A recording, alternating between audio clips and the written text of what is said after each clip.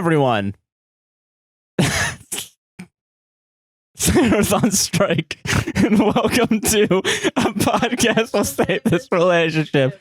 I'm Josh, he, him, and that's Sarah, she, her, and this one's bad. This one's not a good one. I was incorrect about the movie Underworld, and I was incorrect about watches during the Reddit segment. So if you guys just want to skip this one, you can. Sarah just says, fuck this thing. But if you do watch it, don't forget to like, comment, subscribe, hit the 5 stars on Apple and Spotify podcasts. And all our socials are in the description. And Palestinian links, Congo links, and Sudan links are down in the description as well. My back hurts so bad. Yeah. We've recorded for now 5 hours within 2 days. Yeah. I got a heat stroke and it ruined my back. And I have to lay down. And it's been 2 full days of this. Of doing this. It's Monday midnight, and this podcast is not going out on Tuesday like I planned. So everything's down in the description. Enjoy the show if you watch it, if you do decide. And see you all there. Thumbs up. 7 up.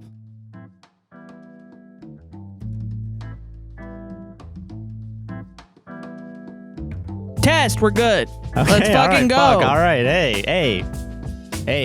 Let's fucking go. Let's go. Let's fucking go. How you doing, Sarah? I'm doing good. How you doing? I'm doing good too. Let's go. Let's go. Welcome back after a week off. How was your week go. off, Sarah? Terrible. We had to clean the whole week. It was awful. And then I had a heat stroke. Yes. Not a heat stroke, heat exhaustion. Yeah. But I almost passed out. My vision was impaired for hours. Yeah. It freaked me out. It was a rough week. And I still have muscle pain near my neck. But our lease is renewed. Woo! We passed our And our thing. landlord showed up and called our house smelly.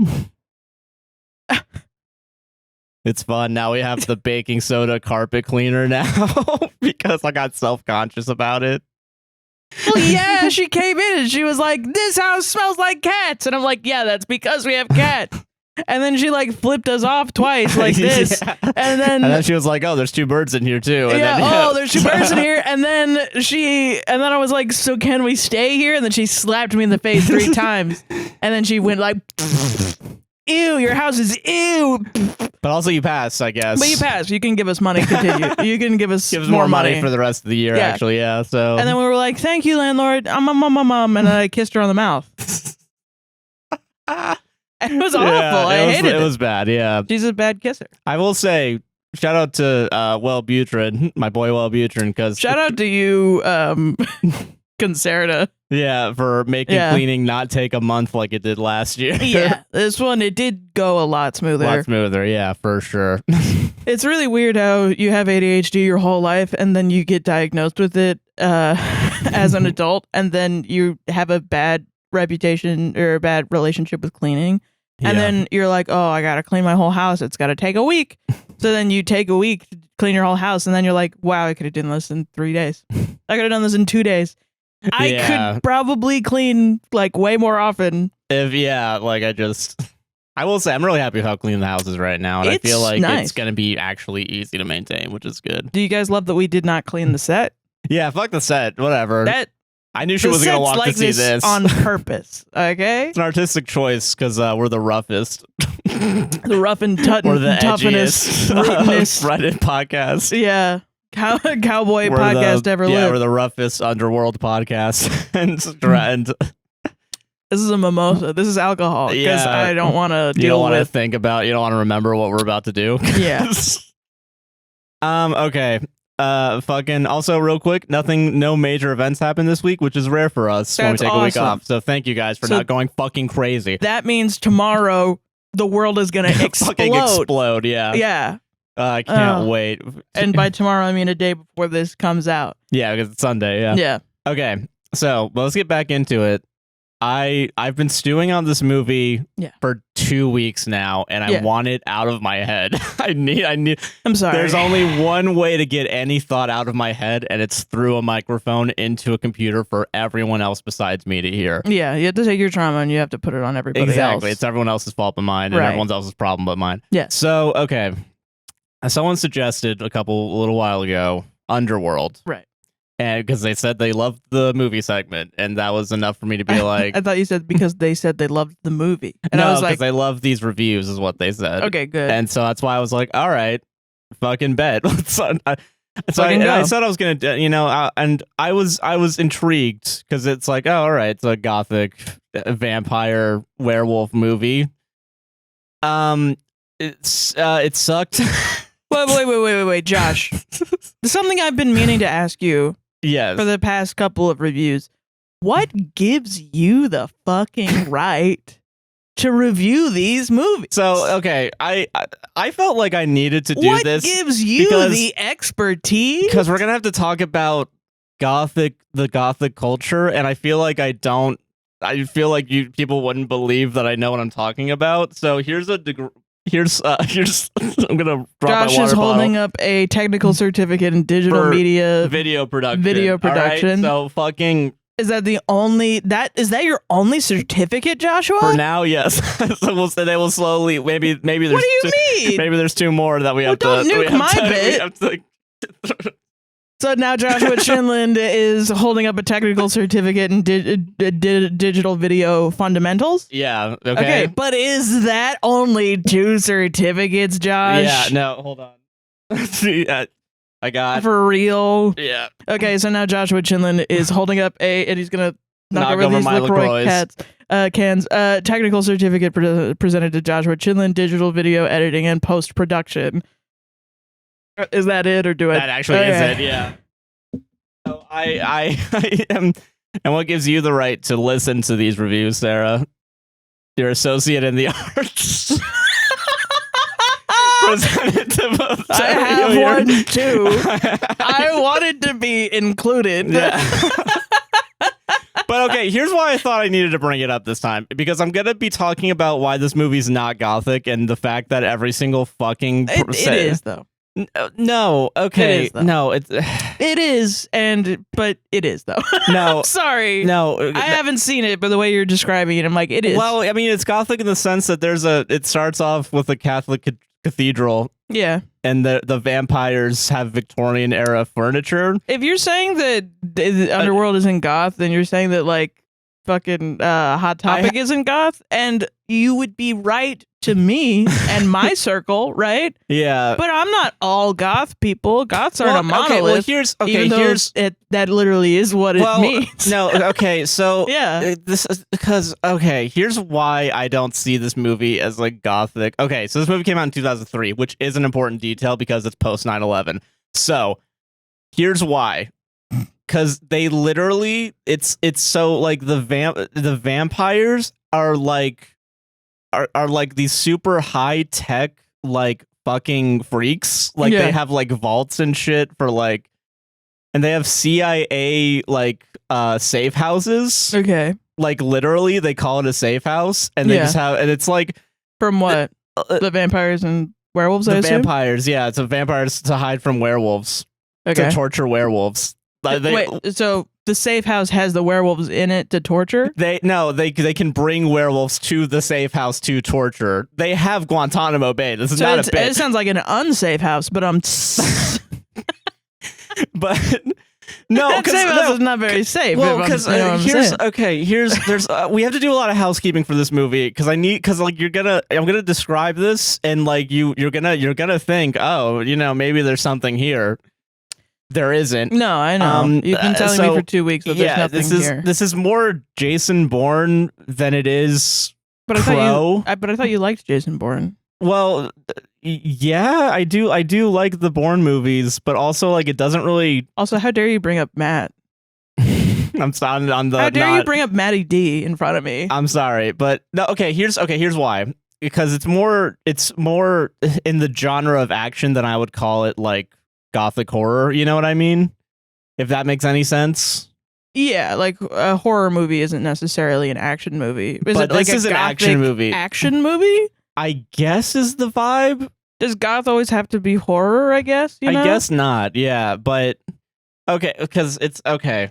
And I'm asking, listen, I'm playing devil's advocate. Very gothic. playing devil's advocate. Yeah, thank you. I'm playing devil's advocate. These are not my personal opinions on goth shit. And I want to state for the record, I'm not part of the goth community. I did a lot of research in my teens, in my teenaged years. Yeah. Music wise, I align more with like trad goth, The Cure, Susie and the Banshees, Sisters of Mercy, Sisterhood of the Traveling Pants. I will say Sisterhood of the Traveling Pants is more goth than this movie, and I kind of don't mean that as a joke. That's kind of, it's crazy. You're so wrong, but yeah. 9 Inch Nails. Yeah, no, that's fair. Bauhaus, Peter Murphy, Love and Rockets, and others. Jesus and Mary Chain.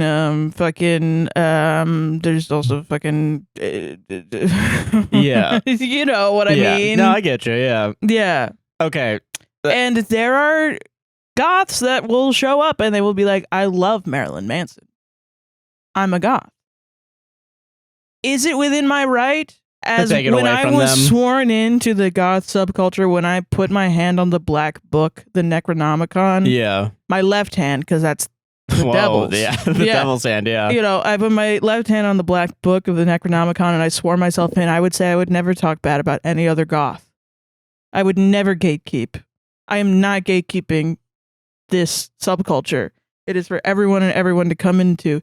If you think big, pretty pink bows are goth, okay, okay, sure. Well, okay, here's my other thing too. Like pink bows being goth, that is more goth than this movie. Like well, you know, and that's what I'm okay. When I was a teen, I was very like, no, you have to know your goth history. And now I'm a fucking adult. I couldn't give less of a shit what you think is goth. I don't care. But I also don't really call myself a goth anymore either. Like, you know what I mean? Yeah. Like I was sworn in at one point in time. I did my time. Yeah. In the goth army. And I don't need to be in there no more. And the kids do whatever they want to do in the goth. Yeah. You do whatever you want, baby. Yeah, I agree. I get that. Yeah. Yeah. If you came to me and said, hey, here's the Underworld soundtrack. Is this goth music? I'd be like, it's a goth's music. Would they be a goth that is my friend? Okay, but I wouldn't call them not goth. You know what I mean? I've already brought up The Crow. Let's start there. Yeah. Because The Crow is a good movie comparatively, and just in general. And I brought up the soundtrack when we were talking about this in the past week. Yeah. And I think it's easy to. That's kind of where I'm like, this is why it feels like fake gothic to me personally, is because The Crow has like The Cure in it. Like they have a song made by The Cure for the fucking. It's a good Cure song too.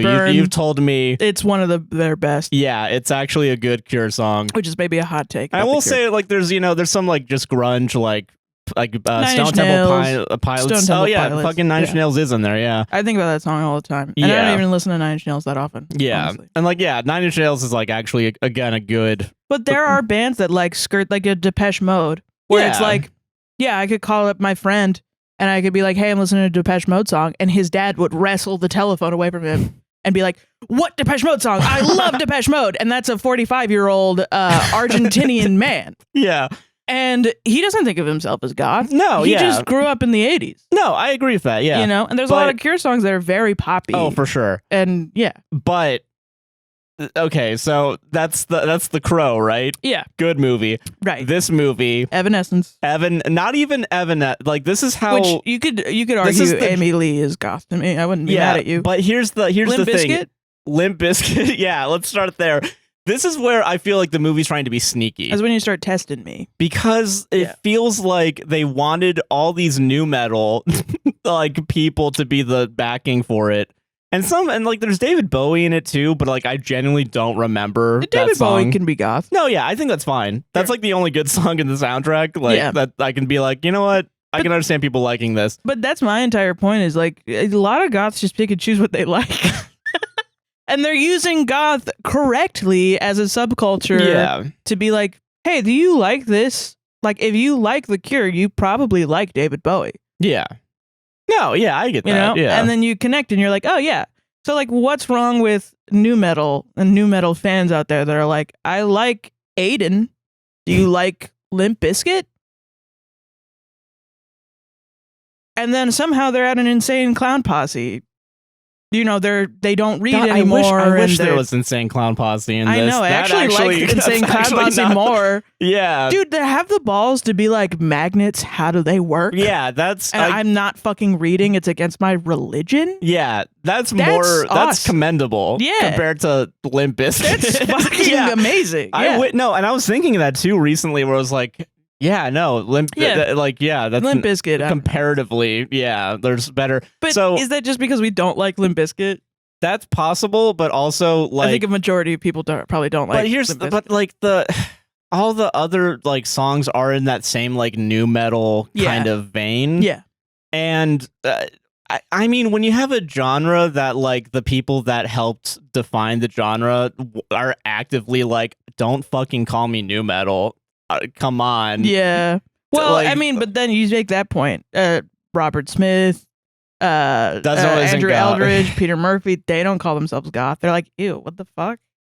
No, I'm not fucking goth. And they like, this was old information. So if you're like, no, Peter Murphy 100%. There was a point in time in the 2010s where they were doing interviews and being like, I don't like goth. And it made the forums, okay? When I was 14, it was a big deal. It was a big deal, yeah. It was a huge deal. I've kind of lost the plot here a little bit, but yeah, no, it's fine. It's not your fault. I'm all over the place. I want to give a historical analysis. That's fair. I think that's fair. I don't want people to, because I know the community I know how the community gets. Yeah. And they're going to turn around and be like, how dare you gatekeep goth when you're not even goth? This is my problem with the movie. This is why I keep saying it feels like fake goth, because it feels like a bunch of producers got around and was like, all right, listen, there's this kind of, how do we corner this market? Can we get vampires and werewolves to fight each other and then put a cathedral in one scene and then call it a day? But this is you're so right. That's probably what happened, right? Yeah. How can we make a goth palatable? Here's how I know that was right. For teens? Okay, I was right. I'm right about this. Okay. I'm also here. I'm also here. But no, like the thing about that though is goth started because there were people dressing in all black being douchebags around clubs, and Peter Murphy was like, let's make fun of that.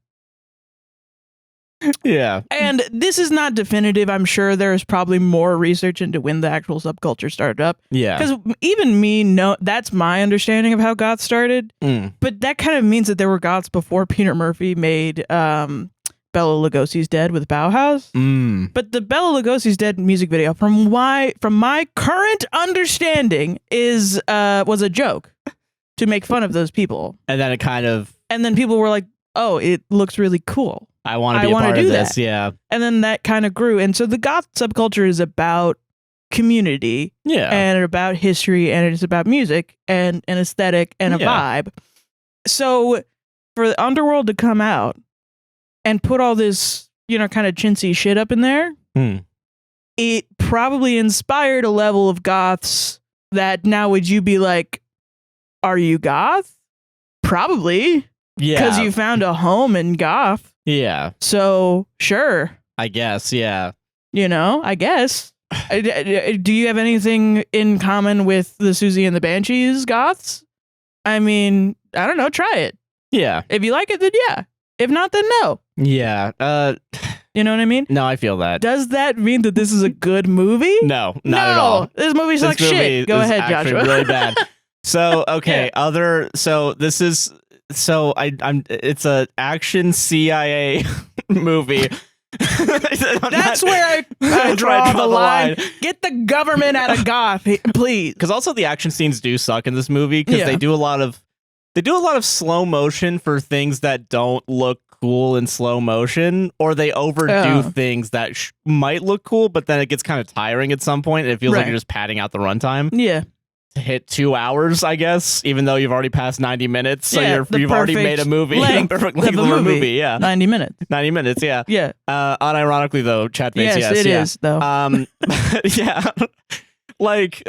So because they do a lot of that, right? And they also go a lot of the action between werewolves and vampires doesn't utilize any of their powers. Sometimes they do. Most of the time, though, it's like Call of Duty. Well, okay, you said we're gonna get into the Call of Duty thing. That threw me for a fucking loop. But when you said this to me earlier, where you said that it doesn't really use their abilities, I racked my brain to think of any movie that has vampires and werewolves in it where they use their abilities a lot. Yeah. And it's like based around the plot of it. The only one I could think of was like maybe Twilight. Really?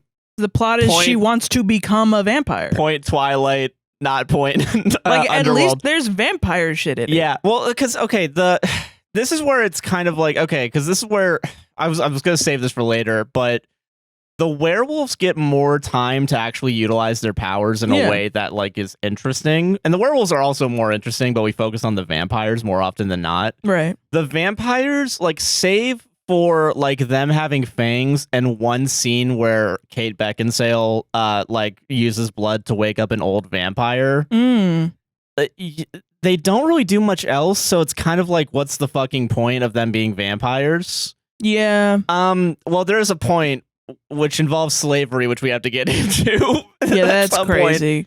I mean, I know there are a lot of other vampire movies. There's like the Only Lovers Left Alive, which is about two vampire lovers that are immortal. And, you know, whatever, Interview with the Vampire, it's about them being vampires. But usually the plot of it is less around their abilities and more around like the drama that comes with being afflicted with vampires, and also the themes of like sexuality. It's like a lot of ghost movies aren't about like the concept of ghosts.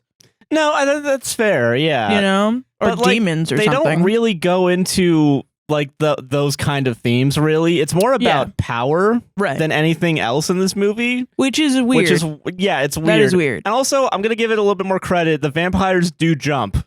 That's cool. They can jump 3 stories and not get hurt, and they can get hit by a car and not get hurt. Whatever happened to turning into bats? They don't turn to bats at all, I think. Is that too cheap now? That's too cheap, apparently. Like, you need to be gritty and realistic to not turn into a bat? Why make them turn into bats when you could jump? You could make them drive a car. I think I would turn into a bat. We could have a really cool shot of a sports car to run over Martin Sheen. Okay. Oh, Martin Sheen. You're telling me. Is it Michael Sheen? It's Michael Sheen. Who's Martin Sheen? I don't know. Fuck. Sorry, Martin Sheen, if you're listening to this, if you're just some random fuck. Michael Sheen. Yeah, we run over Michael Sheen. Poor Michael Sheen. I forgot my point. Yeah, sorry. But wait, no, you're telling me. You're fucking telling me that I've been gifted with eternal life. I've been kissed and gifted the blessing of eternal life and born anew into my new necrotized body. And I still have to pay a car note. I still gotta pump my own gas. You still have to That's crazy. Go to the DMV to I still have to go to the Toyota dealership and be like, yeah, so this is the sound it's making. It's like yeah. Like Yes. I still have to do that? That's fucked up. That's fucked up. I would rather turn into a bat and flap around. Are you kidding me? Or even run fast. Like they don't fast. do that at all. At least in Twilight they run and fast, jump. Yeah. And that's why it's kind of boring and moot that like they're vampires. Let's start with let's actually describe the movie, because we gotta get this over and done with, man. I just don't want to think about this movie anymore. I get it. So this is why this is more Jason Bourne than Crow. It starts off with there's 2 vampires on 2 different like cathedral spires, whatever they were called, right? Yeah. And it's Kate Beckinsale doing a voiceover of like, we won the war because the guy killed the head werewolf Okay. They're called Lincolns. I'm gonna say werewolf because lichens. I'm gonna say werewolf because that's what they are. That's what they're fucking are. I don't give a shit. Yeah, everybody go down in the comments and make an essay on what's the difference between a lycanthrope and a werewolf. All right, but they're big dogs. Okay, so big doggy. Big doggies that stand on two legs. Yeah. I guess they're probably okay. So the lichens, right? The leader got killed supposedly, and that stopped overnight the war because all the lichens just kind of went into hiding, right? Mm-hmm. Except they don't really, because there's two lichens. So this is why it's CIA, right? This is why there's CIA, is because there's two vampires. It's Kate Beckinsale and a guy that's about to die. Okay. And the guy that's about to die is like literally using like a telephoto lens to take pictures of the lichens tailing a guy. And like this is like it's like and getting big my dad watching Naruto with me when I was 8 years old and being like, why doesn't he just take out a gun and shoot him? Well, energy from myself. Right now. Because here's the thing. So this is so they're photographing it, and they are going to go to the photographs later. Like they're photographing the lichens, and they're following a guy, and like the two lichens are tailing some guy who is important to the plot. And the lichens, like, they go into a subway, and then the vampires are like, all right, let's jump and get into the subway. And then... And there's just, like, regular people around. Like, this is, like, a normal society. Like, they're just, like, people are trying to get on and off the train, going about their day. Dude, that's my fucking favorite thing. When there's just, like, normal shit. Like, normal casualties around. Normally, I'd like that, but this is, like, the only time this happens. Well, I mean, it is, like... It's disturbing in a way that's like, I mean, I would be pissed off if it was just us, like just the people in the movie that were in a street. I'm like, oh, what? No one's around? Yeah. What the fuck?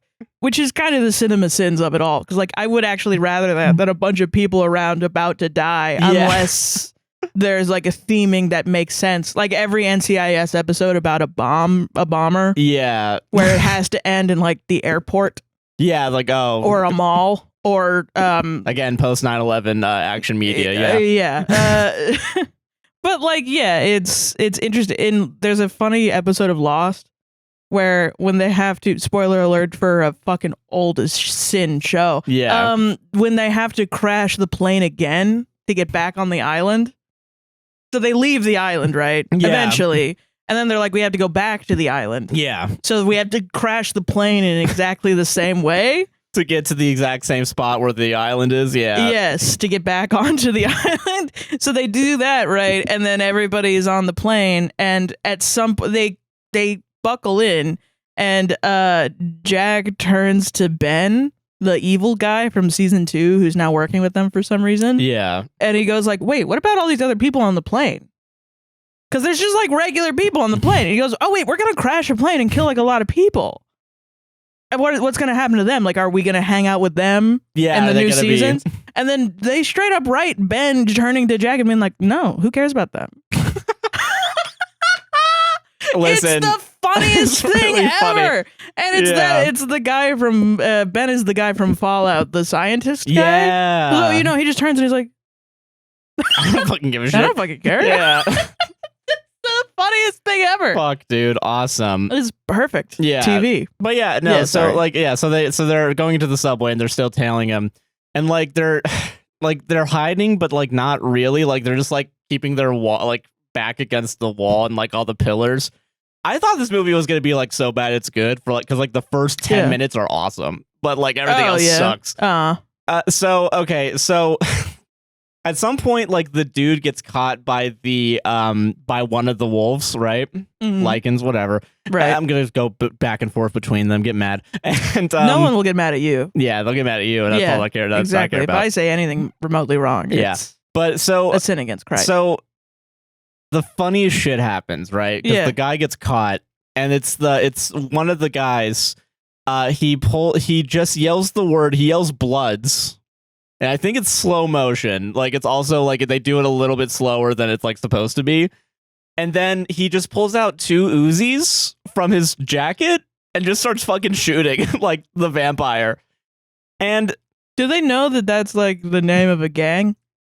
See, I've thought about that, too, because, like, Is it that the Crips and the Bloods are totally at peace because there are vampires and werewolves, or are the Crips and the Bloods like vampires and werewolves? Well, because the thing is, like, I guess because that would be an awesome movie. Yeah, but that's not. This is the vampires are CIA though. Like that's the thing. It's like So- so fucking like it's Shout feds. yeah, shout feds. But yeah, so I guess Bloods would be a slur for vampire in this scenario. Now that I'm thinking about it, We gotta stop making up slurs for stuff. for other shit, There's yeah, no need. We don't need another slur. yeah. Yeah. So they're like they pull out and they start. There's like just gunfighting, Okay. and it's like Kate Beckinsale like does some flips and Cool. like shoots at the thing. And like there's not a lot of civilian casualties, but there's one, and then we learned that the guy they were tailing is like a doctor because he's like, I'm gonna like do CPR on you, and that's how we know he's the best at doctoring. Yeah. So Right. Yeah. yeah, so and then like they just kind of give up on the guy because the vampires are like I guess too good. So the werewolves start running away and they go into the sewers and they just follow. Okay. So one of the werewolves at some point shoots the guy vampire and Okay. he just dies like immediately. all right, he's dead. Like yeah, he's dead from it, and like the holes in his body like are like corrupted or whatever. Which we're gonna talk about in a second because it's really funny the lengths the movie will go to justify literally any action that Yeah. they do, and also how they want to go about doing the action, right? And Yeah. and then Kate Beckinsale somehow escapes. I don't think they do kill. I think one of the werewolves dies as Oh. well. So it's like the bigger werewolf. Like he escapes as well. He survives and tries to save his friend at some point. And they're not able to. Uh-huh. Sad, dead dog. So It is sad. Yeah. yeah. So. Oh, okay. This is why I say the slow motion's overdone because it's not even she does flips. I remember now. Yeah. She just slowly walks like T-posing with the two pistols in her hands. Like that's like the slow motion. That's when they decide to go slow motion. Like the Black Widow poster. yeah, like literally that. She's just walking and it's like 5-10 seconds of that. Okay. As like I guess sparks are flying. You're supposed to be like, ooh, sparks, crazy. I'm in love with her. Yeah. Yeah, like Step on me, Kate step on- Beckinsale. yeah. So and Goth chicks are hot. yeah, well, it's fine. Yeah. Which is like, okay, yeah, water is wet. Yeah. Oh, okay, yeah. So Kay kills one of the werewolves by just shooting him, and like another werewolf sneaks up, and she starts throwing stars that like don't explode, but they have an exploding sound effect. That's funny. That's funny. And it's not even like they cut away. I think it's just they have the sound effect in there. That's really good. This movie there's one point that I really noticed it, but there was one point where like Kate Beckinsale had a regular like there was like a microphone actually on her. Yeah. And there's like she's talking to some guy and the guy sounds way worse, like quality wise. Like it sounds like a camera mic almost that they did a lot of. But like that's the only scene where it happens too, and I'm like, that's fucking weird. We didn't get ADR for this, but we got ADR for other scenes. They It's rushed so him weird. off the set and they're like, dude, we have to go into a 7-Eleven and go into a bathroom to To record you record this real one quick. line, yeah. I'm so sorry. Okay, so so we find out that the werewolves are underground because like there's like we cut from like this action to like just a fight club going on underground, and then Martin, what's his name? Fucking Michael Sheen shows up, and he's like, is it Michael Sheen? What's his fucking name? From Good Omens, right? Yes, Yeah, it's Michael Sheen. Okay, because I got confused with Martin again. In my Who the head. fuck is Martin I don't Sheen? know. Look it up. Is he the comedian that I'm always thinking you're talking about when you talk about Martin Freeman? Maybe look it up, but fucking so Michael Sheen shows up. And I have no idea who this man is. Let me see. Oh, he's the brother of Joe Estevez. And he's from The West Wing. That would have been funnier. That would have been funnier if it's fucking. I was gonna say he looks like Joe Estevez. Yeah. But okay. So okay. Fuck it. Right. Whatever. So When you Google Joe Estevez, it says American actor and then Martin Sheen's brother. That's so. That Put some sucks. respect on my man Joe's Estevez, name. Yeah. So okay, so Michael Sheen shows up, and it's like kind of obvious he's like the leader of the Lycans. Yeah. And I think it's not said now, but it's gonna be said later. He's supposed to be dead. Like the vampires think he's dead, and that's why the Lycans all went underground, right? Yeah. And like Kate Beckinsale like keeps hearing the noises of the fight, but then she just kind of leaves because like one of the werewolves is chasing her still. Oh. Yeah, so I thought you just meant like, fuck this shit. Yeah, not into it anymore. Yeah, so I'm gonna go be hot somewhere else. Yeah, so Kate Beckinsale, she has a name in the movie. Doesn't matter. So it's Celine. Misogynist. I think. Women don't. It is Celine. Yeah. All right. They don't say her name like at all in this movie. Yeah. Like even like I think it's 3 times, and the first time I remember hearing it was like 30 minutes into the movie. Oh like my it's God. crazy. Yeah. So okay. So Kay returns to like the vampire headquarters, right? And it's a gothic castle, right? Yeah. And in the first room, it's like, you know, the red like Victorian era like furnishing, you know what I mean? And there's just like a bunch of people in black, all kind of like, you know, and they're like being sexy, whatever, right? They're vampires. It makes sense. Yeah. Yeah. All right. So, but she immediately walks past that room to like an ultra modern warehouse room. That's the gun room, basically. Yeah, I'd be pissed off. Yeah, yeah. So that's where we're kind of like, okay, all right. You just wanted to make an action movie. Yeah. But you had to throw in vampires. Yeah, to smush goths in there. Yeah. Yeah. So, and like, she just like puts a gun on the table where the gun guy is, and like, we have a problem. And this is where the movie started losing me. Uh-huh. So the movie goes out of its way to justify vampires and werewolves being able to use guns against each other, so we can have like COD moments of like 360 action. no scopes. Yeah, or like because there's like at the during the climax of the movie when it's like they're all fighting each other, it's like it looks like a fucking Call of Duty map almost, where it's like hilarious. There's a bunch of cover and they're just like doing like army shit. Like it's really weird. So, but the way they have to justify it, right? Because the vampires can't die from bullets, regular ass bullets. So werewolves stole from the U.S. military a prototype tracer bullet, and they put ultraviolet light into the bullet. And they and I think the quote is like daylight in a bullet, basically. Like they literally say daylight harnessed as a weapon. There you go. Yeah. And then because so funny. But this is why we have to talk about, dude, it's the light that burns the sky. Dude. Yeah. So they have to they have to justify later on when like fucking they all start dying from guns. They just have bullets that kill them now. But also Do we get to see a bullet with light in it? Yes, they show it too. Good. Like, yeah, they do show it, and it looks like there's a mini sun inside the fucking bullet. That's not what I thought you would say. I thought it would be just like light. No, but it's like a little mini ball of light, and it's like blue. You do that? I mean, is it like you stupid. chop up the sun like it's a little pizza pie, and it turns into a little. So we have to talk about like how did they do that? Yeah, okay. Do they say it? Do they say how? No, they just stole they're just the government's working on that. Yeah, no, because like they say there are now we got to talk about werewolf racism, right? Whoa. So okay, all right. Okay, no, hold on. All right, so Joshua. So then the one of the vampires is like, they're fucking stupid, and they're just dumb dogs. How the fuck did they figure this shit out?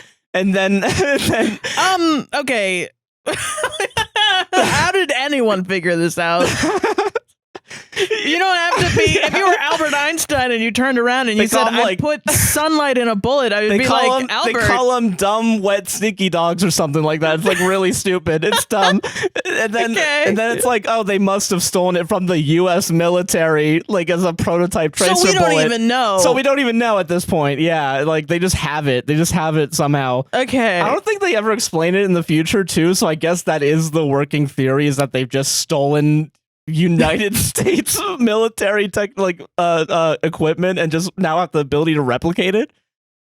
What a bunch of dumb dogs. Yeah, what a bunch of dumb, stupid dogs. Stealing shit from the government.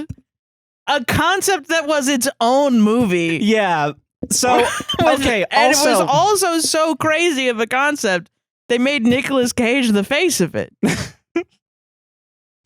Do you think Nicolas Cage, the werewolf, is like, we have to steal the light bullets from... Yeah, okay. So, but also the movie goes so out of its way to warrant any use of guns.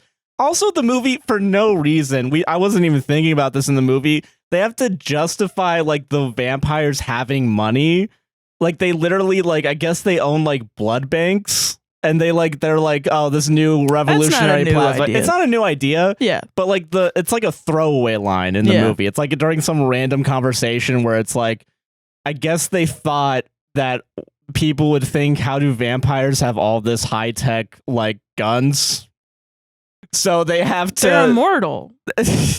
Yeah, of course. Yeah, I don't know. But then they're like, "Oh, we got this. King. We got a They're new." They're sexy and immortal. They can fucking king and steal all his gold. Yeah, and like, what do you mean? So they go out of their way to be like, I guess to make them also seem smart. It's like they say like, "Oh, we invented this new type of plasma, and that's how we're gonna make millions of dollars." Like it's so. That's nice of them. Yeah, like they have whatever. Like. They're just doing like stem cell research also on the side. Yeah, and I guess that's where they're people.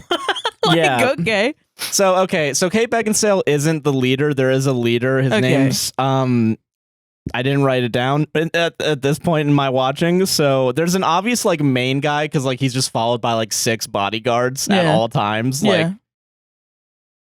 Okay, so like there's a main guy and like.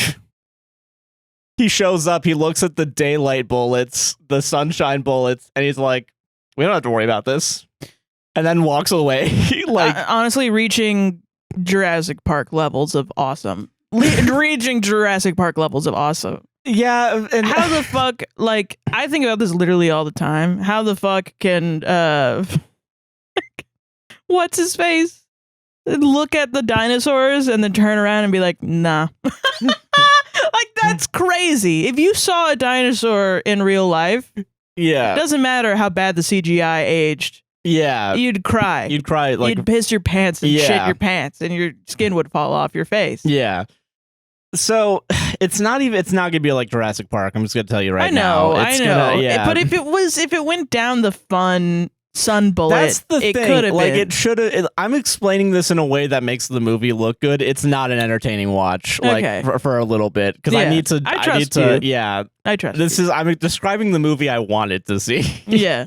When I say they should have said sunshine bullets instead of ultraviolet radiation bullets, whatever the fuck it was. Yeah. So like Kate Beckinsale tells the main guy like, oh, I heard a bunch of fighting in the sewers where the werewolves went. I want to go investigate it. And the main guy's like, you're not gonna fucking lead the main team, all right? You're a girl. You're like, yeah, I guess. Mm-mm. It's like, well, it's not even that, because like there's like a vampire elder that's resting, and is like he put that guy in charge and not her for some reason. Oh.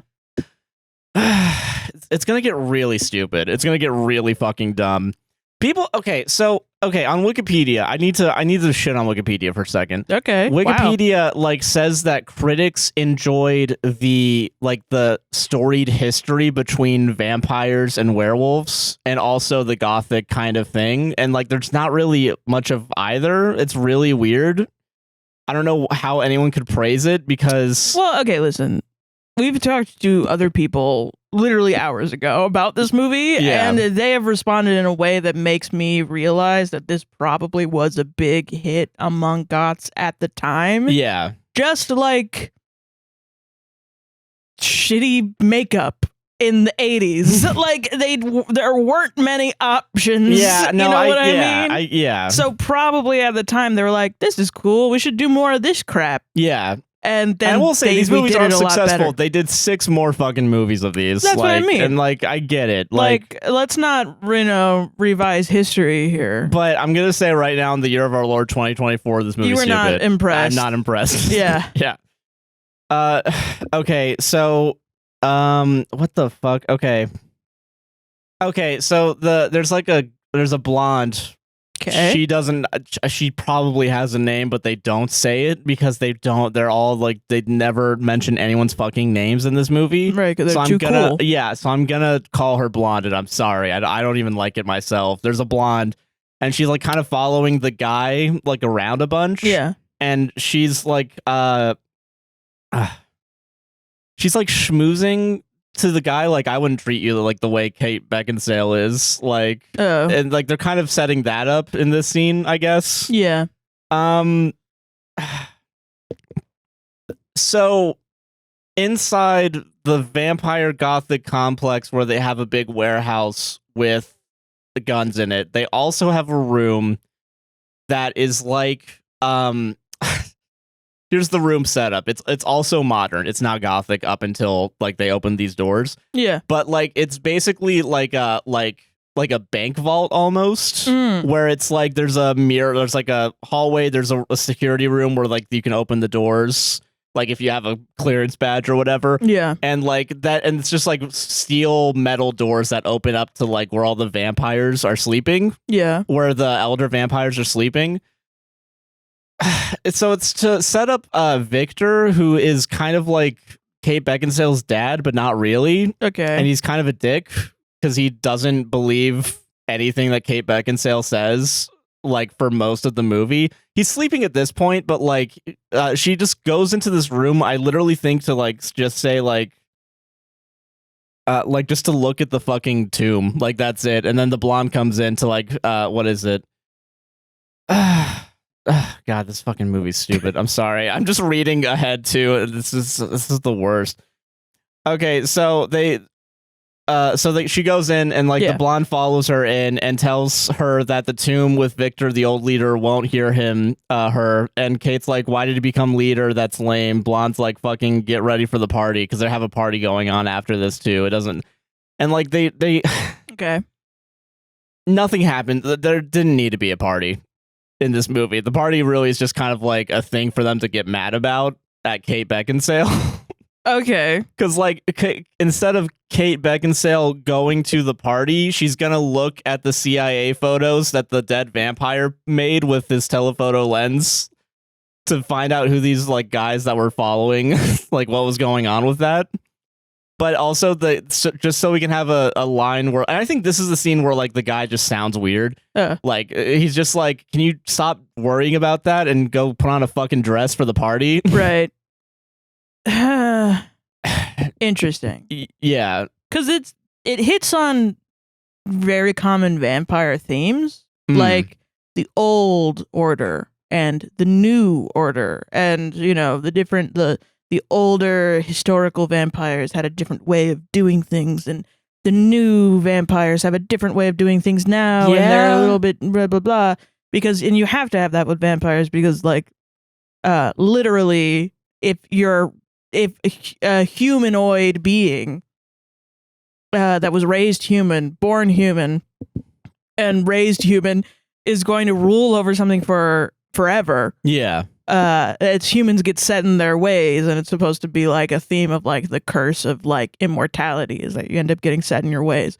Yeah. Or that there are like on a horror opposite, like there are reasons for the old horrors, you know? There's don't touch the book, don't read the Necronomicon.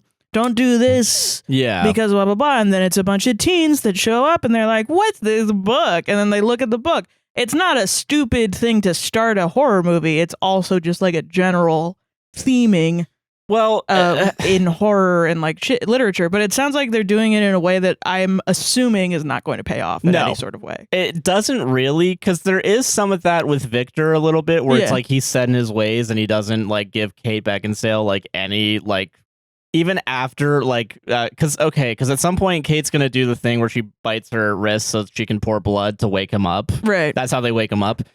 And, like, doing that technically gives some of, like, her memories into the vampire. Whoa. Okay. It's kind of cool, but, like, so with that, you would assume that, like, because of those memories, he would know that actually, something's up. Like, I saw the dead werewolf leader, but then they go out of their way also to be like, "Well, you're not actually good at waking up sleeping vampires." Like, so I can't believe you. Yeah, it's a skill apparently. Okay. Yeah, like that's confusing. And only elders can do it to other elders because they're the best at vampiring.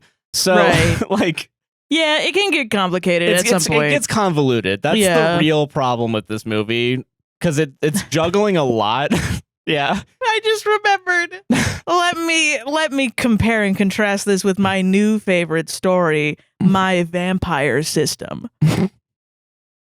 You gotta tell everyone what the fuck this is right now. Okay, so my vampire system. I'm just gonna leave this over here. Yeah, Josh can leave and just kind of go get food or whatever. Okay, so my vampire system is about a world in which there are things called ability books, and ability books are books that give you abilities. I know. Hold on. Holy shit! And we're following the adventures of Quinn. Taryn or something. I don't remember his fucking last name. Biff Tanner from Back to the Future. I know at some point a bully calls him talentless Taryn or something, which is really funny because it's not clever. But yeah, so he's a kid. His parents died. They're also, which I didn't know about until I was 10 minutes into this ad on TikTok that I got. That I continue to now get because I watched the whole thing and it counts that as me engaging with that ad. Yeah. Yeah. There was a alien invasion that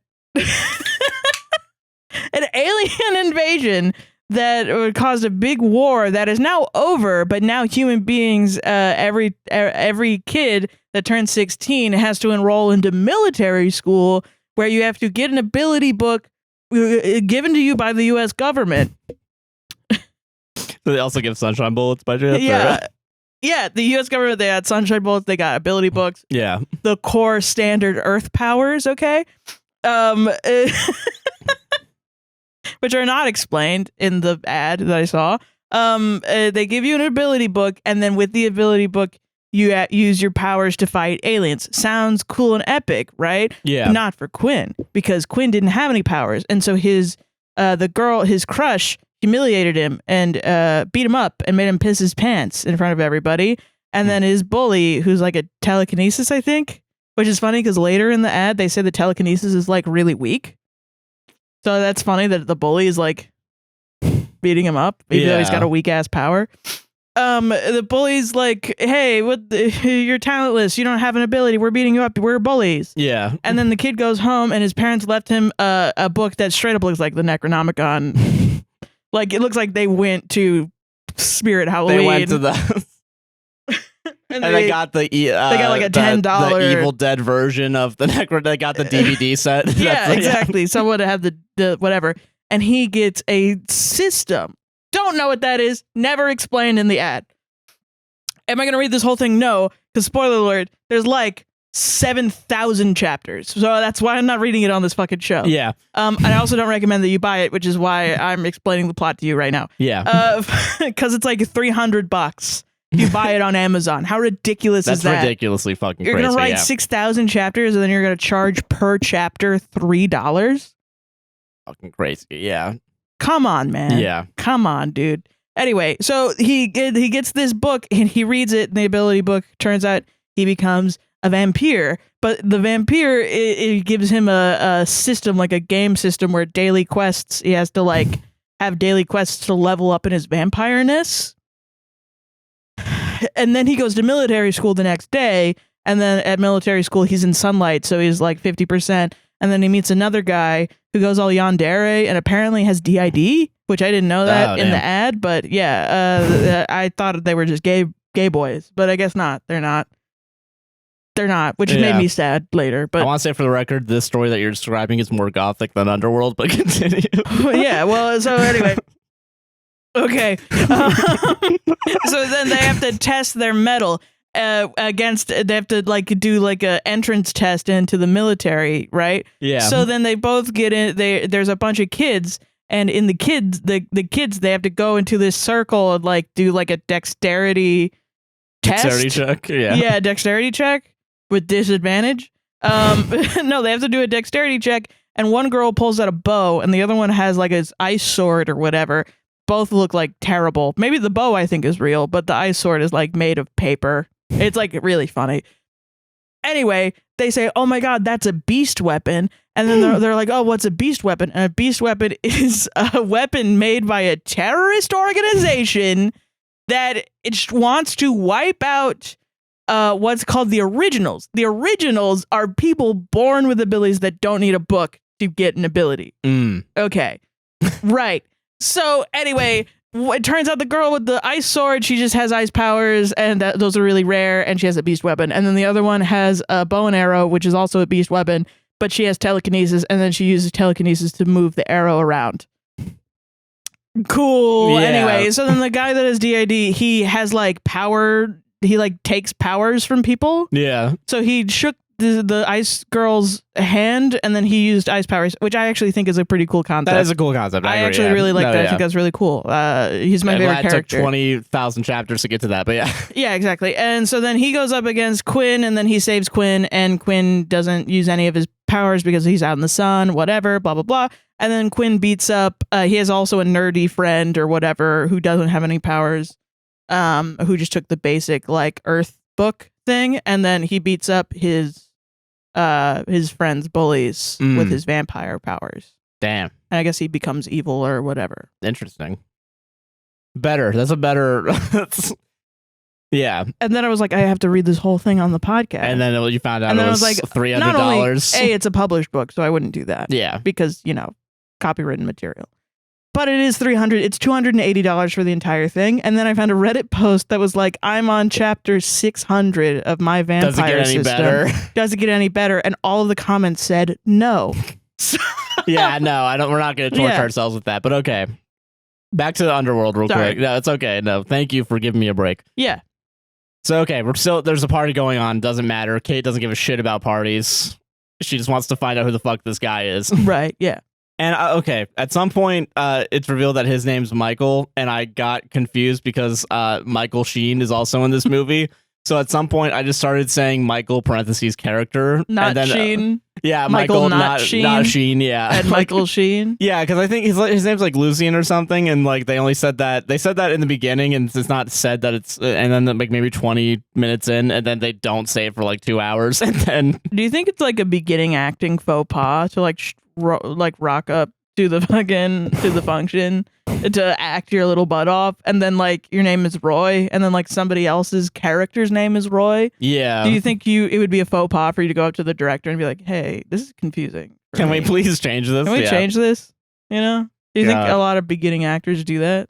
Probably, honestly, I wouldn't be surprised. That's funny. But yeah, okay. So, all right. So she's like, okay. Also, I brought it up earlier because I know, and I remember now that it's typical in like werewolf fiction that like silver bullets kill werewolves. Yes. So they also got out their way to show that these werewolves are stronger than that, where sometimes if they get shot with a silver bullet, they can just like push it out of their body, like with their muscles. Like they poop it out with their muscles? Yeah, like so like if they get shot here, there's a scene, like it happens with the guy that was getting chased, like he'll just like, ugh, it just comes out. It just goes like, yeah, so the movie justifies them being able to survive metal bullets so that later when they come up with a new type of metal bullet that gets in their bloodstream, like it immediately melts when it hits bodies, like, oh, now we can kill werewolves one shot so we can get to the Call of Duty finale. Yeah. Dude, they wrote this movie the way I code, which is constantly redefining variables for no reason. Then, yeah. Like,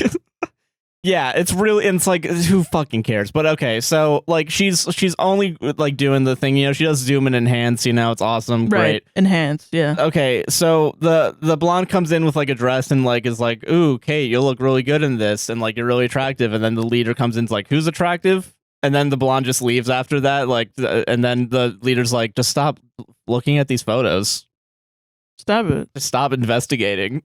Cease your investigations. Yeah, like it's like really, which is like the most sus thing you could say. Yeah, I wonder who's gonna be a bad guy in this. Probably the guy that doesn't want you investigating. Yeah, and he's just trying to be like, just be by my side, be my queen, basically. Like, just come by my side, which is, and that also so like patriarchal, like. Yeah, like you things. Sit down, shut up, and like just be next to me, and you'll have power, I guess, but not really. Yeah, yeah. But so that also is made to set up that the blonde wants to be the queen, I guess. Yeah, but like that makes. Immediately when you said that she was schmoozing him, that makes sense. Don't really do that though. Oh, like because like she at some point like turns on him. like, which I guess is a twist, I guess, but like, Yeah, real like women But, supporting women. yeah, I guess. at that point, but like, we still had to have a scene where like she fucks him and like, Oh, so it's like unearned at all. yeah, it's Yeah. like really like, this is not a feminist movie. Well, is but it like, does she fuck him in a way that is like manipulating him? No, I don't think so. Okay. I don't remember. I'm gonna. We'll get to that point. I'll see if I can remember like what the vibe was. Because Yeah. that could be it, like having sex with a man doesn't make you inherently submissive. No. Know what I mean? Yeah. Now I get it. Yeah. Yeah. Yeah. So like, eventually the leader leaves after like just dismissing every single concern Kate Beckinsale has. We go now to like, I think it's supposed to be underground because it's the werewolves, and like there's just a guy hanging from like chains, and like there's a mad scientist that's like doing experiments on him, and then Michael Sheen comes in and is like, "Are the experiments working?" And he's like, "No," and then Michael Sheen's like, "Rats," and then walks away, and then just bounces. Yeah. Yeah, and then there's like a bunch of newspapers with like a bunch of different people, but you can't really see what it says at this point. Okay, so then so here's why the vampires are also CIA, because they have like government database to find out who this guy is just from his photo, to where it's like it has his like full name and social security number and where exactly he lives. Yeah. And then Kate Beckinsale's like, all right, I'm gonna go find him, and she eventually like leaves. But then we cut to him, he's a doctor, and he's the best at doctoring. Right. And I think he saved a woman that was in the subway at some point. Yeah. And he has like a friend character that just thankfully doesn't die because he doesn't deserve it, but he's just kind of like a guy. So like just to humanize Michael the character. Yeah. So okay, Christ. Fucking sucks. Here's how we know that he's the best at doctoring, because the best friend of him is literally like, dude, that was a crazy surgery you just did. You're the best at doctoring. I can't believe you fucking did that surgery. Like 18 hours, crazy. Like some like ridiculous You're so hour long. cool. Yeah, you're the best at it. Yeah. So then the werewolf that was chasing him and is still alive carries the other werewolf that's dead and is like, oh, what the can we save him? And then the mad scientist is like, fucking no. No, loser, get out of here. Yeah, so and then he says he tells the leader that we lost the candidate. That's how they refer to Michael the character, because he it's going to be revealed that he's like a very important person. That's why they're following him. Oh, yeah, the friend? No, not the friend. Michael the character. Okay, I thought the friend was Michael the character. No, the friend is just some guy. He's the friend of Michael the character. Okay. Yeah. Okay, so he's not a vampire? He's not a vampire. He's a regular He's just a regular guy. He's wow. just a regular fucking dude. Okay. And he has like 3 scenes in this movie. It's crazy. There's no reason for it. I think maybe the funniest thing is to get just a random guy in the middle of all Being like, this. hey, what's going on, man? Because at some point, spoiler for a movie that I'm gonna explain the entire plot to. Michael gets bit by a werewolf. And also, they set up that if you get bit by a werewolf, you get all their memories of that werewolf. Okay. A lot of that in this. Weird. And so he goes to the hospital to try like get help, and like the friend is just kind of. It's not a bad idea, but like it's basically like the doctor friend's like, oh, that's why, dude, just calm down, relax. I'm gonna go get you drugs. Yeah. And then Michael escapes the hospital, and then the friend's like, not again, or some shit like that. Like it's It doesn't. None of this matters, man. Yeah. Okay, so Vamps killed him with the silver bullet, and they can't save his friend. Michael's like, Michael Sheen is like, they didn't realize the guy they were chasing was a human, and the guys are like, I don't know, I can't believe, I don't know how we missed him because he's just a guy. We just couldn't get him. And then Michael Sheen's like, all right, I'm gonna do it myself. And so, actually, yeah, he's about to get bit, so I didn't really spoil too much. Oh, okay. Kate Beckinsale at some point like jumps out of the window of the gothic place and drives away, and like the leader shows up and is like, oh, rats, she left. Dang nabbit. So the whole so there is a reason why there's a party, because they're uniting 2 covens of the vampires. So why would you say that there's no reason for the party? Well, I forgot. That's why. All right, like, there you go. I'm wrong. Ding, whatever. We're fallible, everybody. Right, yeah. So there's it's to reunite two covens, and the blonde whispers something inaudible to the leader, and then he finds out that Kate left, and they have a shot of Kate driving in like a sports car away from the place, right? So we go to his apartment, Michael, the character's apartment. Yeah. And she just breaks in, like kicking the door down, not caring if anyone's in the house or not, or if anyone's gonna fucking give a shit. Is it like...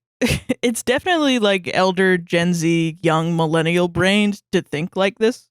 But anytime I see a person kick in a door to get into a place, I think about that scene in Fairly Odd Parents where Timmy's dad has like a... Oh, yeah. He's like, yeah, I know exactly what you're talking about. Everyone knows what I'm talking about. Which is probably why I laughed at it, because like it's literally like the front of his apartment, and then it's just like it's really funny. And I just think like it's like Dinkelberg, you know what I mean? I don't know why. It's funny as fuck. So yeah, and she's like just investigating the apartment, and like Michael was in the apartment, and he's just apparently not aware that she broke down the door because he's in the apartment and just doesn't give a shit. Apparently. Okay. So we also have to prove that like Michael, the character, had a wife for some, like, just because, and like she died. Dude, when your awesome D&D campaign becomes fixed around like an NPC that you just made up out of your ass. Yeah. I don't know, he had a wife or something. He had a wife, yeah, and like I wrote down parentheses probably dead. He takes pills for his heart. I don't know. Yeah, like some bullshit. So yeah. He's allergic. Yeah, so Michael, the character, shows up and gets ambushed by Kate, and like she just like fucking pushes him against the wall like by the throat and is like, who are you? Like, why were people chasing you? And he's like, who was chasing me? I don't know what the fuck you're talking about. Oh, I see what's gonna happen. Yeah, so then the werewolves show up to get Michael, the character. Right. And she just starts shooting at the werewolves while he runs to the elevator, and then Michael, the character, runs into Michael Sheen, who's in the elevator, and is like, hey, I'm sorry we had to do this so soon, and just bites him in the fucking neck to turn him into a werewolf. Wow. Yeah. Oh yeah.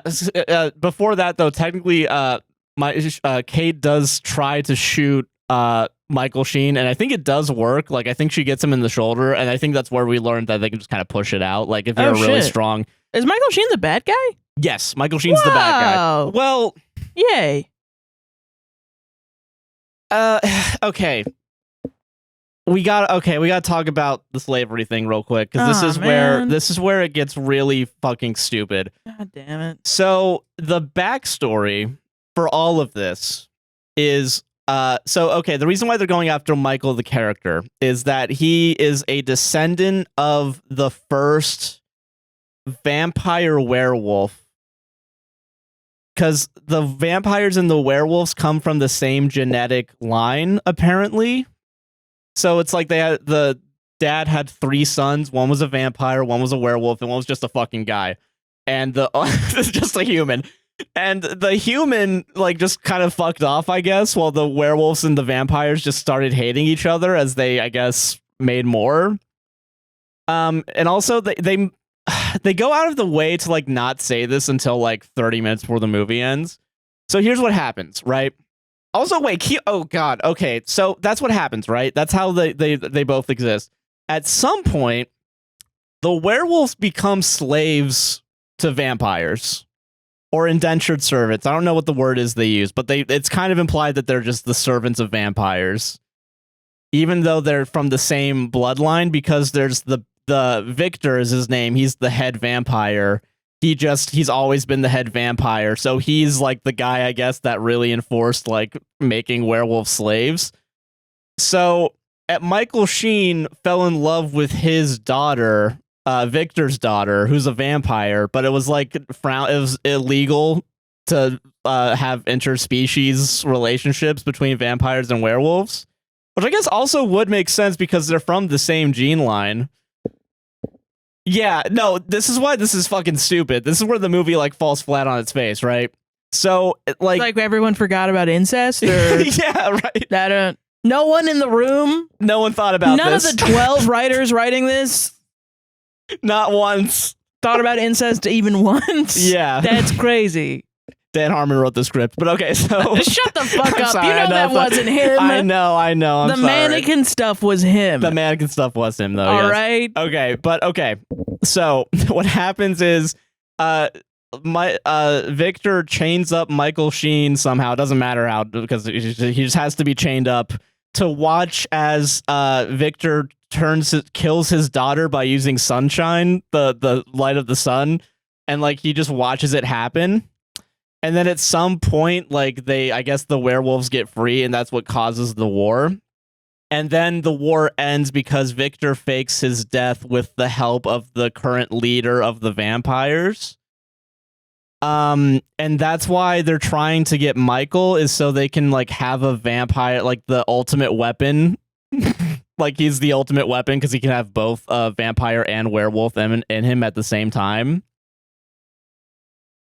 So yeah, that's why I said earlier that like the slavery is a fucking important aspect of this movie, because Michael Sheen technically has been fucked over by the vampires and Victor, who's like supposed to be the good guy, quote unquote.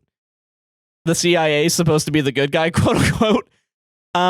So this is are you just getting on your phone? Like, are you just I'm just gonna play Pokemon Go. It's crazy. It's just fucking insane. So that's why I don't want to say Michael Sheen's like a bad guy, because like he got fucked over a bunch and he's like the most like understanding of a character compared to the vampires at that point, because he was literally a fucking like servant of vampires, and also he saw his fucking wife get murdered by her own dad. Okay, like really why I looked up my phone is because I was about to be like, we need like genuinely good fiction writers to actually write a good vampire werewolf story, because I feel like the world is craving it. Yeah. But it's only ever this dumb shit. It's only ever this dumb shit why that's it's really stupid. dumb. That's what ruins the movie for me. That whole entire idea is like garbage. It's because it's not like the concept of werewolves and vampires are garbage. No, not at all. I don't want to imply that at all. I'm sorry if I am, but like that's, I don't think you are either. I feel like we both care about it a lot. Yeah. You know? Like, you didn't grow up goth at all, but I definitely did, and I've shown you a lot of shit, and you've come with it with appreciation. No, yeah, I appreciate it. So then to see all this, you feel righteous indignation that you didn't know that you had in you. This is why I keep saying this movie's not fucking goth. I know. It's fucking stupid. And this is why I'm trying to overcorrect by being like, no, Joshua, this is my toxicity that I've poured into you, and I'm sorry. Because you're now incapable of loving. Much like a vampire and turning their lover.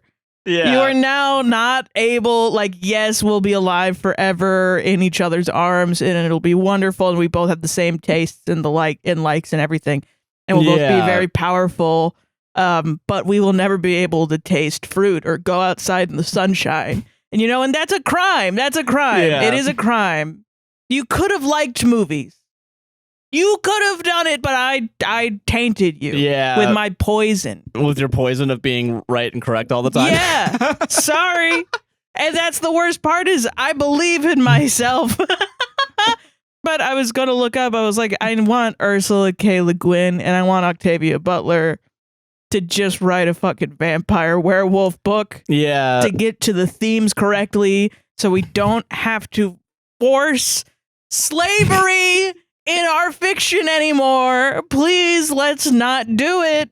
Please. It doesn't help to... The only two fiction authors I can think of that when they're like, you know what? Let me write my fucking epic.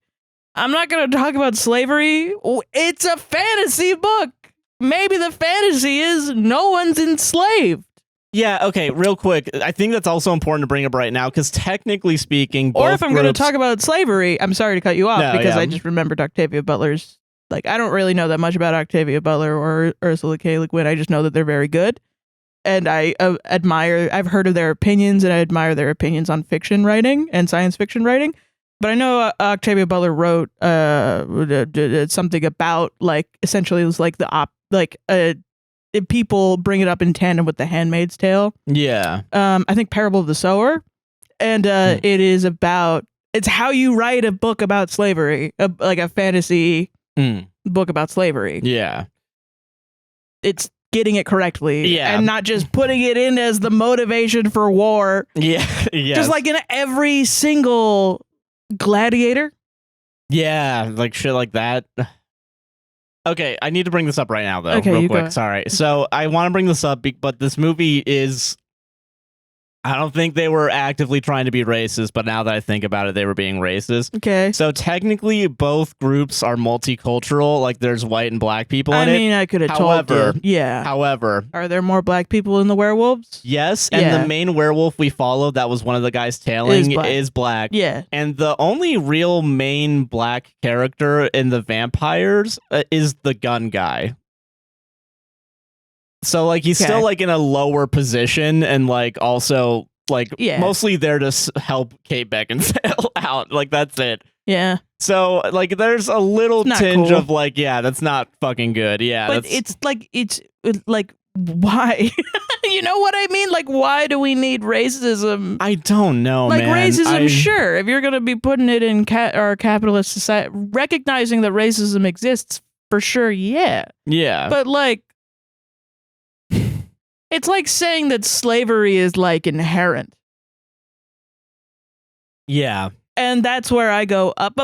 No, that's not how that works. No. It's a fucking disease. You're not born with the idea of, like, I want to own some people. Slave a lot of people. No, you literally don't. That is not something that is necessary. Yeah. And even so, if there is, like, you know, an alien that has created all of knowledge comes down on Earth tomorrow and says, no, slavery is needed, somehow you're writing a fantasy novel where things don't exist. Yeah, maybe why we can pretend for 2 seconds. For just 2 seconds. Then maybe please. we don't need to talk about slavery for 2 seconds. And it's always white people writing this shit. Yeah. It's like, well, yeah, I guess slavery's bad. Yeah, you know, it's bad. Yeah, that's how we can show that they're bad. Yeah, I know, dude. Maybe you can show that they're bad because they fucking drink people's blood, dog. You don't need any more of that. You literally don't. And that's a more interesting story to me, too. Yeah. Yeah. It's really...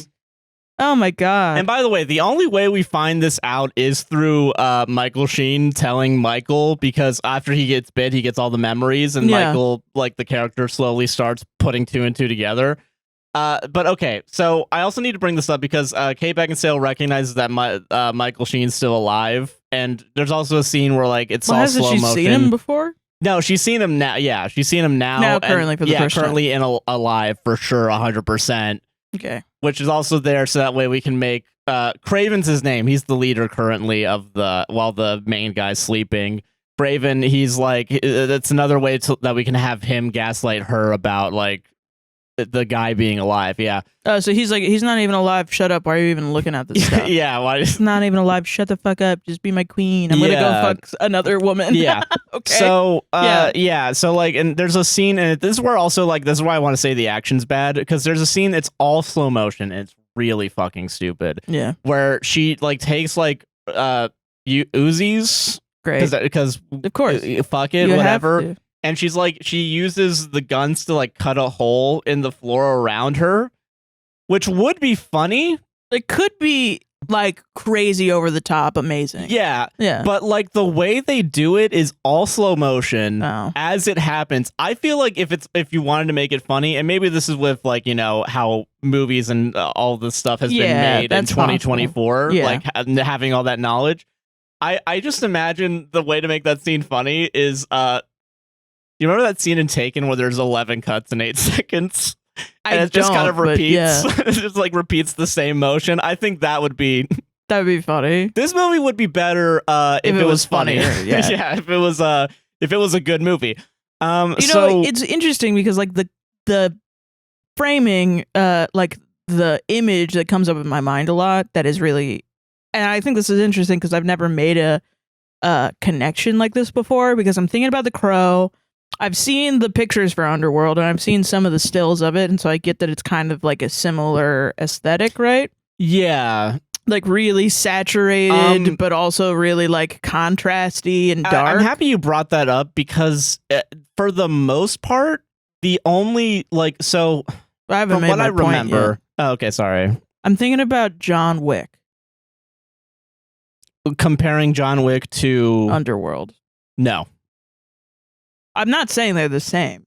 No, okay. Here's comparing is not just comparing. well, okay. Can I say my thing real quick? Okay, I haven't said mine. Okay, well, okay, yeah, okay. Well, sorry. is that like I keep thinking about like a movie that's like so gratuitous with the action that is also very dark and contrasted, okay, but does it in a good way and not a bad way. Yeah. So yeah, with John Wick, like there's actually a color palette. Well, I know. Yeah, It's not a an bad Underworld. movie is not going to do the things Sorry. well. Okay, yeah. you're right. Yeah, sorry. Yeah, But because for the most part, for the most part, the color palette's just grays and blues with like the vampire house that has red. That's like the only other color in this movie. Like everything else, is like brown. No, I know. Yeah, garbage. But yeah, so I agree with that. Sorry. Yeah. I just keep thinking about it, and I'm like, it's not bad ideas. No, not at all. It's not done well at all. Well, yeah, and I guess okay. So here's why. Just so I guess for the audience at home, like here's why it works with John Wick 2 very specifically is that in that movie they don't really use slow motion that much. There's like it's used to accent the action as opposed to envelop the action. Yes, that's where Underworld has that's the Underworld problem here, and John Wick also like does stuff. Yeah, like it actually there's things that are happening, and like it's a very so okay. Underworld also has the problem it's that it's too complicated. Like like I had to explain a whole history of slavery to make sense of like, oh, is Michael Sheen actually a bad character, or John Wick, his dog just fucking died. Yeah, and then it's like, I'm gonna kill everybody. Yeah, and then they had to make it a little bit more convoluted with each movie to warrant making more movies, but like. Just fucking crazy. Maybe that is just like what we want in an action movie, because The Crow is also like his fiance died. Yeah, and then he just killed everybody that killed his fiance. Yeah, exactly. Like, and it's kind of the same thing, and like I make your shit way more simplistic. Yeah, make it simplistic and like also like empathetic to some degree, where like the audience can understand what's happening. Yeah. Because like, because it's not to say, because I don't want to tout a myth of like it's actually like if someone kills your partner, you should go kill everyone associated with the death, because that's obviously like not okay. That's retributive justice isn't like good, right? And I'm being silent. Yeah, but but like I think like because that's also been tainted by fucking morons who think the Punisher is like like a good thing, where in reality he's like the cycle of violence actually doesn't free him, Well, yeah, I mean, it's just people not able to understand nuance, but you can have nuance in a simple storyline. Like, okay, yes, you were hurt, right? Like, oh my god. Oh god, what is the fucking Better Call Saul guy? Nobody? Nobody, yeah. That movie too, where it's like it's essentially just John Wick, but it's like a guy. Yeah. And like there's a bunch of people that are going to come after his family or something. Yeah. And then he goes after them. Yeah. It's like, very simple shit that's been done 5 million times, but a lot of it, the themes of it are like an old man, and like the themes of masculinity and the themes of like what it means to be a masculine man, and what does it mean to protect your family. Yeah. And why do we demand masculinity that degrades someone's body? Yeah. You know what I mean? I feel that too. Yeah. And I think that's why I like Nobody more than a lot of these other movies, because it actually is more, it's not smarter, but it's more on the nose. Because like I'm thinking about Nobody when it's that the neighbor, and like it's after the house gets broken into by just the two people that didn't actually have bullets in their guns. Yeah. And it's the guy's like, well, you know what I would have done? I would have just fucking hit him. Like, it's like... Right, yeah. And it's also like a conversation about gun culture and things like that. Yeah. And this sort of hyper masculinized society that we live in. That's like hyper violent and things like that. And what true masculinity is. And I think, there's a lot of other things that you can talk about. I think also you could look at the John Wick like trilogy and kind of see where it kind of falls off a little bit.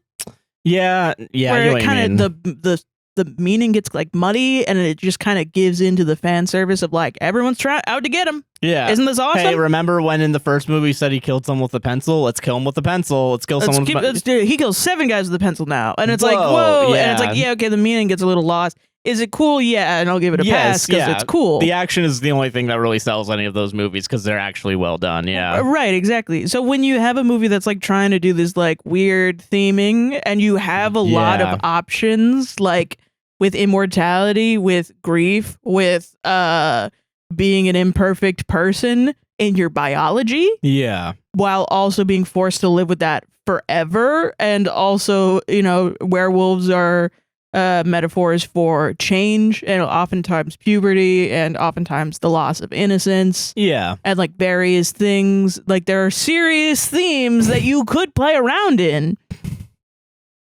And you don't. And instead you're just like, let's do a bunch of action badly. And also it's also about slavery in the end. And also let's throw slavery in there for no reason. Yeah, for literally no fucking reason, dude. That's bad. That's a bad movie. Yeah, that's bad writing. Yeah, and I guess so earlier when I was talking about it, like the party exists for no reason. That's kind of also why I say that, because the whole reason it exists in the movie is to kill the other coven. Oh, so to make the guy more bad, the Craven, whatever his fucking name is. Back to Underworld. Yeah, let's go back to a bad movie. Let's not talk about any of the good movies we just mentioned. Yeah.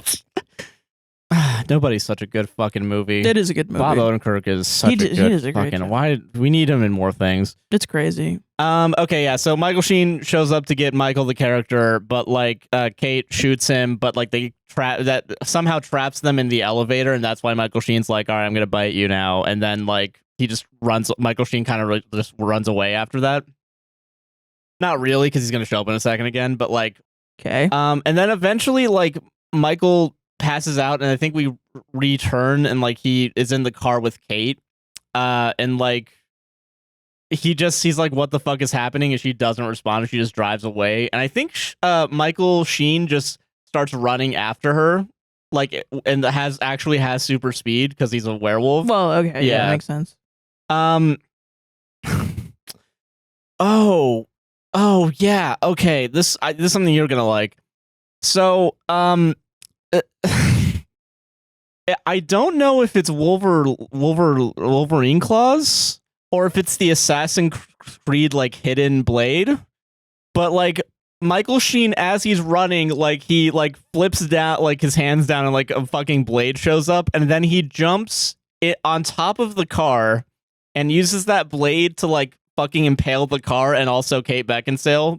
And then I think Kate Beckinsale just does some driving maneuver to knock him off, and then just like they never go back to that ever again. They never. Yeah, I don't think they do. I don't think they actually use that ever again. Is it just like Michael? What if that was like not in the script? They might have done it. What if that was like not in the script and they were just like, "Hey, Michael, can you get on top of that car?" And he's like, "I got the exact thing." And they're like, "Who gave Michael a knife?" Yeah, that's a real knife. Jesus, what's going on?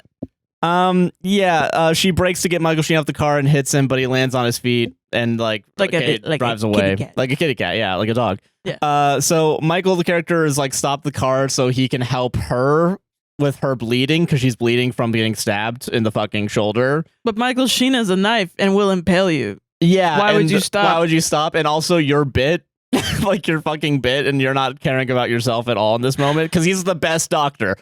He's so selfless. At some point, we have to acknowledge that a character that's so selfless that they're stupid is just stupid. Yeah.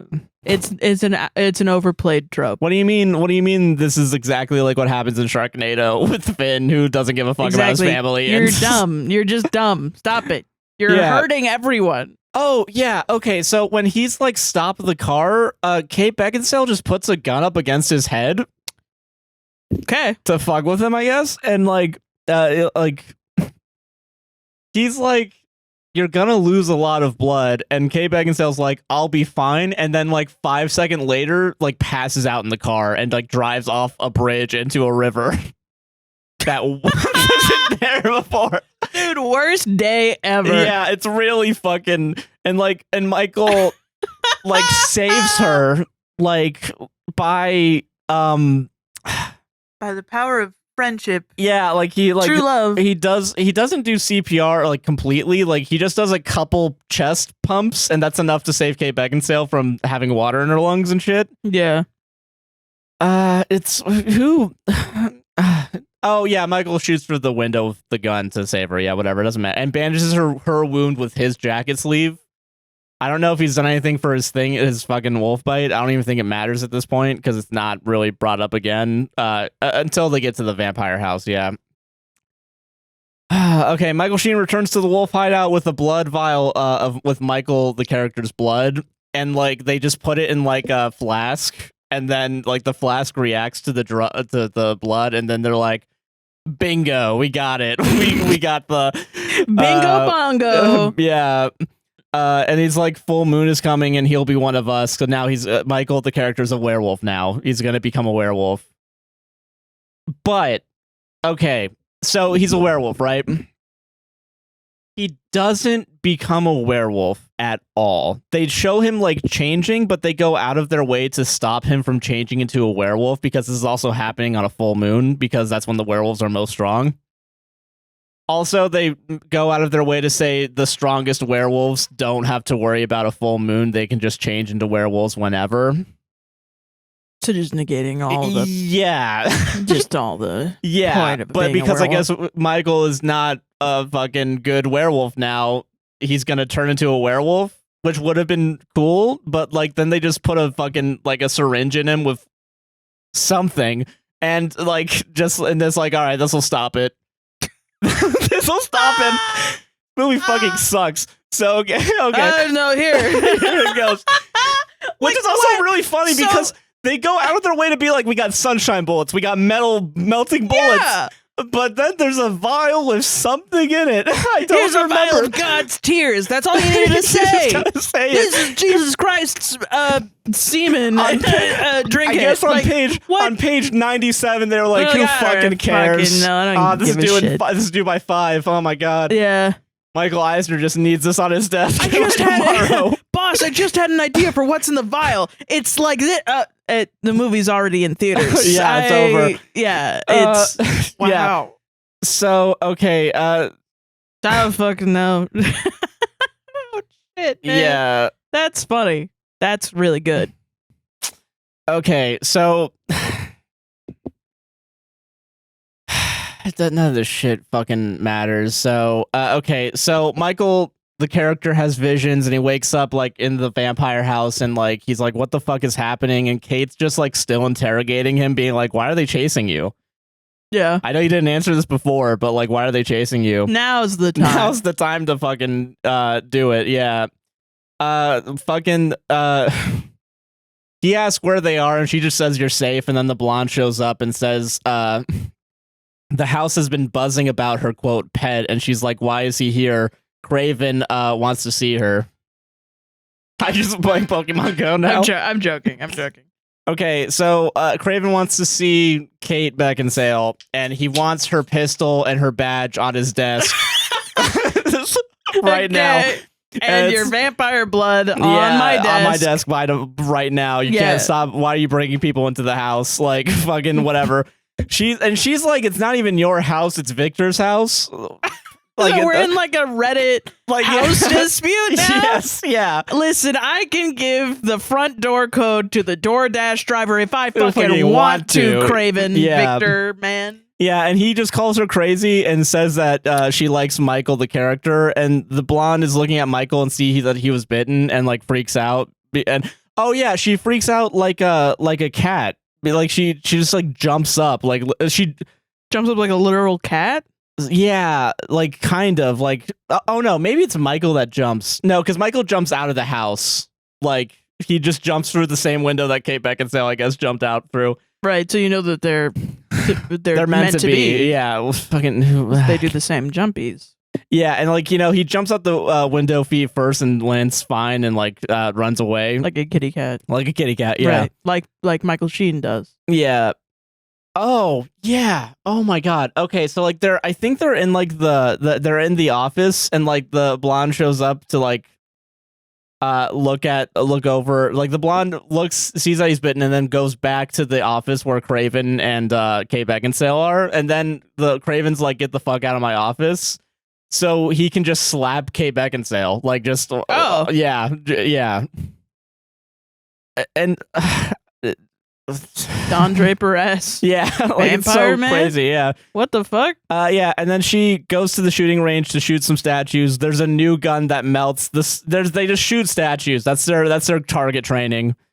Okay. All right. Who cares? Sure. Yes. And there's a new gun that melts like the silver when it goes into the wolves. So now we have an insta kill bullet for werewolves. Awesome. Cool. I'm on board. Yeah. Yeah. So okay, this is when we learned, because they do the vampire leader is working with Michael Sheen, the werewolf leader, to do basically a coup, so that he can just become the leader and also kind of unite werewolves and vampires almost. Like it's kind of weird. Craven and Michael Sheen are working together. Yes. Yeah. Great. No problems there. Yeah, so okay, Michael Sheen also chokes out Craven because and also Craven Good teamwork. Great. But Craven also is the one that everyone thinks killed Michael Sheen. So it's like that's kind of like how it is. Craven was the guy that said he killed Michael Sheen, and then everyone just kind of took his word for it. Was it like one of those things where like he went to go kill him, and then they were like, we should work together. We could both be powerful. Or like I guess like they don't explain this. I guess like they just work together. Like I don't even know if they explained it fully. Yeah, like you're supposed to just assume, I guess. And I feel like I would have fucking wrote it down if they actually did say why they work together. Yeah. They just do. I'm sure that's somebody's like dissertation topic. Yeah. And they can link us to that. Yeah. Okay, so then we just get a montage of Kate Beckinsale reading books after this backseat car deal. Right. Yeah, so and Craven was the only survivor of an attack or like the battle between the werewolves and the vampires that killed Michael Sheen, quote unquote. Yeah. And like she just puts 2 and 2 together to realize that Craven is bad, and then the blonde shows up to tell Kate that Michael, the character, was bitten by Michael Sheen, the actor, right? Whatever. And so Michael, the character, returns to the hospital so he can just talk to his friend and have him look at him. And like he's explaining what has happened, and the friend's like, "You're fucking crazy. The werewolves and vampires aren't real, you fucking moron." Like, I'm gonna go get you some antipsychotics or something, and he just leaves. I'm gonna go get you some antipsychotics. He just he leaves to get more supplies, and then he comes back, and as he's walking down the hallway, there's just 2 cops with him now. Because now what a shitty doctor. Yeah, like someone showed up that was crazy. Yeah, I better not diagnose him. Yeah, I'm gonna go get you some supplies. To a fucking psychiatrist. Better go get the fucking cops. Yeah, so the cops, because the cops, I guess, are looking. Okay, maybe that's spoiler alert. The cops are werewolves. Both of them are just werewolves. Which I kind of pinpointed at this point because obviously they're fucking werewolves because the way they're chasing after him, like they're just running. Because like they don't even bat an eye when Michael, the character, jumps out a window to escape the cops. Yeah. This entire thing is not vampires versus werewolves. It's the classic FBI versus your local cop syndicate. Yeah. It's the fucking CIA, dude. It's not. I'm not joking, man. I've not been joking this whole time. This is real. It's just The Departed. It's just The Departed, but worse. But fucking worse. Dude, no, Matt Damon couldn't save this movie. No one could save this movie. There's not an actor in the world. Of course he can't. Wait, what side are you fucking on? I'm pro Damon, you fuck. Oh my god. Also, you are too. Shut the No, fuck I'm up. You not. said that. You said Shut up. I don't like him. you showed me a TikTok with him and fucking Casey Affleck. Not even the one he loves. The one that his fucking brother. He did look like he didn't want to be there. Yeah. And you were like, dude, this is really funny. I want to show this to Josh.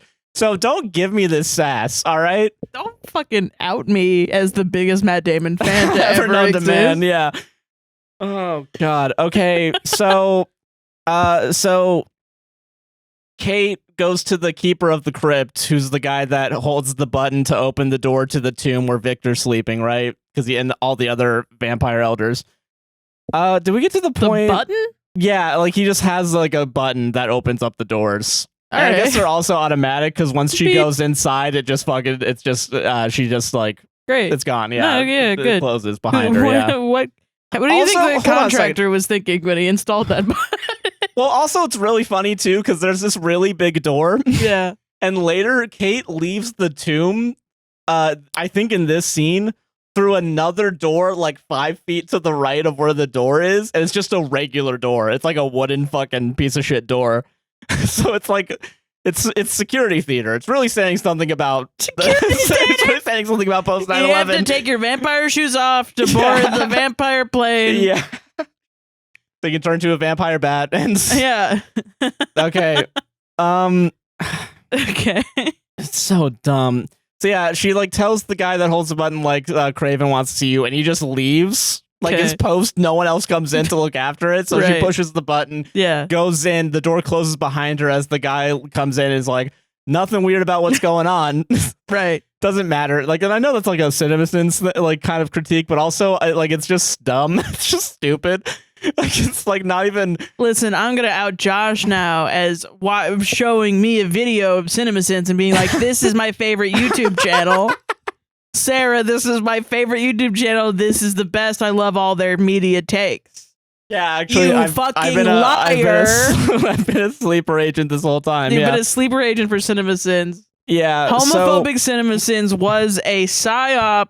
Josh is a Fed. He was paid by the government to create a psyop for CinemaSins Yeah, to make everybody rewatch CinemaSins Yeah, again. exactly. Yeah. So okay, so she opens up the crypt and it like just comes out of the ground and like it shows that there's just a fucking corpse like in there, whatever, and like Awesome. it's super hard to wake these guys up, but she's gonna do it in a second because like she just I think she like says like to herself, yeah, that like it's really but I'm gonna do it, but she does it because she knows shit's and miss, and that's when she does the thing where she bites on her wrist and the blood goes through. That's how they wake him up. Okay. Which is an important detail because later another person wakes up from blood, but we'll get to that. But she didn't do like a backflip or something when she did it. No, so it's literally it's bad. So it's really a bad thing. Yeah, it doesn't matter. Yeah. So Michael, the character, returns to the mansion and she goes to him despite being threatened by Craven. And then she drives Michael, the character, away because also like technically, I guess werewolves aren't supposed to be in the vampire house. I can't imagine why. Also, if you're a werewolf, why would you want to be in the vampire house? Well, I guess because he just doesn't know what the fuck to do because no one's told him anything about what's going on. And he's still having these visions of Michael Sheen being a fucking, like, looking at a lady. Yeah. That's revealed later as his love interest, but she dies, yeah. Okay. Nothing matters. So, okay, she drives... really the memory sharing is just so you get the backstory? Because they didn't want to write it in? Yeah, yes. Okay. Yeah. All right. Okay, so then she drives Michael, the character, away, and then Craven checks on Victor because now the process of waking him up has started. Right. The blonde tells Craven that Michael, the character, is a werewolf, and Michael, the character, is like, "Who are you people?" to Kate while they're driving away.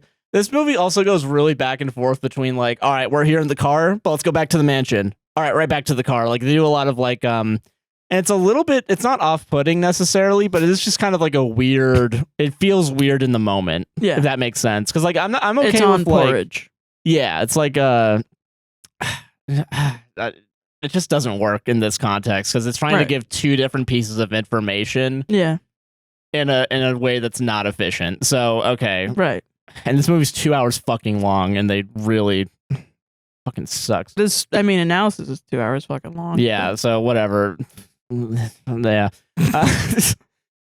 Okay, so Victor finally wakes up and tells tells the blonde to fuck off, and I wrote as a joke so Victor can slap Craven. That doesn't happen, but that would have been really funny. Woman can never be there for the slappings. Yeah, exactly. Yeah. And then Kate tells Michael, the character, that vampires and werewolves are real. No one ever survives bites from both sides. She just wants to know why werewolves are after him. Victor tells Craven to bring Kate to him and calls the coven weak and tells Craven to awaken Marcus, who's another elder. Victor asks if the blonde can be trusted, and that invites her to his quarters. Funny detail that I do think is funny. All the elder, when we see the back of Victor's tomb, his like the thing that he was sleeping in this whole time, they literally just have the first letter of his name.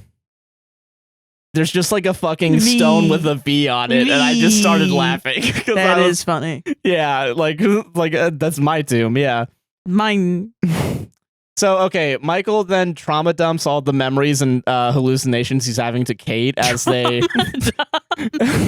I think he's allowed. I think he's allowed. To Kate. And then they go to a...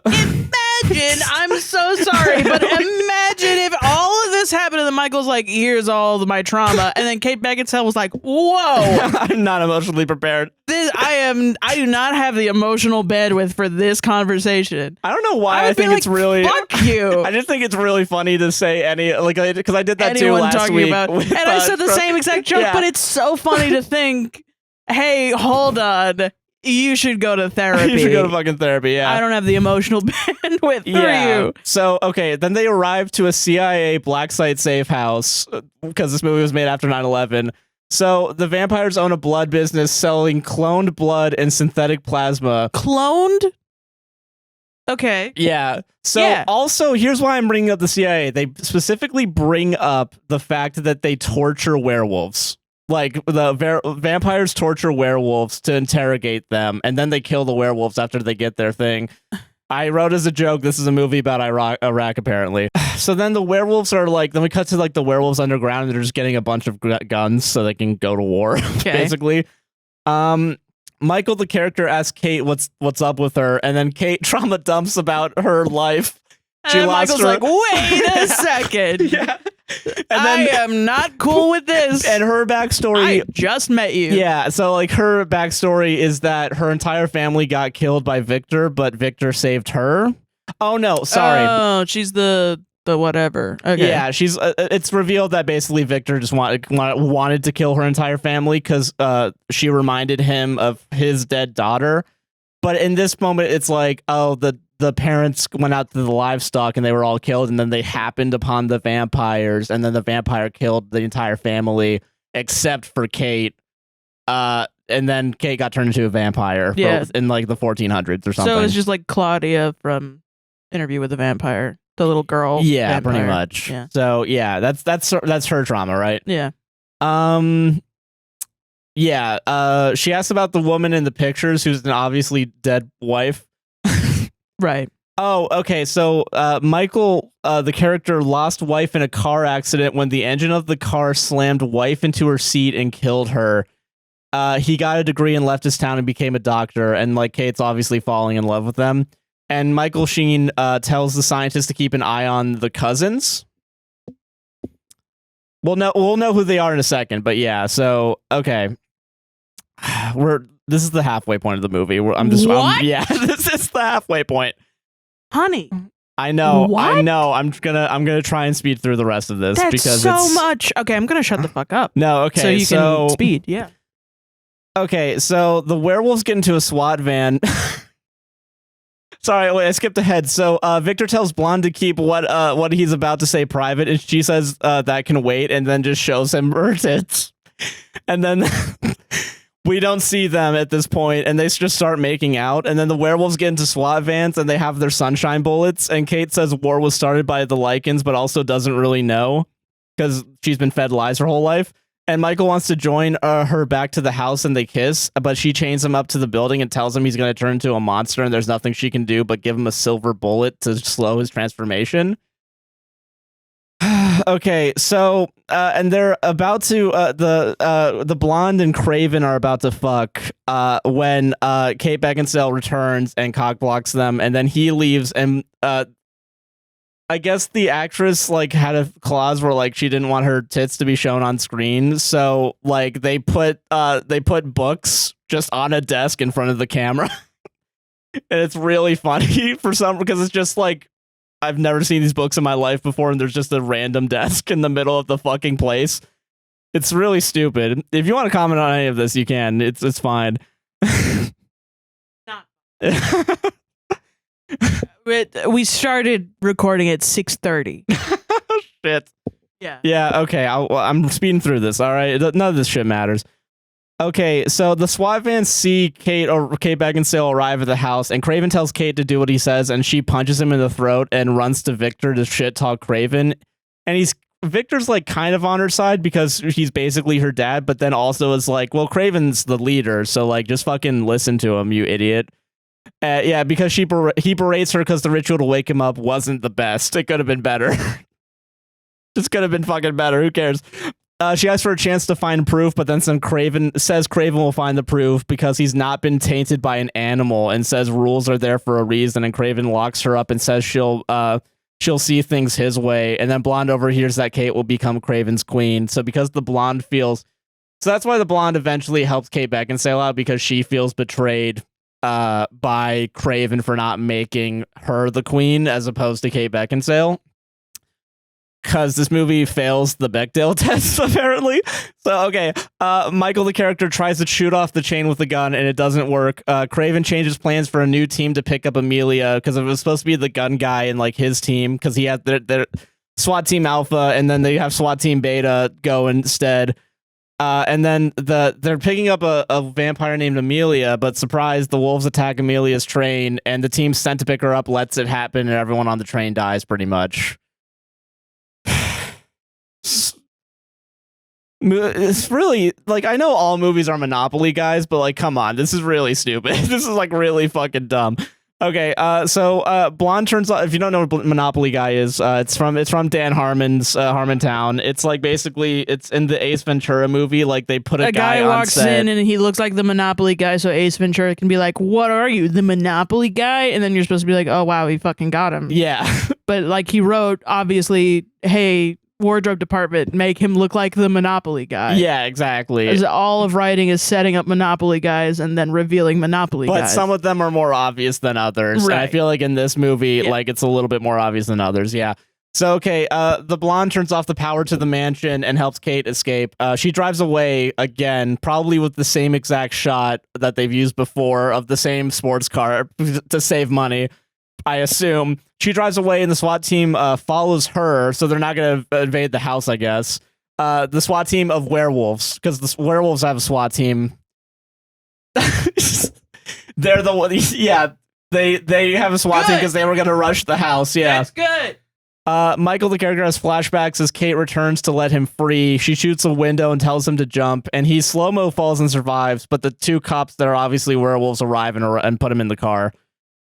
Gun guy's suspicious and tells the dude to see what's taking Elysia so long. And Amelia's not dead yet, but gets blood stolen from the werewolf from the beginning. That's like the one that got almost killed. It's a full moon and Michael starts transforming in the car. So the cops just like start playing rock and roll to drown out his screams. And then the CGI, we get like we go into his body to see the transformation, like it's like fucking the schoolhouse, like the school bus. Miss Frizzle, and Arnold is like, I should have stayed in bed today. Stayed in fucking bed today. Yeah. So then, okay, this is why slow motion's really bad in this movie. So they get out of the car. And then they slow motion the guy taking the tip off of the syringe to put into Michael, the character.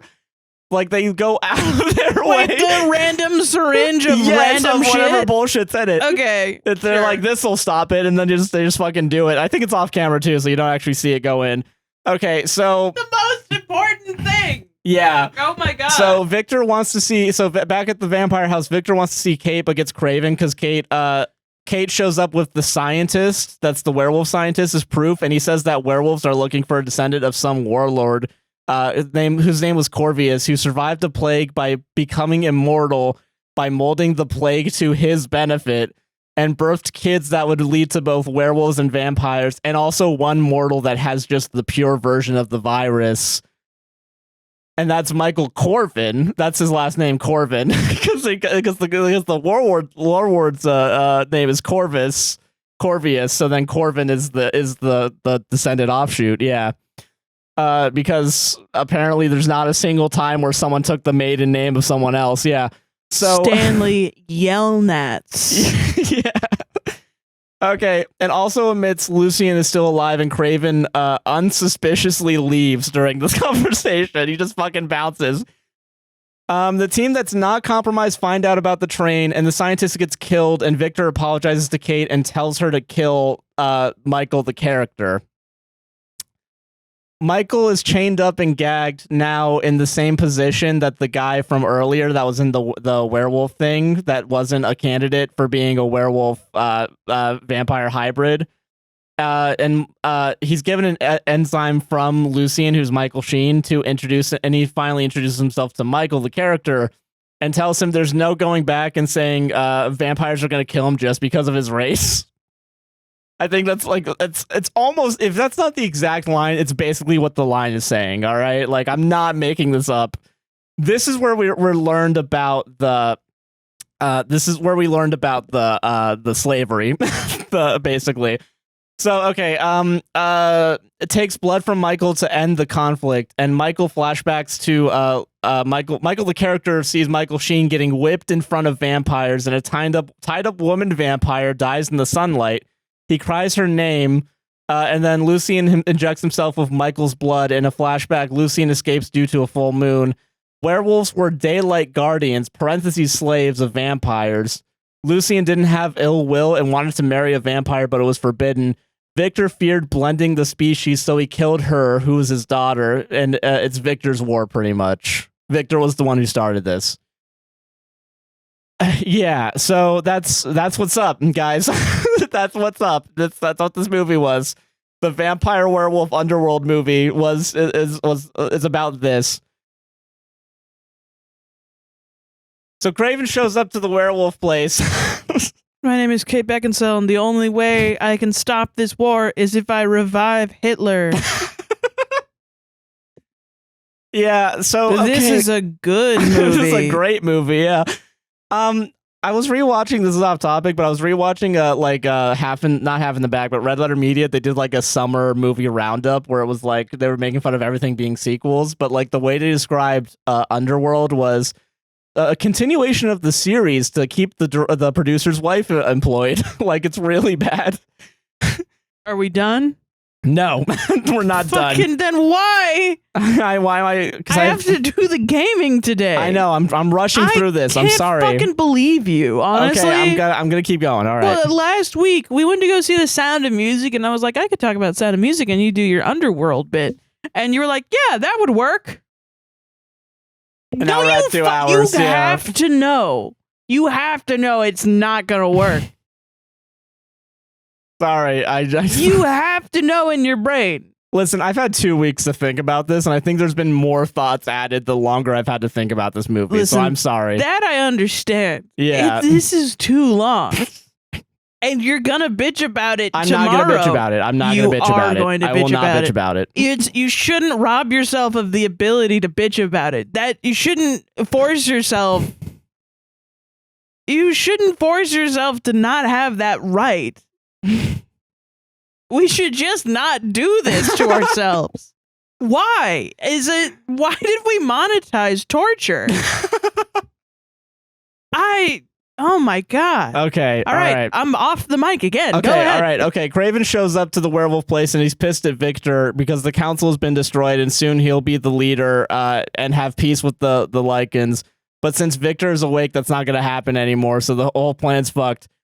Kate returns with the team and throws like a silver grenade at the werewolf. So we also need a reason to allow the vampires to use grenades. They had grenades? They had grenades this whole time. Yeah. Oh my God. So yeah, this is why, because they need to justify grenades in this movie.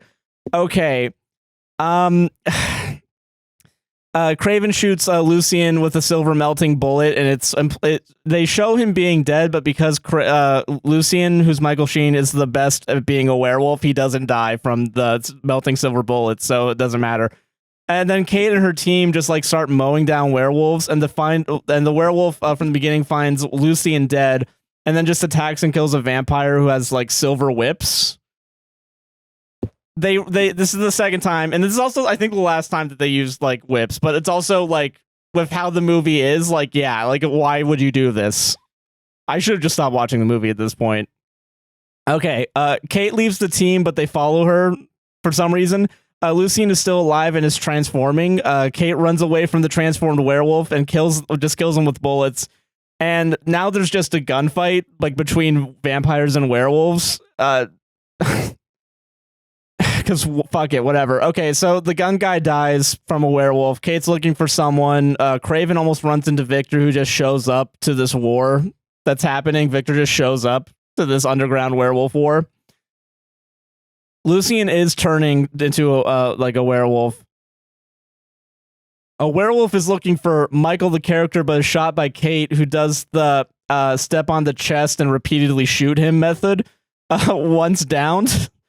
Parentheses, very funny. I apparently wrote that. It's an important detail.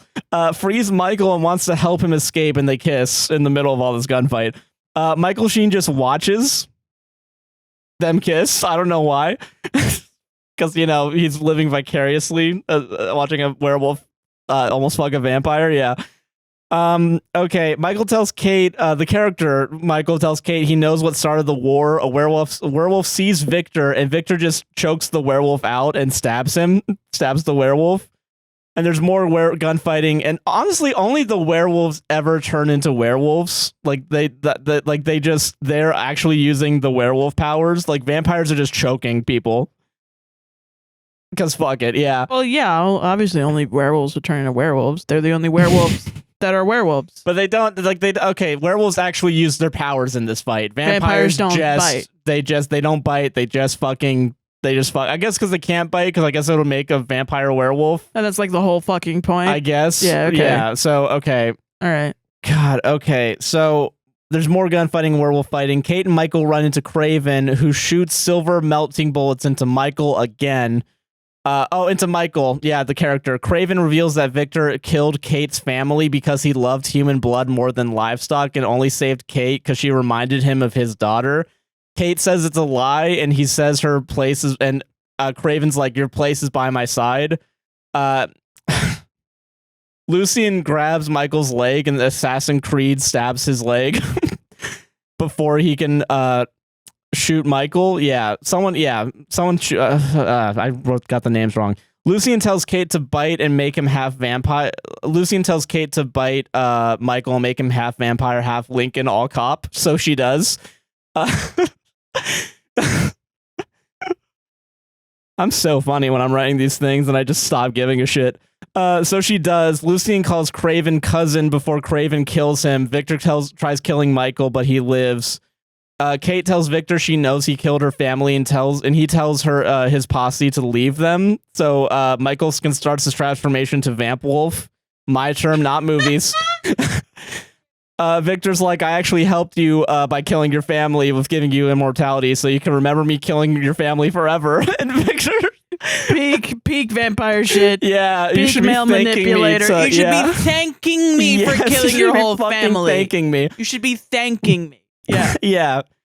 I'm making this movie sound funnier than it is. It's really not. So, okay. Yeah, it's hell. It's hell. Listening to, and it's not your fault, truly. No, yeah, it's just, if I ever make a D&D campaign as convoluted as this, can you take me out back and shoot me? Yeah, I got you. Like, this is awful. I'll use sunshine bullets to really make sure that it works, yeah. I'll harness the power of the fucking sun. Yeah, to kill you, yeah. Yeah. And Victor defends killing his daughter to protect his species and preps to kill Michael, who is now in like full form. Michael just like pushes him, and Victor, they just start fighting. Who cares? Victor tries punching, a move not yet tried in this movie. Not a lot of hand-to-hand combat. Interesting. And Michael just dodges every punch. Yeah. Yeah. So Michael just dodges every punch, and they fight. And it's kind of decent because there's not a single motion of like slow motion in this during the fight scene. That's nice. That's they learned something right at the end. But slow-mo returns when the posse returns to shoot Michael. So Kate kills the posse and gets hit by Victor.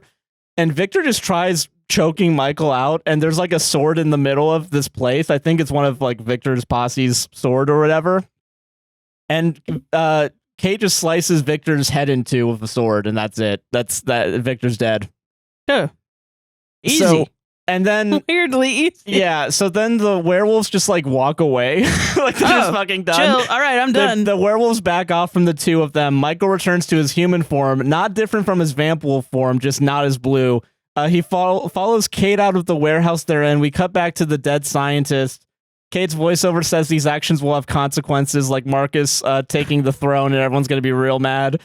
And then the scientist's blood that was killed by Victor goes into one of the other vampire guys. So then it starts waking up the new vampire, and then new metal music plays us out, and the movie's done. It's finally done. Oh my god. I'm going to be fucking sick. So, Sarah, what do you think of Underworld, the best goth movie ever made? I think you have a misunderstanding that all goth art is good.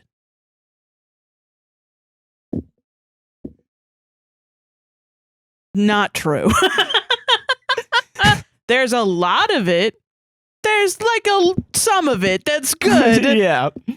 And there's a lot of it. It's like the only subculture I can understand some gatekeeping. Yeah, I can. You know, but really, I'm going to turn 27 in September.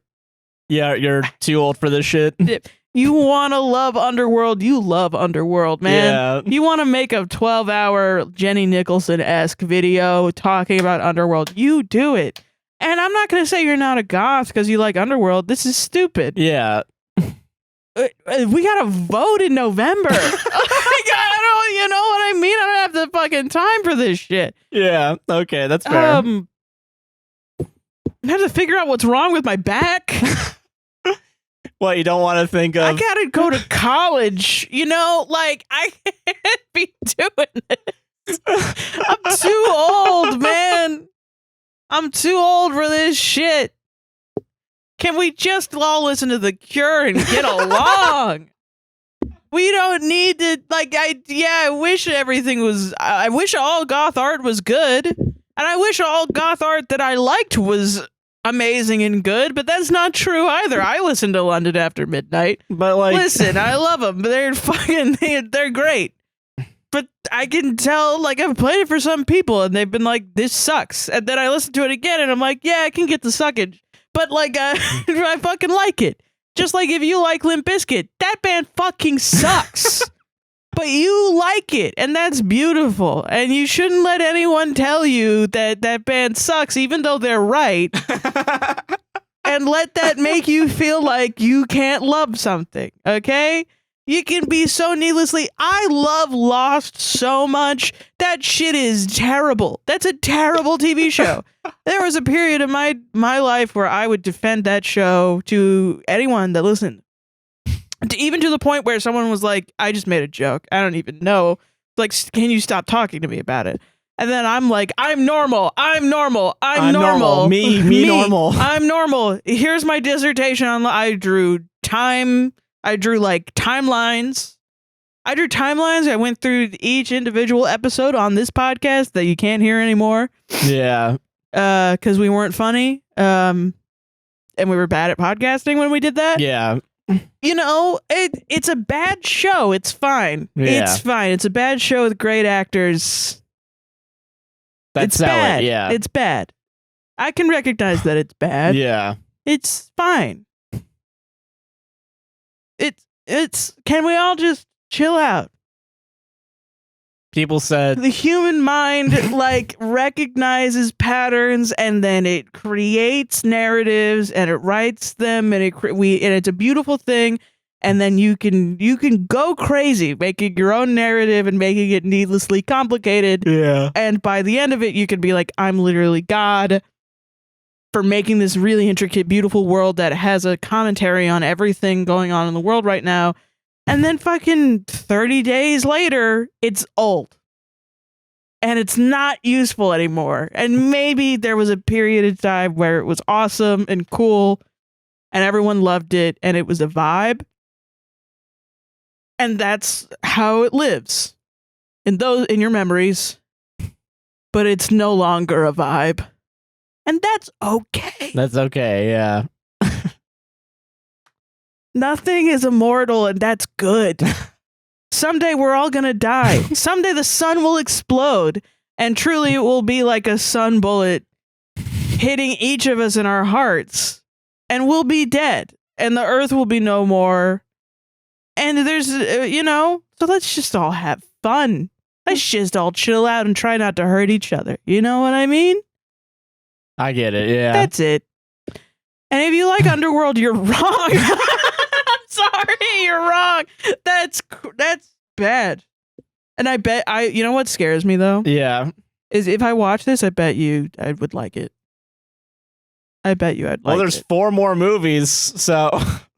Oh yeah, you're gonna do the next 4 movies of No, I'm Underworld, not. but you wouldn't do Sharknado's sequels? I see where you're Listen, fucking. you know what? Okay, compared to lies. Sharknado, at least this was a real movie. So okay, what's in your tier list of all the movies you reviewed so far? Well, Sharknado's F. Okay, wow. I would put this in F2, I think. But it's above Sharknado. It's above Sharknado in the F tier, yeah. Okay. The Don Hertzfeldt is S. Yeah. Twisters, I would put it at S tier too. Yeah, Twister the was Ride, great. I would put it at S tier. Yeah, of course. What other movies have I talked about? I don't fucking remember. Challengers. Ooh. A. Okay, if that's A, I'm gonna move Twister and Twister the Ride down to AI too, I think. Okay. Yeah, that's fair. That's Yeah. a more fair. That's another one that you did. I don't remember. Where does Avengers Endgame go? B, Yeah. maybe C, because honestly I don't remember it right now. I remember the second half because I would always sleep through the first half. That is fair. That is fair. Yeah. But yeah, no, I'll make a tier list. I'll go back and Do I'll it. look at all the movies You should have like yeah. a concept. You should make a letterbox for You know, all the movies that you I review. have been thinking about it because Yeah. I know that's where the fucking money is. But like, What, people pay? no, but like if you become a popular letterbox reviewer, like everyone fucking Everyone looked at your shit. yeah. Yeah. Fuck, I should have a letterbox. You should do a letterbox. Yeah. I'm surprised you haven't yet. You know, that might get me back into writing, so you have to write out these reviews. Yeah. Yeah, right. Fuck this movie. Yeah. Incestuous slavery is so fucking weird. You don't need to go to that well, actually. Yeah, you don't know what I need mean? to. Yeah. There's a lot of things in fiction that happen, and it's like they say that it's for reasons, and it's not for reasons. It's Yeah, the only time there's that I'll be no like, reason. no, the curtains are blue. Yeah. You have an incest fetish. Yeah. That's what it is. God, And to be you a fly can't on the wall. understand the concept of the human race existing without slavery. I want to, it's really funny because this movie does have 3 writers. One of them's name is Danny McBride. It's not the funny Danny McBride. yeah, it's that just would be some crazy. Guy. Yeah, I was like, oh, this movie might actually be good. And then I clicked on it. It's like parentheses writer. And I'm like, oh, it's not the fun one that makes actual good content. yeah. But I would Wouldn't love that to be crazy if like it was 2 people trying to make a serious and then vampire Danny werewolf? McBride. It's like, what if the werewolves were slaves and cops also? Yeah, yeah. So and I they're wanna- trying to bang each other. Yeah, but so- they're related. Like, what if that happened? No, okay, here's how it was in the writer's room, right? Writer 1 was like, man, I really want to have incest in this movie. And then writer 2 was like, we can't have the incest. We already put the slavery in. And then the third guy was like, guys, Porque no los dos. we can have our cake and eat it too. Yeah. Boy, do I have the idea for you. Make them all descendants of a warlord. It's just like a fucking you know what's worse than a rapist? And then it takes down Yeah, the a child. A child. Yeah, exactly that. Oh, man. You want to do ads? You want to get past this? Because fuck this. I'm done. There's something else to explain. What if I feel sick? Genuinely? Wait, really? Yeah. What if I genuinely feel sick? And we gotta stop. I could do ads. Let's do ads, and then we'll continue this discussion tomorrow. Okay, I'm so sorry. No, it's fine. I went on way too long. It's fine. You did. I'm sorry. I didn't realize You I was went on going longer so long. than the actual movie. 2 weeks in a row I've done that. Let's go, guys. I can edit this first half tonight at least while you're editing gaming, so it won't be that bad. Sorry. But No, it's fine. No, it's okay. No, it's my bad. I'm scared because of what happened yesterday. No, yeah, I understand. And we gotta get you resting. So I'll take care of getting pizza, and you don't have to worry about it. Thank you. All right, ads. Because fuck this. Welcome to the ad break. Well, hey, are you enjoying this podcast so far? me. They better like, comment, subscribe, hit the gosh darn bell. Rate us 5 stars on Apple and Spotify podcasts or whatever the highest is, none less. And if you want to support the podcast financially, there's a couple ways to do it. We have a coffee line with Straight Over Coffee. You can go over to straightovercoffee.com. It's APWSTR branded coffee. Sarah has a Chaos Blend. It's a dark roast, Colombian bean with chocolate cream. And I have a morning bean roast. Morning bean roast. Morning bean roast. I have it's a morning blend. It is a Brazilian bean with caramel flavoring. It's a light to medium roast. It is 18 for 1, 26 for 2. No, 16 for 1, 28 for 2. I get them confused. I'm sorry. It's okay. Yeah, but go check that out, straightovercoffee.com. Card is over here somewhere. Yeah. If you want to buy us coffee, you can go over to buymecoffee.com/APWSTR. I'm going to start with this one because I don't remember if I read this one last time, but oh no, I did read this one last time. Okay, cool. So we're going to start here. Sweet. Lavender, she, her, bought 5 coffees. Thank you. Thank you, And Lavender. thank you for your pronouns. I like your name. Yeah. Thank you. Hi, Sarah and Josh. Hi. Disclaimer, this is a really long message, so I will not be offended if this never makes it to air. I just really wanted to send you a little support and nerd out to you guys. Yeah. There also might be typos, as it is 3 a.m. and ADHD, lol. That is okay. I did try and proofread, but if there are any left, I am sorry. It's all good. Yeah. I'm a little behind the podcast right now by a weekish, but I gobble up your content. Oh. I am a PhD student studying social psychology, and your podcasts have helped me survive the long nights of coding for statistical analysis. Oh, wow, nice. Speaking of my psychological interests, I was super stoked when Sarah was talking about the Florida State University gender differences in sexual offers study, Clark and Hatfield 1982. Given I am a giant psych nerd, I wanted to provide you all with some additional info. As a preemptive statement, I'm going to be using sex terminology instead of gender term below. Articles, especially the older ones, can be bad about differentiating, so I want to keep it constant. Yeah. Speaking in terms of averages, not absolutes, and form a very heterosexual framework. Okay. All of this has its own problems, which I'm aware of, especially as a lesbian studying the stuff. Right. But here's some additional info. This study, while flawed, is often used as a striking example to demonstrate parental investment theory, which is an evolutionary theory that essentially states that males and females differ in their reproductive strategies on average due to the cost of investment. Right. For example, female gametes, parentheses eggs, are more energetically costly to make compared to male gametes. Gametes, I don't know how to say it. Sorry. Gametes? I don't know. I don't know how to say it. Females in our species are the ones that go through pregnancy and breastfeed. Because of this, it is theorized that females are more selective and choosy about their mating partners. For males, the investment in making offspring is often lower, so from a gene fitness perspective, having multiple mating opportunities means more potential genes on offspring and less cost compared to women. In the FSU study mentioned, there were 3 questions. Would you go out with me tonight? Would you come over to my apartment tonight? And would you go to bed with me? The last one is the insane finding where 75% of males said yes and 0 females said yes. Yeah. However, for the first question, about half of both sexes said yes. To add credence to these findings, these other cultures and not after something horrific had occurred, Right. the general pattern of males being more receptive to sexual offers have been replicated in different cultures, e.g. Denmark, Hall GM, and Hug Olsen H. 2010. Additionally, probably the strongest study I can tell you about is the one conducted in 2005 across 48 different nations looking at sociosexuality, which is a person's interest in having short-term or uncommitted sexual relationships. Schmidt, 2005. This study found that, again, on average, there's a variation that males have a tendency to prefer casual sexual opportunities compared to females. However, other research shows that males do use and also want long-term relationships as well, often just as much as women. Right. There's also some cool, although sparse, research on homosexual mating preferences because I have already written a novel. I hope that was all interesting. Anyway, away from the psych stuff, I wanted to say that a huge thank you to both. Listening to your podcast and hearing you talk about ADHD motivated me to finally doing the work of getting assessed and diagnosed. Nice. That's awesome. Hell yeah. That's cool. I didn't notice at first, but I take the same limitless pill as Sarah. Hell yeah. I'm still trying to figure out that madness, but listening to you guys make me feel less alone with everything. Aw. Truly, you guys rock, and I'm always sending you and your kitties the best thoughts. Thank you very much. You. Hell yeah. That's a super interesting. I do think it is super interesting. Yeah. I just think it's wild to immediately jump to biology in that it takes like it takes more. I understand why, because we see it in like other animals too, that the female, like, you know, female birds are like the choosers and the males are the ones that have to like have the pretty feathers and stuff and like try to impress females into whatever. I'm just saying, like, I think the way it was produced and the way that people were reacting to it was like, oh yeah, women are too choosy.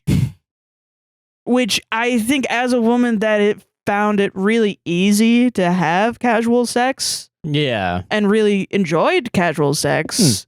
But the only bad parts about it were like the very harsh, like my friends around me turning around and being like, oh, you're a whore. Yeah. You're a slut. You're you're this, you're that, you give it up on the first date. You're easy. Yeah. No wonder men are disrespecting you. Jesus. You know what I mean? And I'm like, I think it's funny that we go straight to the biology and not the societal pressures. No, I get that. You know? But I understand the theory. I just think it's a funny theory. Yeah. To be like, no, it can't be that I'm yelling at women. No. That's why more women are more concerned about having casual sex. Not that it's just like, I just feel like it's a pretty like obvious, and this is just, I'm not a psychologist or a sociologist or a biologist or any of it, is a psychologist, any of it. I just feel like what's staring me in the face constantly are people of all walks of life telling me, no, you're a girl, you can't do that. Yeah. And not like, oh, my ovaries need a good guy. Like, I don't think I've ever had that thought. Yeah. But I wonder if I'm the outlier. No, I get that, yeah. Because when I was fucking, I would fuck literally any dude. Shit, man. Yeah. I did not care. Yeah. I fucked some ugly dudes. It was not okay. Yeah. And I still don't know if that was a form of self-harm. Or if I was just like, I want to have sex and that's okay. Yeah. You know? No, I get that. I don't know. But I do think it's interesting. And I thank you for your insight, because that is a really cool insight that you have. Yeah. Pterodactyl, her bought 3 coffees. Thank you. TLDR, I need advice dropping the L word to my boyfriend. Oh, okay. I know that this isn't an advice podcast. However, I often find a lot of useful guidance in listening to the podcast and thought you could share some thoughts. Okay. My boyfriend and I started dating at the end of April, and while that isn't an especially long relationship, I've been deeply in love with him for well over a year. I guess it's like a friendship to lovers probably, kind of thing? Yeah. Okay. I messed up our first shot at a relationship over 3 years ago because I was stuck in a toxic/abusive situation with an ex that I never thought I'd get a second chance with my now boyfriend. Well, I mean, you didn't fuck it up. You were in a toxic situation. Yeah. Yeah. There was a time when he told me we could never be together again, and it broke my heart. But eventually, after a gin-filled evening, we ended up back together. I'm terrified to tell him how I feel because I don't want to face the rejection of him not reciprocating the feeling. There's also the risk of him saying he loves me too because he feels pressured to sob on my feelings. I think he loves me. He goes out of his way to make me happy. He constantly shows me love. So truthfully, I don't need to hear him say it, but it's bursting out of me. Every time I look at him and my heart swells and I just have to tell him because he deserves to hear it. I know Josh said he loved Sarah after 2 weeks. 3 weeks, yeah. 2 weeks. It was 2 weeks? I have it in my calendar. It was 2 weeks Damn. To the date. Yeah. And people say that when you know, you know. So does he not know? Should I just wait until he's ready or should I express how I feel? Also, feel free to skip over this if you don't want to. I totally understand. That's fine. I think, honestly, like... like, I feel like, honestly, he's not... And this is advice given to me by people around me. That is, like, it just is true. And it sucks to hear because then everybody wants like a what is, how do you know? How do you know that your partner's in love with you or that you love them, you know? Yeah. And it is truly like if you know, you know.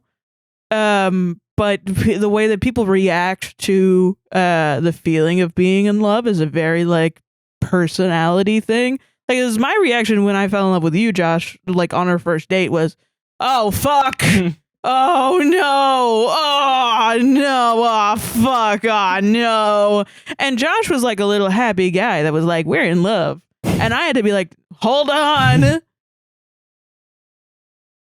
it was crazy because it was like we were both obviously in love, but I had my own shit where I was like, a good thing can't happen to me because then it'll get taken away from me, right? But it's not about whether or not our love was true love or not. It was just like I had fucking trauma. I was being a little piece of shit. No, I get that. Yeah. And then eventually I was like, what am I doing?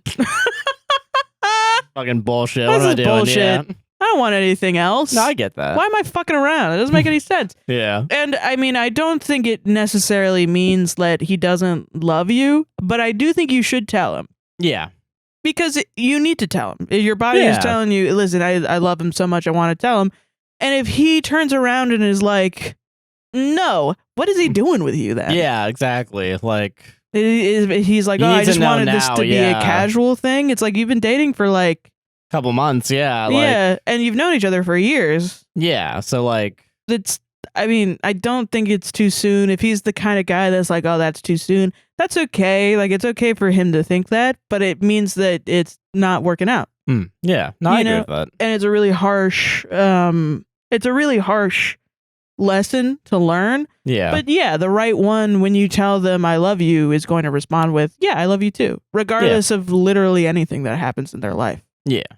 And it's people don't want to hear that because the guys that they're dating are fucking around on them. Yeah. Damn. No, I agree with that. It's a hard lesson. Yeah. Yeah. Damn. But I hope he responds with, yeah, I love you too. Yeah, because that's great. That's the best scenario. Yeah. And you should take him at his word. Like if he says I love you too, don't be like, oh, but are you just saying it for me? He's an adult. Yeah, he can take accountability for his words. Yeah. If he told you that he loves you and he didn't actually mean it and he was just doing it for your feelings, yeah, fucking he lied. Yeah, he's a liar. Jesus, man. That's shitty. Yeah. So it'll be literally a test of, hey, listen, I love you.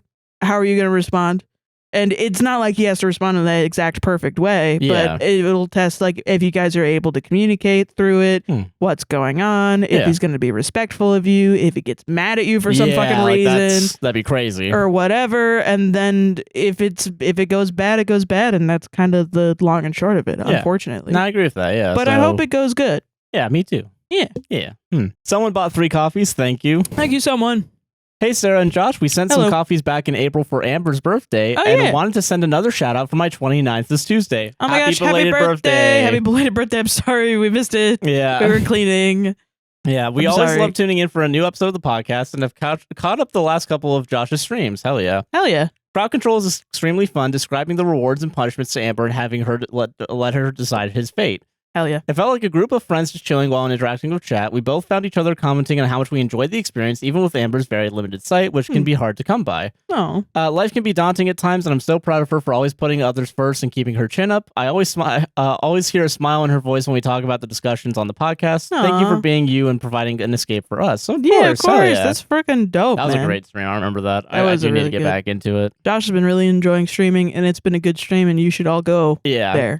Twitch.tv/a guy named JC, yeah. I might not be in the chat actively, but I am lurking. Yeah. To be nice to him. Be fucking nice. Be fucking nice. Yeah. Lee, him bought 3 coffees. Thank you. Thank you, Lee. Hi, Sarah and Josh. Hi. Sorry about the long message, but I recently had some good things happen in my life, and I decided I wanted to share the joy by buying some coffees. Yeah. My final semester in art school is starting the 19th, and I just came up with my thesis. Ooh. I recently came out of the worst year of my life, a breakup, a surgery, septic shock, living with my ex's own crises, etc. Oh my God. And I had my doubts that I would be able to both rest and form my thesis, but I rested and celebrated my 25th birthday, August 6th. That's nice. And spent the whole day with my friends and cats, and I managed to finally come up with some wonderful ideas. Happy birthday. Oh, the 29th is this month, I think.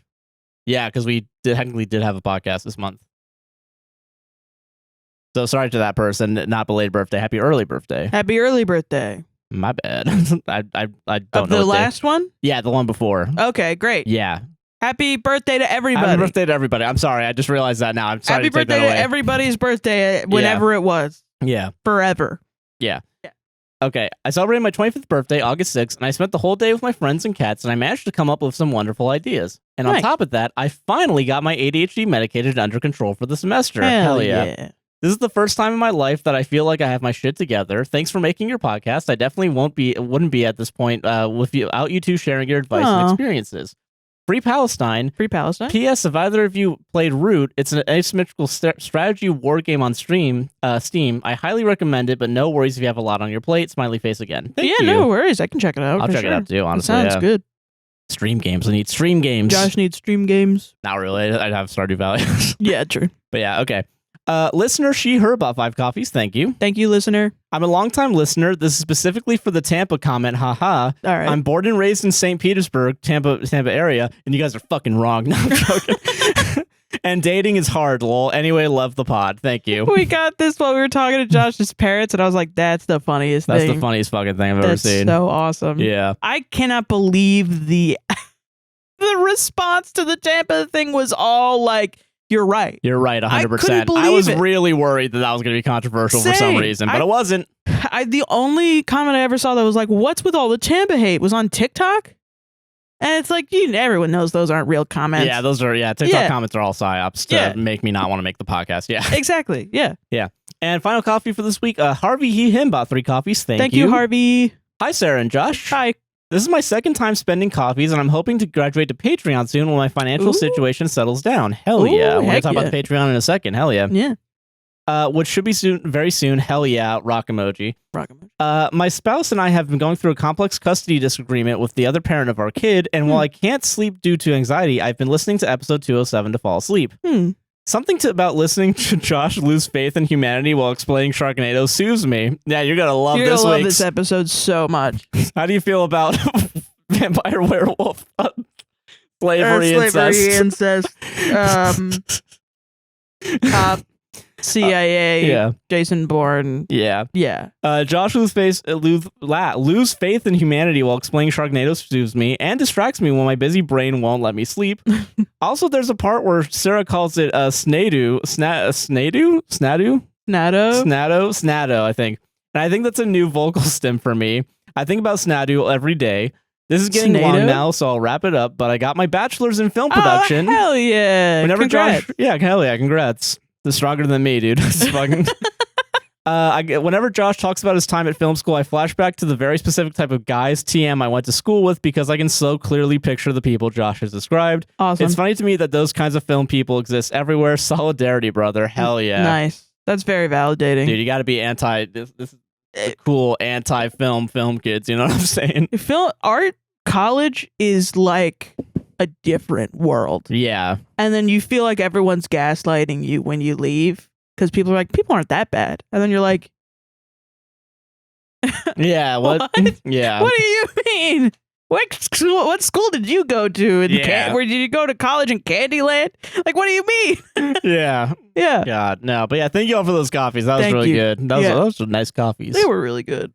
And if you want to support us on a monthly or yearly basis, you can go over to patreon.com/APWSTR. It's only $1 to join, but we have $1, $3, $5, and $10 tiers. Indeed. $5 and $10 tiers, you get your name added to the end of the podcast, as well as in the description. Yep. And if you want a free trial of the podcast for a week, or Patreon for a week, you can do it at the $1 and $3 tiers. We're updating soon. I'm so sorry, Patreon, but we got gaming early, APWSTR gaming early. All the episodes usually drop on Sunday and or Monday now. And I'm going to try, if I can edit this segment tonight, I'm going to try and get this segment early out to everybody and then have the full podcast out early tomorrow. Yeah, exactly. Yeah, usually you get podcasts like at least a day early sometimes. Yeah, at some point the day before you'll get it. The day before you get it a day early. For sure the audio, yeah. For sure the audio you get it a day early. We do have exclusive content still up there. Yes, so we have a book club that we do every month. Right now we're doing the Yellow Wallpaper, which is just a short story. Yeah. But then we'll be reading a book next month.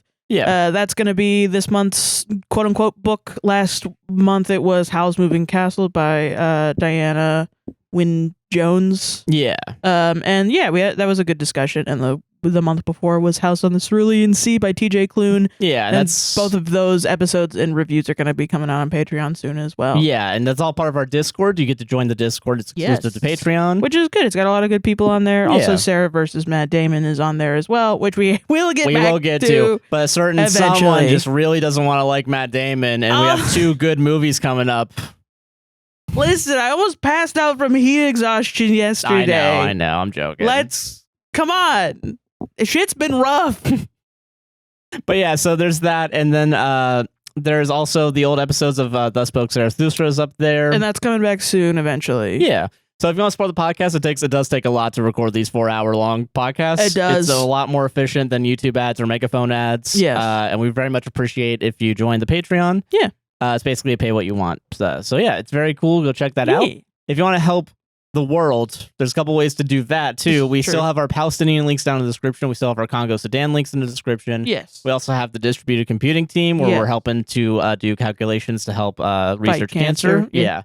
And a bunch of other stuff in the description as well that I think is really good. Oh, if you want to check out our merch, currently it's going out to UNRWA. Yeah, all of the money that we make this week. Yeah, all of the money that we make from our merch is going to UNRWA. We're gonna have some new drops soon too. Yeah, hell yeah. So please go check all of that out. It's down below or in a card. Thank you all for watching so far. Thank you, and enjoy the rest of the podcast. Bye. Welcome to the Reddit segment. Welcome everybody. Welcome to the Reddit segment. My back fucking hurts so bad. I think I fucked up my back when I had heat exhaustion. Yeah, so now we are we're doing our best to reduce the amount of time long periods of sitting in a position that's not good. You know you're fucked. You know you're a redneck when you fucked up your back when you can't even fucking sit. You can't even sit. Like, I can't even be a fat fucking sit. I have to be laying down at a very specific position. Angle and position, yeah. Like you're fucking, like your dad pulling his back after getting a bunch of groceries out of his trunk. Yeah, and then having to go to the recliner and like having to lay down on the table while everyone eats food around him. Yeah. Like he's fucking Peter Griffin. Yeah, that's exactly what I was thinking, from that one episode. Well, it's a common trope, like a sitcom dad trope, is the dad fucks up his back, and now everyone has to deal with him laying on the ground. Yeah. For like a week and a half. Yeah, that makes sense. Because he won't go to the doctor. Yeah, why? Because he's a man. And it's gay to have a doctor at all. But for us, it's because we can't afford it. Thumbs up. But how can we afford it? It's through this segment and this segment alone. I know, yeah.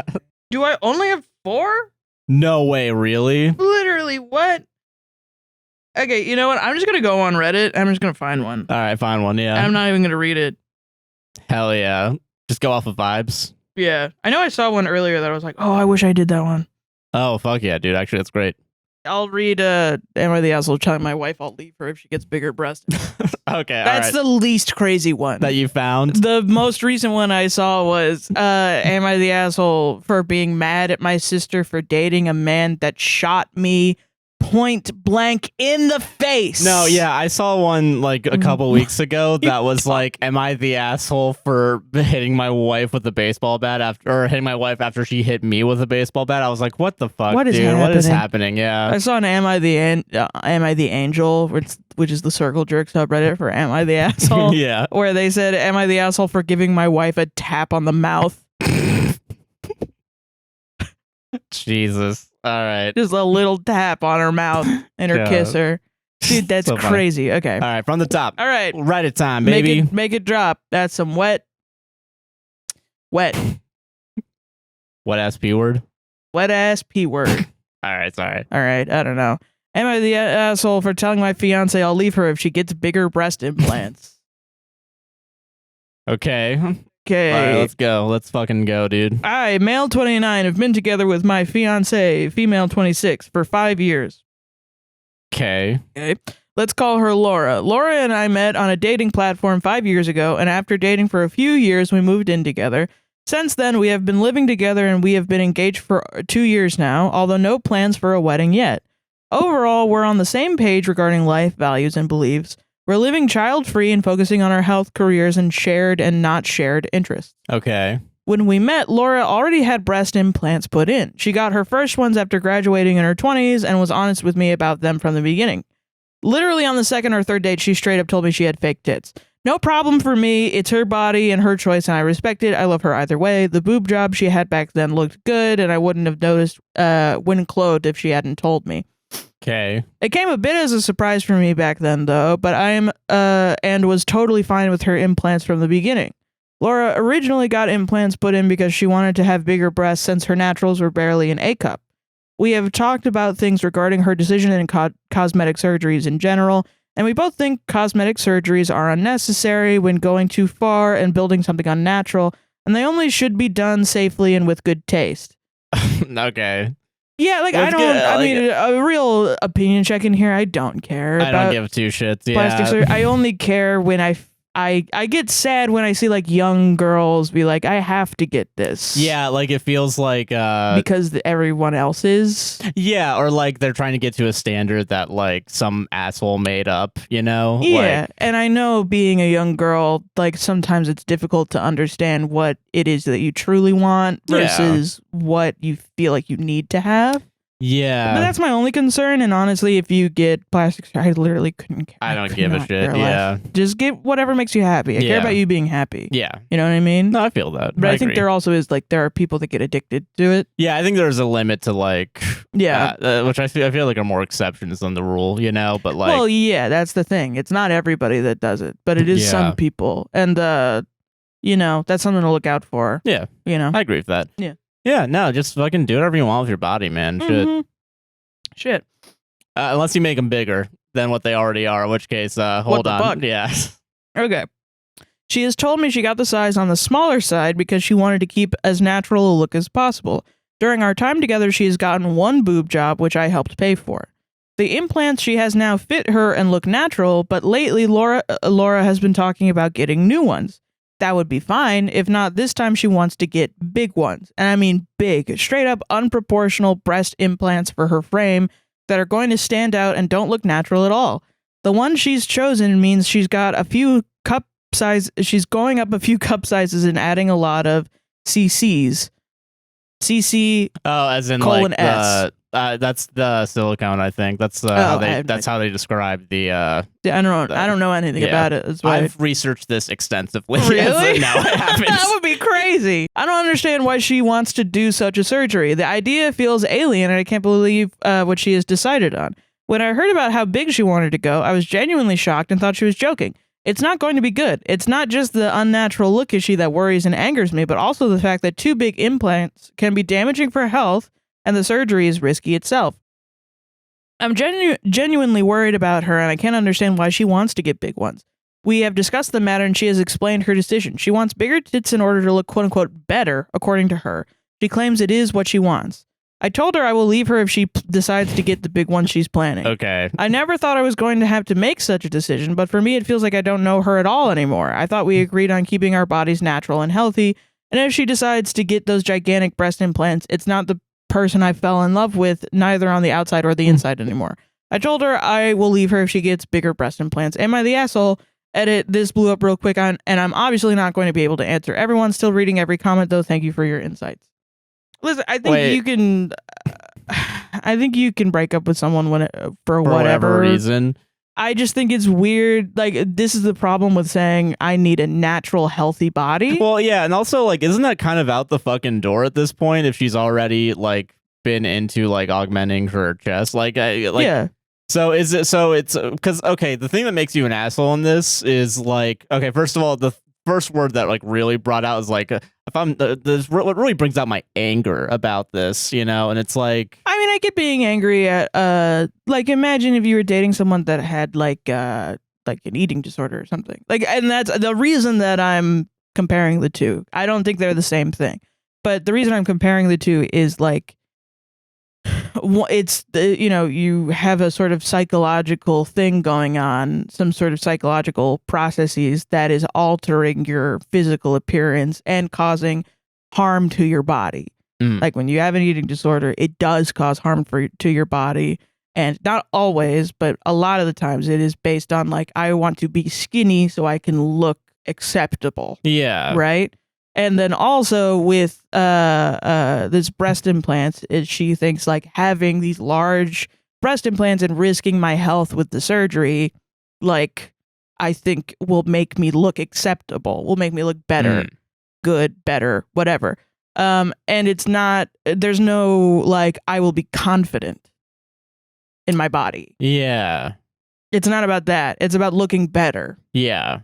Which is the problem. And I think the way that you, like, if you care about her, like, even if you can't be in a relationship with her, but you just care about her as a person, yeah, I would sit her down and be like, I'm worried about you. Yeah, you might have a problem with like wanting more and more surgeries. Yeah, like the reason that I'm angry is because I want you to be healthy and happy, and this is something that is going to harm your health. You know what I mean? I can agree with that. Yeah.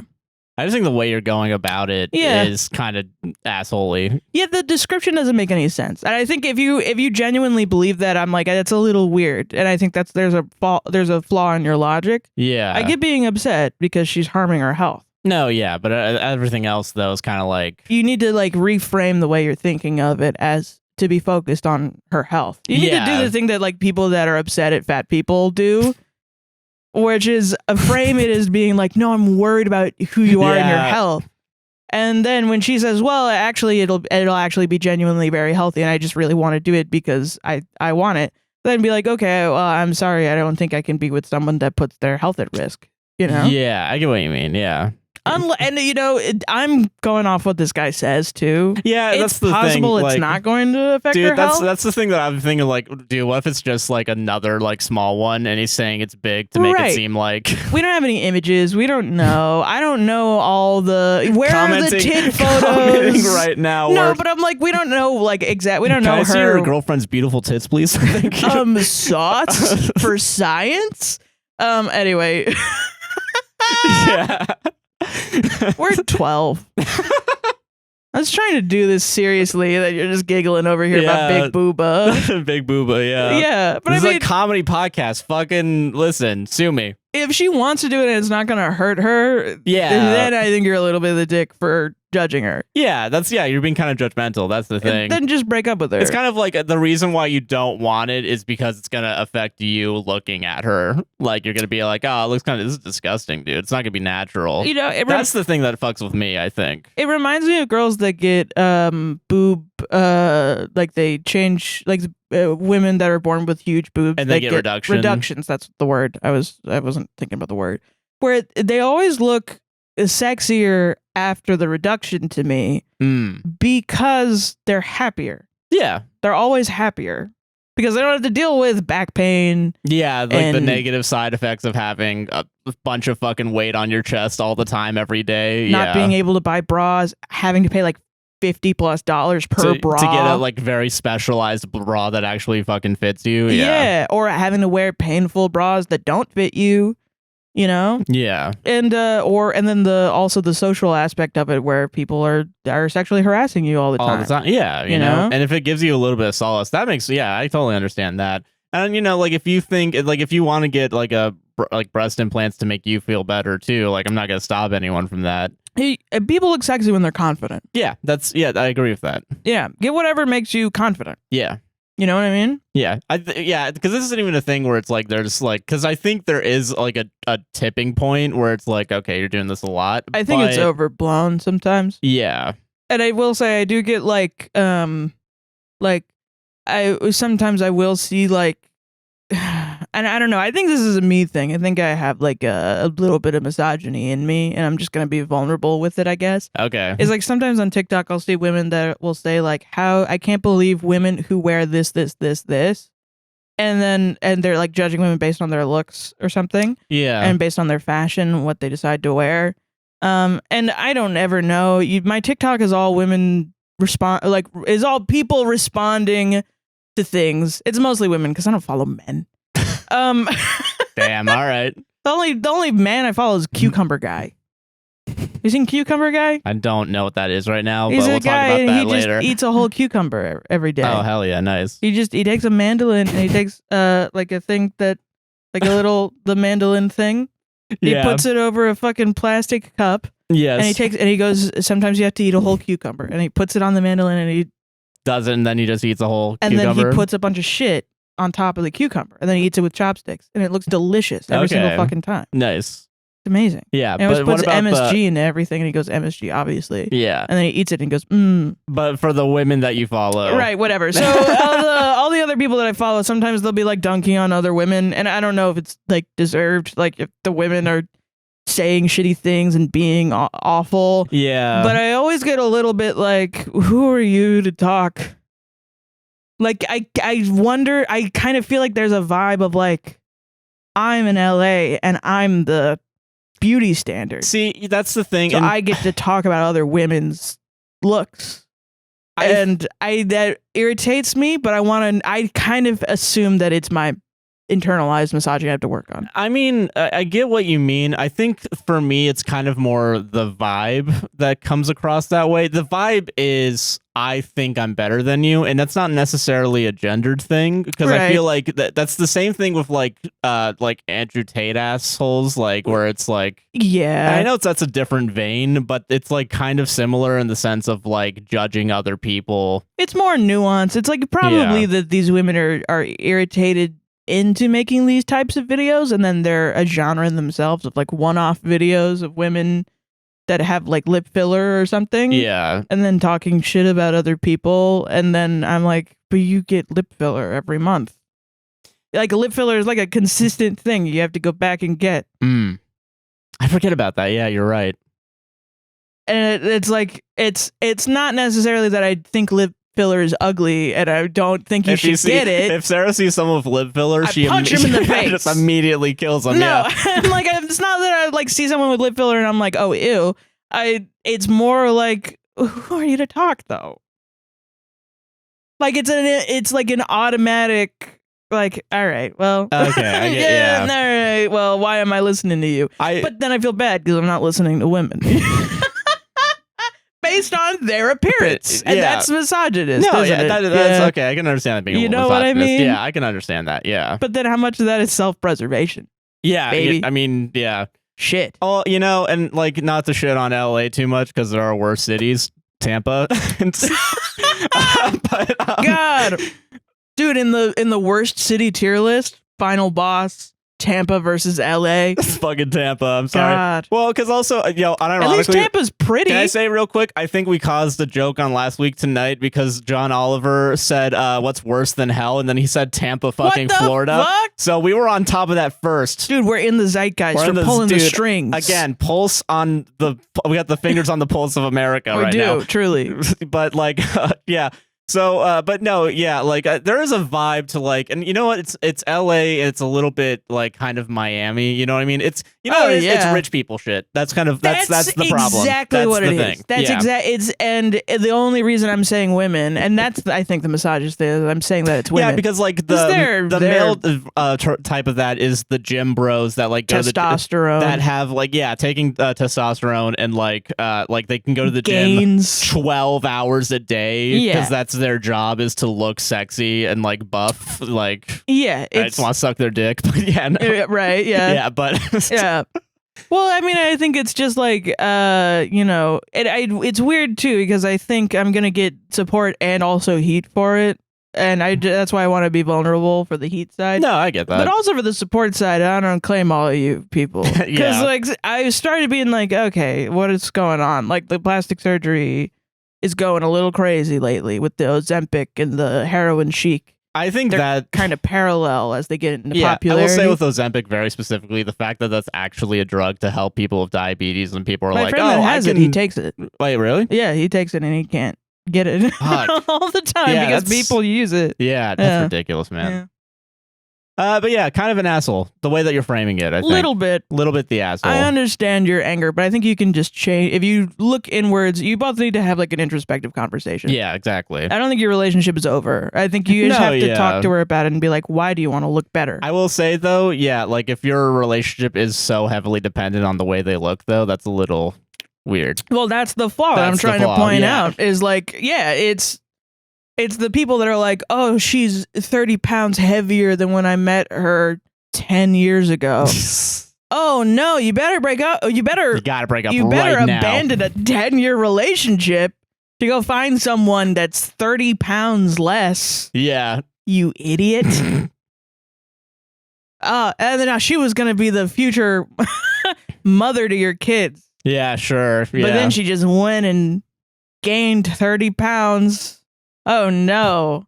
End of the world. End of the world, dude. And I mean, I only say this as like we live in Orlando and like I know it's a different vibe. Yeah. In LA and in Miami too. Where it's like it's just social pressures are strong. Yeah. And that's why I worry about it. Not just for teens, but for just women my age. Yeah. I get sad if you feel like you have to change your body type to fit in. Yeah. Because like I don't fit in.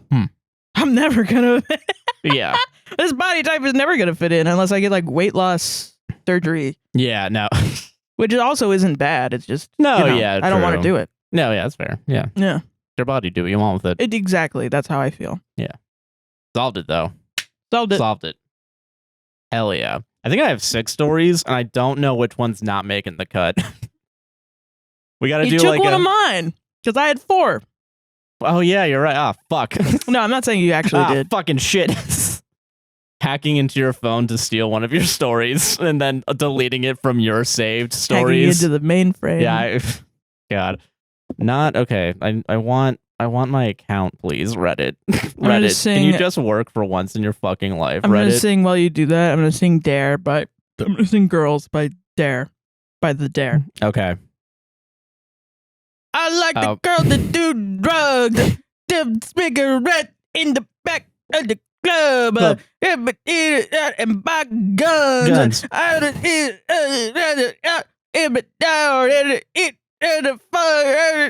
Girls that fuck. That's what's up. Okay, I got my story ready. All right, cool. Look at that. Yeah, no. That looks good. That looks great. That's good. Okay. We're pointing at the waveform. Yeah. All right. So, am I the asshole for not writing vows for my wedding? Yeah. Oh well, my gosh. Hold on. No. Sarah, why are you judging so much?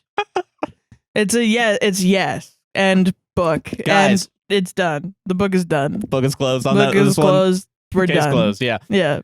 So, our 33 male just got married last weekend, and what was supposed to be the happiest day of our lives turned into this whole drama fest, and I really don't get why. Reread the title, bro. Reread the. I don't get it. I just didn't totally write don't get it. vows for my wife. My wife, Sarah, 30 female. God damn it. I forgot that was the name. Fucking shit. And I have been together for 5 years, and I've always been a straightforward, no nonsense kind of guy. I think I was going back and forth with how fake this one was, but I like the writing of it. I mean, I'm sure there are a lot of straightforward, no nonsense type of guys that genuinely struggle. Like this. Well, that genuinely struggle with writing. Yeah, that's fair. You know what I mean? Yeah. Not everyone is a creative loser like us. Yeah. Yeah. I show my love through actions, not words. I take care of her, I'm loyal, and I've always been there when she needs me. So when it came to planning the wedding, I didn't think writing vows was a big deal. No. We're busy people, and between work, wedding planning, and just life in general, I didn't really have the time or honestly the interest to sit down and write some long, sappy speech. I mean, she knows I love her, right? I don't need to prove it with words. Checkmate, liberals. I figured the wedding itself, the whole event, was enough to show my commitment. Plus, I've never been good with words. I'm more of a, quote, action speak louder kind of guy. You've said that already. Yeah. Gotta justify it again. The night before the wedding, Sarah asked if I had my vows ready, and I just casually told her, no, I didn't write anything down, but I'll say something on the spot. She looked a bit surprised, but I didn't think much of it. I mean, we were about to get married. Why stress over some words when the whole point is that we're making a lifelong commitment? It's wild that you're not stressed about everything the night before your wedding, I think. Yeah, pretty wild. Yeah. Fast forward to the ceremony, the officiant asked me to say my vows, and I just kind of winged it. I said something like, I love you, I'll always be there for you, and I can't wait to spend the rest of my life with you. Short, sweet, and to the point. I thought it was fine, but when I looked at Sarah, she had this crushed look on her face. Like, I don't understand what the big deal was. She was getting commitment, right? That's what matters. After the ceremony, she was quiet, and I could tell she was upset, but I don't get why. Later, some of her friends and even a couple of mine come up to me saying I really messed up by not preparing vows, that it looked like I didn't care and that Sarah deserved better. One of her bridesmaids even had the audacity to say I embarrassed her in front of everyone. I was like, seriously? We're married now. That's what counts, not some cheesy speech.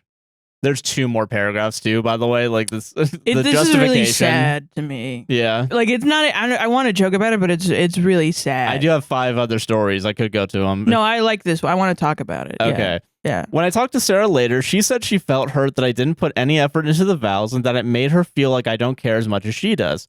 I told her that I told her that was ridiculous. I married her, didn't I? That's the ultimate proof of how much I care. Why should I have to spell it out in front of everyone? Honestly, I think everyone's overreacting. The wedding was beautiful, and at the end of the day, we're married. That's what matters. I don't see the point in making a big deal out of a few words when I'm already committed to spending my life with her. But now I'm here because people are acting like I'm the worst husband ever for not writing vows. Am I the asshole for not writing wedding vows because I didn't see the point when my actions should speak for themselves? Okay. Side tangent. Okay. I last night I hyper focused on Swiss Army knives, and I looked up a bunch of Swiss Army knives. I specifically wanted to find one that had the Phillips head screwdriver and the corkscrew on it, because those are the 2 things I think I would use a lot. Yeah. Because we can never find a screwdriver, and I would just love to be able to open wine. Normally. Because usually every time you open wine, it's like, where is it? Yeah, it's a big process. And also, I feel like if my shit has like 2 different beer openers on it, I want a wine opener too. Yeah. Because there are usually both at events, right? Yeah. So I was like, okay, I want that. Go to the Swiss Army Knife website. There aren't any that have both.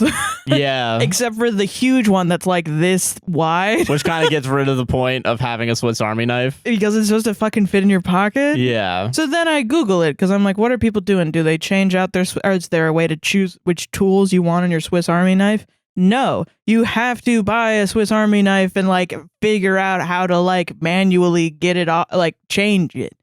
You know? Which I'm not going to be able to do. I'm just going to tell you right now, that's not a skill I'm willing to learn. Yeah. Because it's super highly specific. Yeah. I can't really see at 26 turning 27 this year what that would do for me in the future. Yeah, you're not going to learn metallurgy or whatever the fuck it's called. I'm not going to have a metallurgy business. Yeah. I'm not going to make rings for people and shit. I'm a podcaster, you know? Yeah. So I was like, well, what the fuck? And then I find out there's an old model, and the reason that they don't do this is so you buy multiple Swiss Army knives. And I was like, well, what's the point? This is not efficient. I understand that kind of mentality of, why do I have to say things 5 times to prove who I am to somebody? Yeah. But your wife isn't a Swiss Army knife. She's a human being. Your wedding isn't a Swiss Army knife. It's hopefully a once in a lifetime event. Theoretically, the one time in the theoretical also 70 years you get on this earth, this one day is one time this is going to happen to you. And these events where you mess up this bad and there's so many things I want to talk about. I understand the point, you know, because I do think like there are times where I'm like, why do I have to sign this 5 times? No, why do I have to say this 5 times? But that's not about... And it's always to, like, you know, with college or like something where you're like, yes, okay, I'm going to pay back my student loans. Yes, I get it. No, I get why you're doing it. And then you find out later the reason to do it is because when you default, they're going to send this to court and they're going to get your ass. But this is like, you're doing it to show that you care about your wife. And she came to you the day before and she was like, I can't believe that you wouldn't write anything because it's such a big deal. Yeah. And that's kind of also a very obvious wink, wink, nudge, nudge. Maybe you should prepare something. Right. But I can understand this type of guy being like, I don't get why this is a red flag. Genuinely.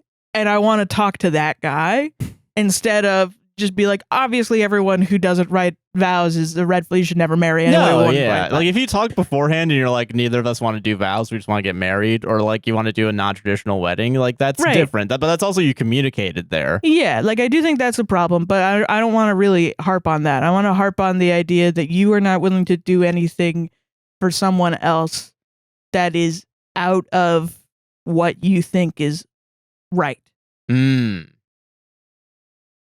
That's what you've expressed to me in this Reddit post, is that your wife obviously thought it was important, and then you said, but I don't get it. So you didn't do it. And then all of your friends came to you and said, you should have done that. And then you said, but I don't get it. And then you went to your wife and she was like, I'm upset. And then you're like, I still don't get it. And then you went to Reddit to get a stranger to be like, yeah, I get it. No, I get it. You're good. Don't worry. No, that's fine. There are all these people in your life that you care about, that you know and physically are there, hopefully. And you've known for decades and years and love, They're all theoretically. wrong. They're all crazy. That's the life that you want to live, where you're right and everyone else is wrong? That's pretty wild. Yeah. That sounds like hell. Tampa. And let me tell you, yeah, as someone who's right all the time and everyone else is wrong, it is hell. It's fucking hell. You don't want this life, baby. Like you want to. You don't know what this life entails. Like a little bit of humility will make your life way better. Way better. I'm just thinking of yesterday when we talked about fucking Underworld and yeah, where I'm and like, it's fine, you can like it, but you're wrong. Yeah. It's you can like it and I don't care, but you're wrong and stop talking to me. Yeah. But legitimately, yeah, it's like you just need to like and then also past this one guy, because obviously he's fucked up a lot.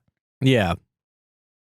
If you are someone who is not in a relationship and you want to know what's the thing that can make you the most attractive to other people, it is being able to get out of your comfort zone and like listen, pay attention, and also try something that you don't normally do for other people.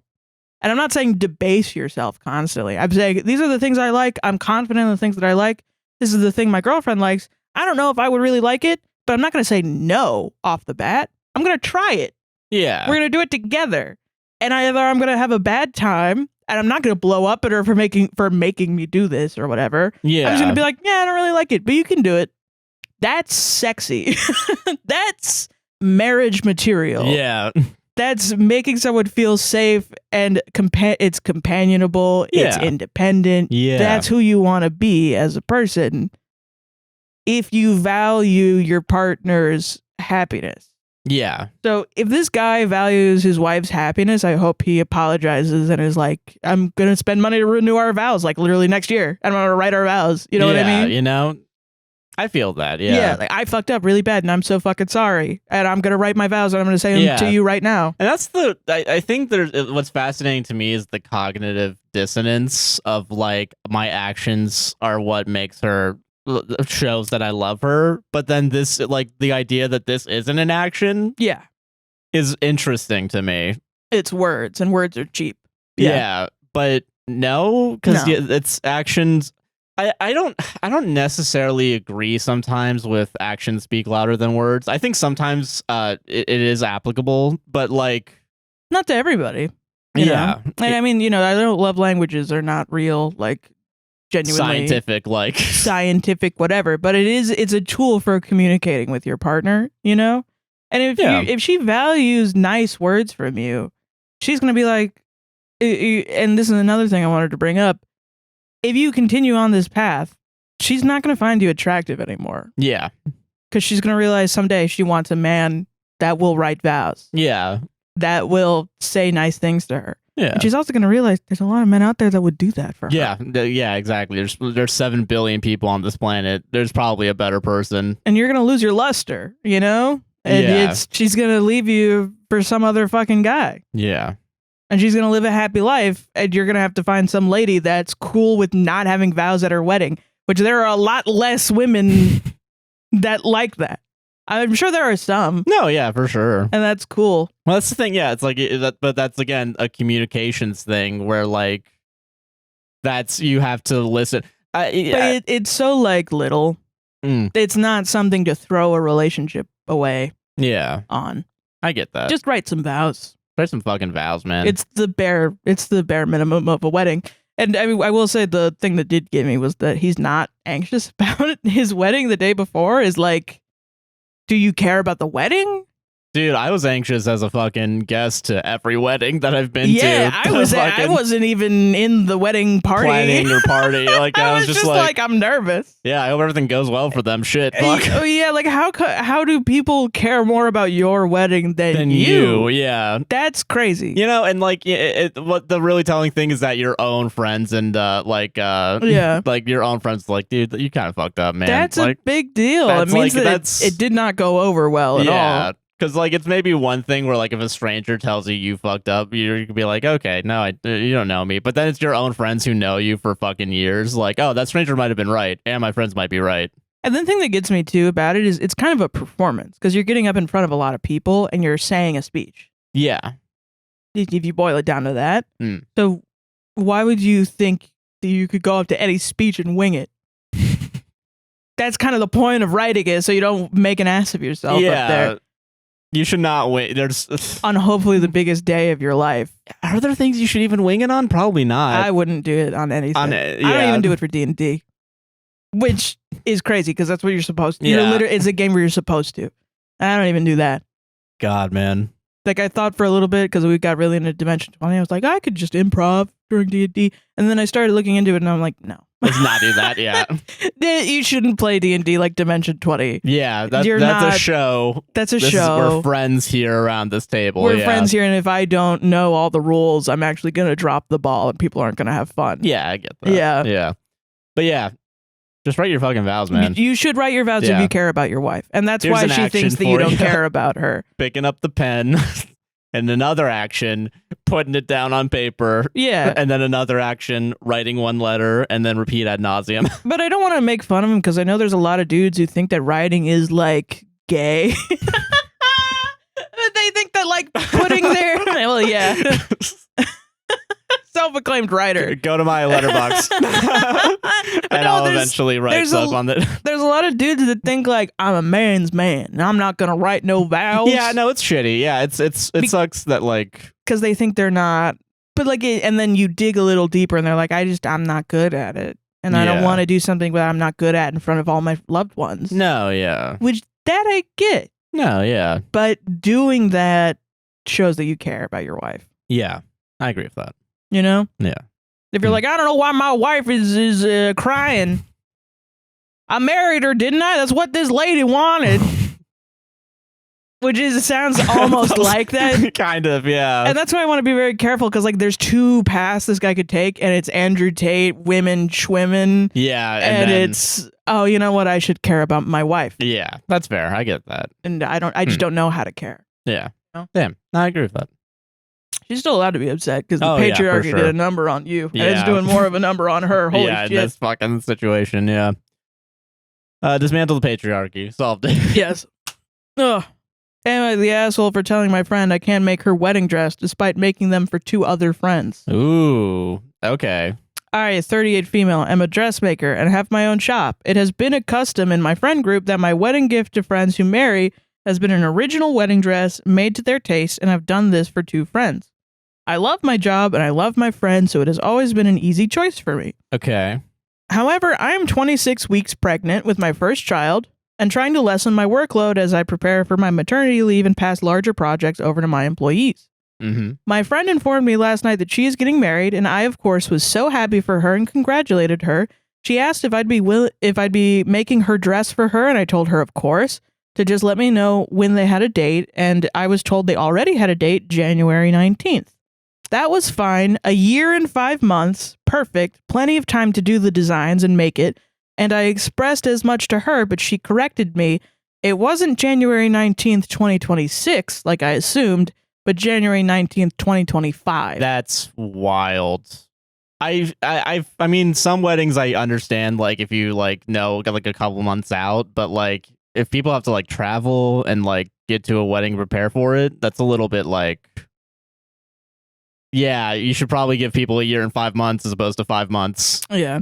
I was a bit shocked at this and told her that if that's the date she'd picked, I'd have to take back my promise, as there's no way I can make her dress in that time frame, as I'll not be too long postpartum. Yeah. I asked her to reconsider the date if she wanted me to make a dress, pointing out how 5 months wasn't much to plan a wedding anyway, but she insisted that that was when she wanted it. I didn't push, as it was up to her, but I made it clear that I will not be able to make her dress for her then. She didn't understand this at all, pointing out how I'll be taking time off work soon anyway. Wait, how many weeks also? Like, is she pregnant right now? 26 weeks postpartum. No, I mean like 26 weeks. 26 weeks now currently. Okay, because Isn't it like 40 weeks, right? like 39 weeks if I'm not mistaken, because there's 3 trimesters. Yeah, I think I'd be able to tell why, because I think at that point you have a bump in your fucking belly, and it's so I think obvious. everyone knows. I think people would know that. Oh yeah, that little creature growing inside of you and sucking up your teeth. Like, yeah, it's sucking up your teeth. Like, come on. The thing I always talk about in like the horror of pregnancy is that when babies take all the nutrients from your body and it can like actually decrode your teeth. Yeah. And so I say that to Josh all the time. So he calls, I guess you call pregnancy sucking up your teeth. Yeah. That's so funny. Yeah. A little creature sucking up your teeth. Oh my God. Okay, she didn't understand this at all, pointing out how I'll be taking time off work soon anyway. I hope you. That's so fucked. That's so fucked, man. And can't I just use that time to make her dress? You're on vacation. Yeah, you're on vacation, dude. It's not like you have a third member of your family you gotta look over that can't feed itself, can't clothe itself, knows how to shit but doesn't know how to clean it up. It's not like you're about to do a miracle. It's not like your fucking crotch is gonna get ripped in half. Yeah, that's also true. Jesus. Yeah. You're not gonna be able to walk for, a while. It's not like you're about to create life soon. Yeah. And currently are right now. Yeah, it's not like you're gonna have simultaneously your best moment and also the worst moment of your life. Like, come on. Like, come on, dude. Okay. This is why child-free people need to shut the fuck up forever, man. I'm sorry. I just be not rude. Just you can be child-free. Just don't be rude There's no to calm people. fucking crotch goblins, man. I'm sorry. I'm just getting that vibe. That shit is wild. It's very pupper energy. Yeah. Okay. I love my doggo and my pupper, but I hate my niece's crotch goblins. Yeah. Someone's biased, I think. Yeah. But she didn't understand this at all, pointing out how I'll be taking time off work soon anyway, and can't I just use that time to make her dress? I admit in hindsight I got a bit snappish here, and she likely didn't realize just how much work goes into a wedding dress, but I asked her if she'd hit her head and why she'd think it's okay to ask me to put stress on my pregnancy for her wedding dress. Because, yeah, tailoring is also a profession. Yes. That not a lot of people and know, it takes too. a long time to do alterations for a wedding dress. Yeah. She's been putting messages in the group chat calling me out for it and saying how it's easy to tell who my favorites are and it's clear her feelings are hurt. I'm annoyed, but also feeling a bit regretful about this. I can't trust my employees to make a wedding dress without me as their skill level isn't up to that. But maybe I could have a rehearsal dinner dress made for her or even a reception dress to soothe the hurt of her not getting the custom dress she wants. Don't do that. No, not at all. Don't give this person any of your services ever again because they don't appreciate it. Maybe out of the kindness of your own heart, if you were like upset about disappointing her because of how the time frame is. Yeah, but it's so clear that like there's a lot of entitlement here. Like it's so funny when you said the person's like, oh, I know who your true ones are, and it's like, what do you mean, the baby that's about to fucking like. You're not wrong. Like it's not like she like I keep seeing like text messages on TikTok, like slideshows of like the bridesmaid maid of honor effect or something, where your best friend is getting married and you're their maid of honor, and then they text you with some crazy ask. They just use the power dynamic to completely manipulate you and use you into doing literally anything. There's like that lady that wanted to go to LA, like Disney World. Oh, I don't know if that was a story we read or if I read it on Twitter or something. But there's a lady that wanted to her bachelorette Yeah, party and at it was, Disneyland, but it was just like a vacation. Yeah, that was. I think. Yeah, I read that story a little That bit shit ago. was crazy. Yeah, like This shit happens all the time where it's like out of fucking nowhere. Yeah. Your best friend is like, there that one that was like, can you take out a credit card or take out a loan? yeah. No, that's crazy. I see that shit multiple times all the time. That's so fucked, man. The people, I mean, that's why they had fucking Bridezilla, the reality TV show way back when. It's like, yeah, how dare you get pregnant during my wedding year? Yeah, it's like, no, that's... You specifically chose to get pregnant during my wedding year. You specifically chose to have the wedding 5 months from now, too. Yeah. Like, I get not being able to change the date, because what if you already paid for everything else? No, yeah, and like, that's fine, but like, when did you choose? Because like, I'm trying to think, like, for the weddings we went to, how much of a time we had. The most recent one, I think we had like a year and a half. Yeah, we did. To think of it, to have it figured out. Oh, yeah. I think there was one that was like 3 or 4 months, but also like that was still here in Orlando, and that was a really small wedding. Oh, well, that was a month. That was a month? Oh, okay. That's why I was pissed at him. Yeah, no, yeah, that's fucking crazy. But also, he wasn't asking me to make him a suit. Yeah, know what I need mean? to make me suit on my desk tomorrow, right now. No, he wasn't asking me to do that. Yeah. And I wasn't 26 weeks pregnant. Yeah. Yeah. That was just like oh, hey, we thought it was going to be a family thing, but then a bunch of family dropped out. So now there's tables, yeah. That's fair. Yeah.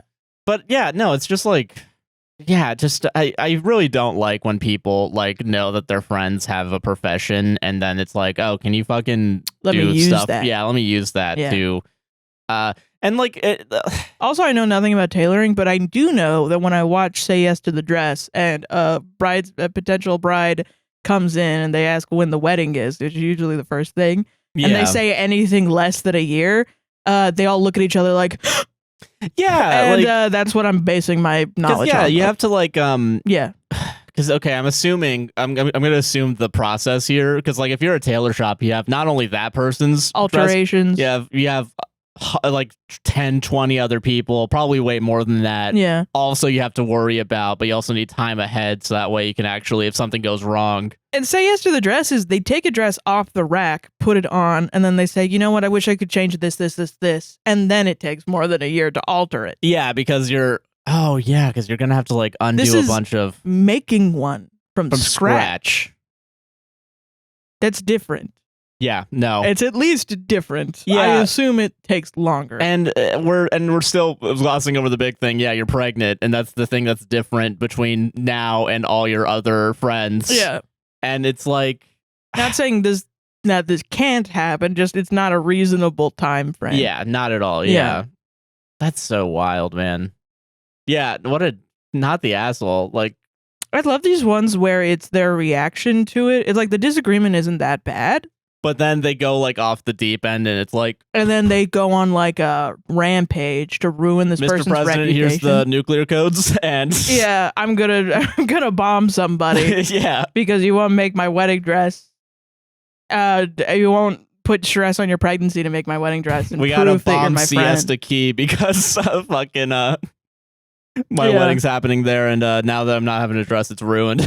I also love ones where people are like, you did it for others, why can't you do it for me? My obviously different situation. Yeah. Because it's just so obvious to me that it's all different. Yeah, shit happens and things change. Like, yes. That's the God, people really don't understand that like things can change like between things. You know what I mean? Well, and also like this is our podcast.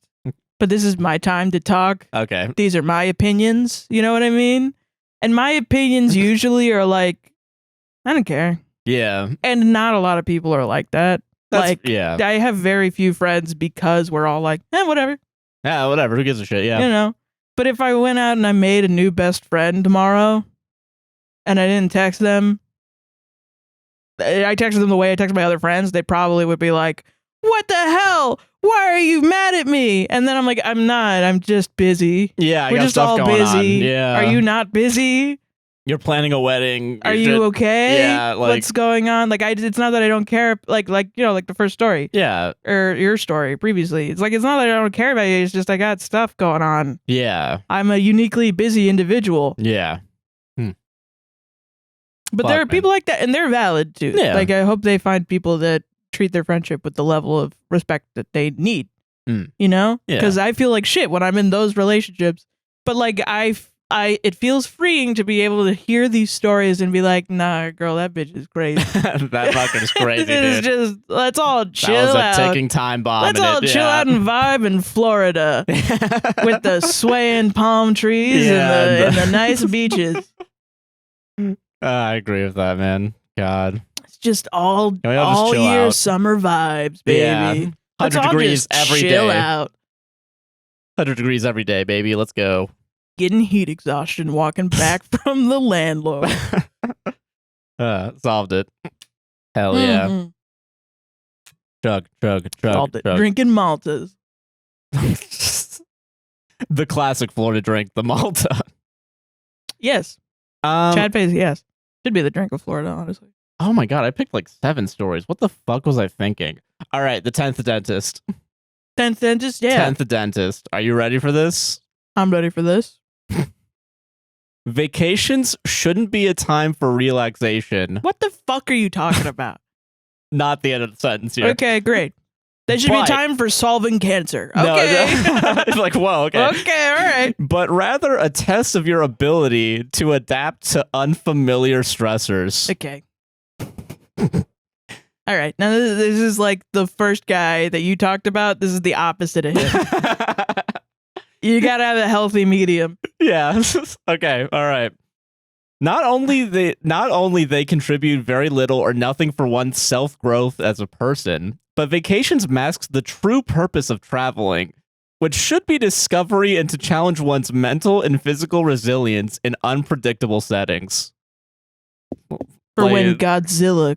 Yeah. When you have to kill Godzilla. When you go to Miami and there's a fucking tornado warning. Yeah, exactly.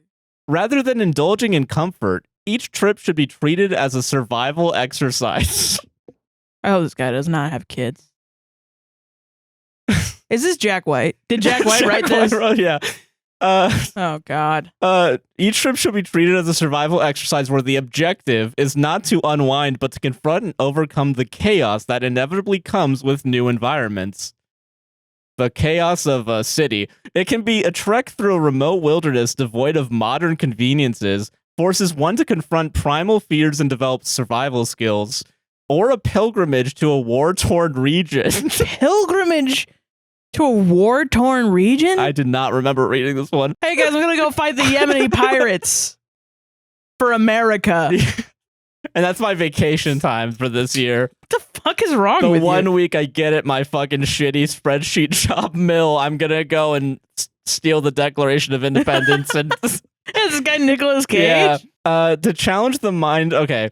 It can be a trek through a remote wilderness devoid of modern conveniences, forces one to confront primal fears and develop survival skills, or a pilgrimage to a war-torn region to challenges the mind to process unimaginable suffering and cultivate compassion and the appreciation of human resilience. Can you bookmark this and send this to me so I can base a D&D character off of this? Because holy shit. All right, guys, it's time for your long rest. What do you guys want to do? I don't know. What is there to do? Well, you can trek to a war-torn region. You can you can have a trek in the woods, increase your survivability. There's also this. There's a brothel. There's like, you know. I'll take the last one, I'll please. take that one, please. I don't want to trek to a war. Hey, or you can relax on the beach. I'll relax on the beach, you fucking dick.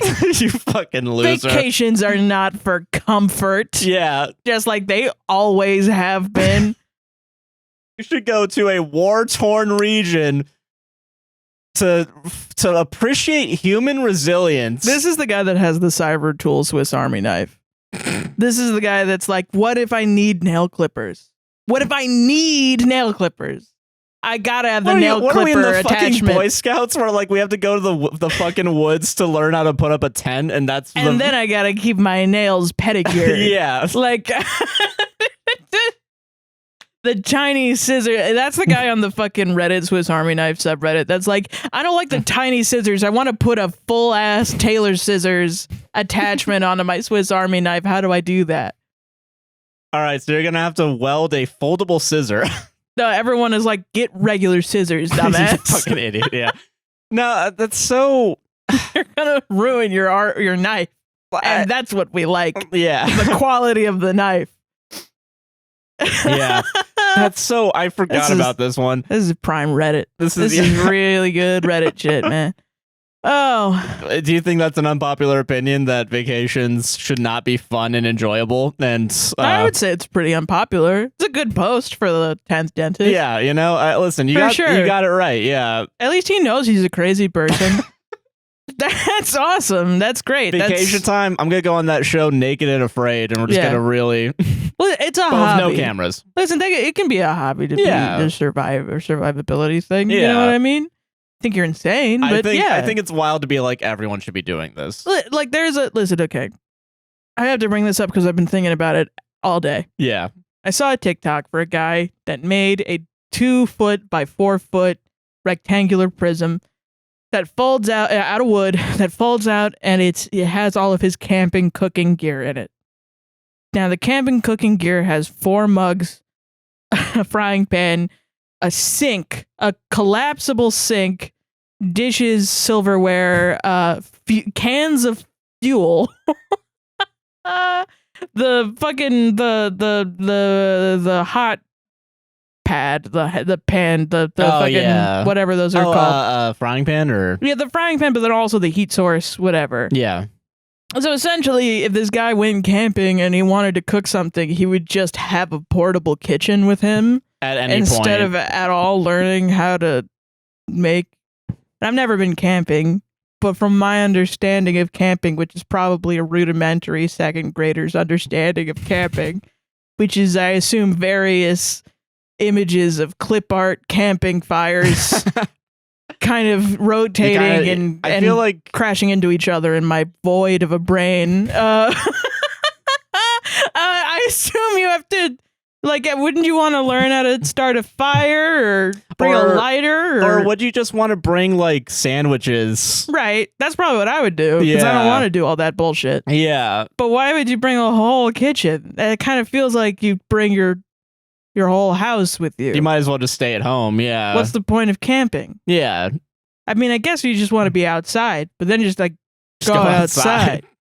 Man, if only there was a way to leave my house and walk outside. Yeah, I go camping. I just take my truck out into the middle of the woods and I sleep in my car. That's what camping is, isn't it? Yeah. Yeah, I think that is what it is. Oh, like you do with the Cybertruck, where like they made those tents for the. So dumb, but like, would you call someone that owns a Cybertruck going out into the middle of the woods to sleep in their Cybertruck a camper? No. No. Like, that's the thing is, like, I don't. There are those guys, and then there are these guys that are like, we're not allowed to have fun at Myrtle Beach. Yeah, we gotta. Oh, you want to build a sand castle? How about a real castle with your bare hands? Where you karate chop. So I brought a whole bag of bricks and some of the mud that we need to. No, we're making our bricks ourselves. Oh, we're gonna. Okay, so I'm building a kiln in the ground out of bricks I made myself with a fire that I made myself. Wait. You can do that. Did you know that? Did you know you can build a kiln in the ground? I did not know that. You can. You just need bricks. But you can make bricks yourself also out of mud. Out of mud. All I need is fucking liquid and earth, baby, and I can make some bricks. We just need 6 months. That's all we need. Is time, baby. And I say this as someone who is more that way than the other guy. No, yeah. You know what I mean? I get that, yeah. I can't believe this person exists, but You're I allowed totally to believe. chill out. Yeah, you can chill out on vacation. You should be able to. You should. Listen, if it's a summer vacation and you decide to go to Florida, that's a fucking you're crazy, but also like you're insane. You're gonna die from heat exhaustion and heat stroke. Yeah. Yes. Which that's kind of like, resilience, Well, that's okay. Now, let me pull out my Sisyphusian knowledge, right? Yeah. Everyone misinterpreted the myth of Sisyphus by saying that like the point of Sisyphus is that his He gets to watch the ball roll his down. hands and his feet get strong by pushing the ball up, and that it's good because he works out. I don't know how we all live on the same planet. I don't really know. Like, I know we don't read, right? I get it. I've accepted that. Yeah. But like, that's not what it is. If you genuinely think work is shit that you get paid for, Yeah. and you think everything else you do in your life isn't work, yeah, we don't live the same life, man. There are people out there that think getting out of bed is work.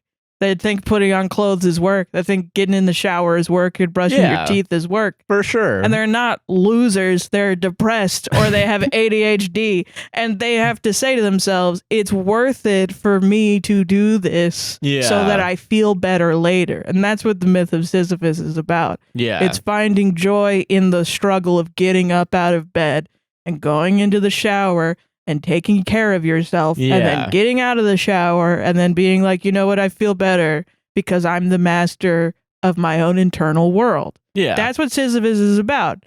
Just like, and now listen. Yeah. If we had universal income, if no one had to work, we had meals given to us every day that were awesome. We could request any meal that we want. Yeah. You boop, boop, boop, boop, boop, I want this. I'm happy all day. You would still get sad sometimes. Yeah. You would find struggles in your life. Oh, the iPad isn't as fast as I want it to be. Yeah. This isn't as good as my clothes are dirty. Or, oh, I have to, my robot that cleans my clothes isn't answering. You know, you would still find things to get upset about because that just is it. We're fucking little animals. And we get upset at things. Yeah. You know? And being more comfortable in life is fine. Yeah. But also, you will still find struggle. If you have enough money to go to Disney World every year, you're gonna have a bad run-in with the fucking front desk person. Yeah. They're gonna be rude to you. You're gonna call their manager and yell at them. Yeah. You're gonna have a bad vacation at some point. Yeah, at some point, yeah. That's enough struggle to learn how to deal with. Yeah. Than putting yourself in the woods and burying yourself in a 6-foot deep grave and alive and trying to crawl out of it to see if you can. Yeah. You don't need to do that, dude. So I'm gonna try jumping off this cliff with a bunch of rocks on the bottom of it, but there's a little bit of water, and I think I can be resilient if I hit one of those rocks. Men will do anything other than go to therapy. The hardest thing, like, this guy's gonna write a book, and it's gonna be a New York Times bestseller, and it's gonna be all the hard shit that he did in his life, and then he's gonna be at the end of it is be like, the hardest thing that I ever did was be honest with my therapist. Yeah. And everybody's gonna clap, and I'm gonna be like, this is garbage. Yeah, you suck. Come on. This is just life. This is it. That's it. That's not any extra. There's not any extra shit. Put a dragon in there. I'm not gonna read it. Where are the pictures? People don't read anymore. People don't read anymore. I'll only read if there's pictures of dragons in there. On my desk by tomorrow morning, right now. Yeah. Someone make me a version of Moby Dick, but then there's just various pictures of dragons in the middle. Not even related. Like, they're not even over the boat. Like, yeah. No, they have like little names at the bottom. Like, you name them. It's in the middle. So I reached the point in the book where we finally meet Jared the dragon. Every 20 pages, so I get a little treat. Yeah, exactly. Every 20 pages, I get a little treat that's a dragon. And I get to be like, ooh, this one gardens. He's just not even doing any cool shit. He's just gardening. God. And it's like... we got $1 million idea here. This is how we get the kids back to reading. And Scholastic, like, don't sue us. The caption's like, Sebagorath has harvested his carrots. Harvesting carrots. I'm like, oh, look at you, Sebagorath. This is nice. Yeah, you're a wild person. Me? No, the person that I think I'm normal. Who doesn't need a dragon photo every 20 pages? I meant the person that I read the story that we discussed earlier. Listen, Conclusion. Can you believe I got good grades on essays in high school when I don't know how to keep a fucking thought together at all? Conclusion. If you are an engineer, you should make a Swiss Army knife that has both a Phillips head screwdriver and a corkscrew, and you will body the Swiss Army knife industry, and you will ruin that industry that was established in the 1880s. This is an idea that everyone should be doing right now. Right now. Look it up. Do it, right? You're going to make so much money. You could be a billionaire. Go to therapy. Go to therapy and confront your inner world. And if you find it difficult to get up in the morning, yeah, it's work. Don't let anybody make you feel bad about it. Yeah. It's work, and you do it, and it's hard, and you do it, and you're really good at it, and you should do that. You can make a kiln in your backyard with mud and water. Is this the what have we learned today? Like, we're not even done with the fucking show. Like, shit, man. You make a kiln in your backyard, but it is dangerous, and you should follow all fire safety laws for your state. Yeah. Don't do it in California. You can't have open fires in California, I'm pretty sure. I wonder why. Yeah. It's not like they have fires Don't every do other that. fucking week. Yeah. Okay. Be safe. Relax. You're gonna ruin your body if you just consistently do survival shit all day long. All right. All right. Solved it. That was Solved a it. really good one. Yeah. You're welcome. You're welcome. You're welcome, America. And I love you. Okay. Am I the asshole for getting angry when girlfriend wore one of my watches and criticized my spending habits? So wait, partner, girlfriend wore one of my watches and then complained about my spending habits? Okay. Yeah. Interesting. Curious. I am 22 male. She's 23 female. I've been collecting high-end watches for several years. It's a hobby that I'm passionate about, having invested lots of money into my collection. Okay. 2 days ago, we were at my apartment and I was in the bathroom. I came back to find her wearing one of my most expensive watches. She was on the couch, and when she saw me, all she asked was how it looks on her. I immediately got upset and angry and told her that she should have asked me before wearing it. Okay. All right. She was somehow surprised and asked why it was such a big deal.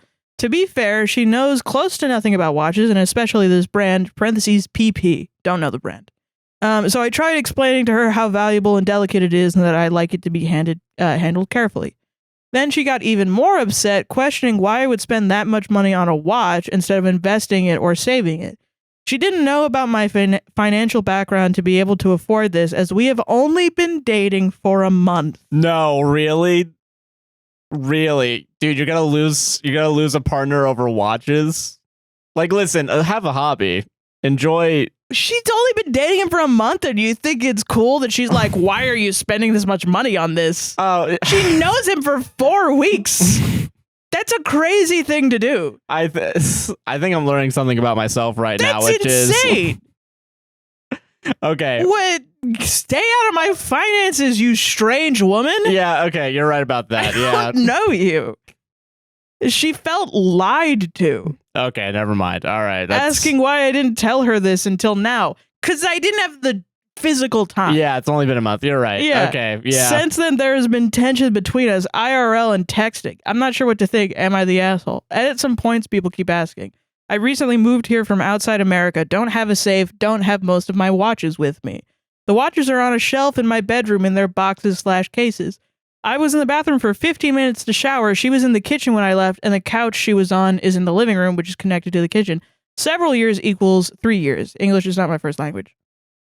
So he's been collecting watches for 3 years, but he's only known her for a month. And then she goes up, picks up the expensive watch, Okay. puts it on her wrist, and then gets mad at him for For hiding his finances, quote unquote.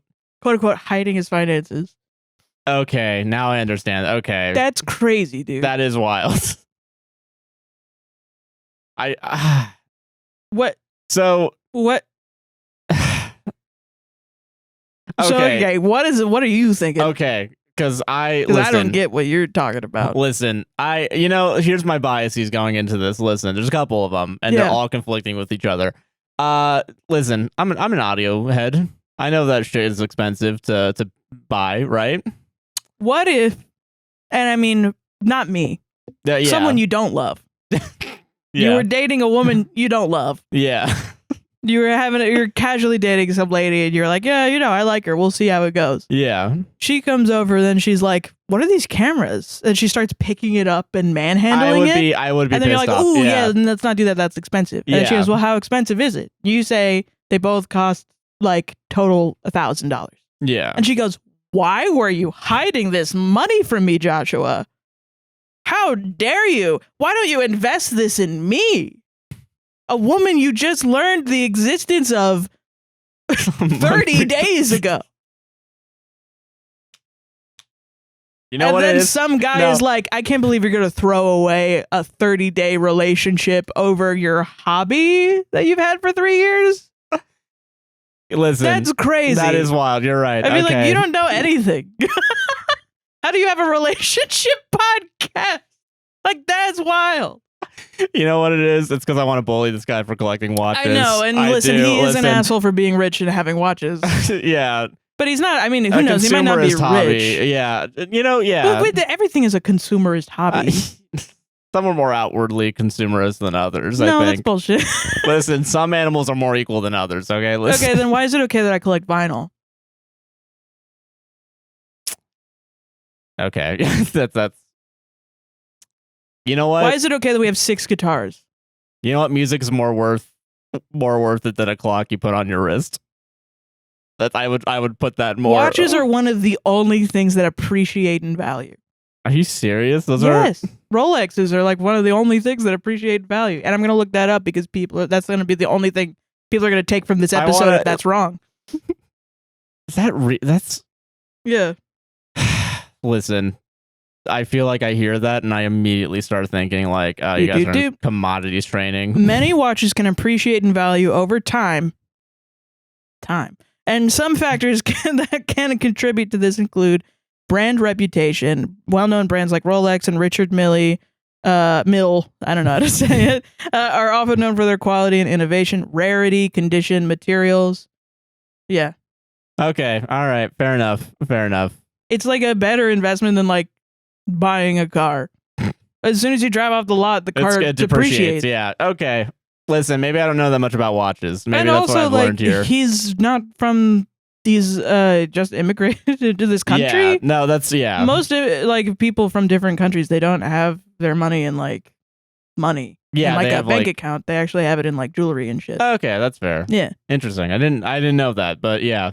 So yeah, disregard everything I've Get said. fucking with it, Joshua. Get with the watch game, Joshua. Listen, the nerd alarm goes off, but also that's not what it is because it's actually a You're piece of wearing jewelry. a fucking Fitbit right now. Yeah, it's for my health. It has technology in it that helps. This is what I mean. Like, why pretend to be utilitarian if you're not going to dig a hole in the ground, put a bunch of dirt on top of your body, and claw out of it? And time yourself with a Rolex watch on. All right, I'm a moron. I realize that. Okay? All right, okay. Why do we have an apartment? We should just live outside. Camp in our fucking car. Yeah, we're not true utilitarians until we. Yeah. Have you seen this though? This underconsumption trend on TikTok? I feel like I've seen bits and pieces of it, and I'm. It's pretty funny. It's a little funny, yeah. People are like going and criticizing people for over consuming, but it's just like, why do you have that much food in your fridge?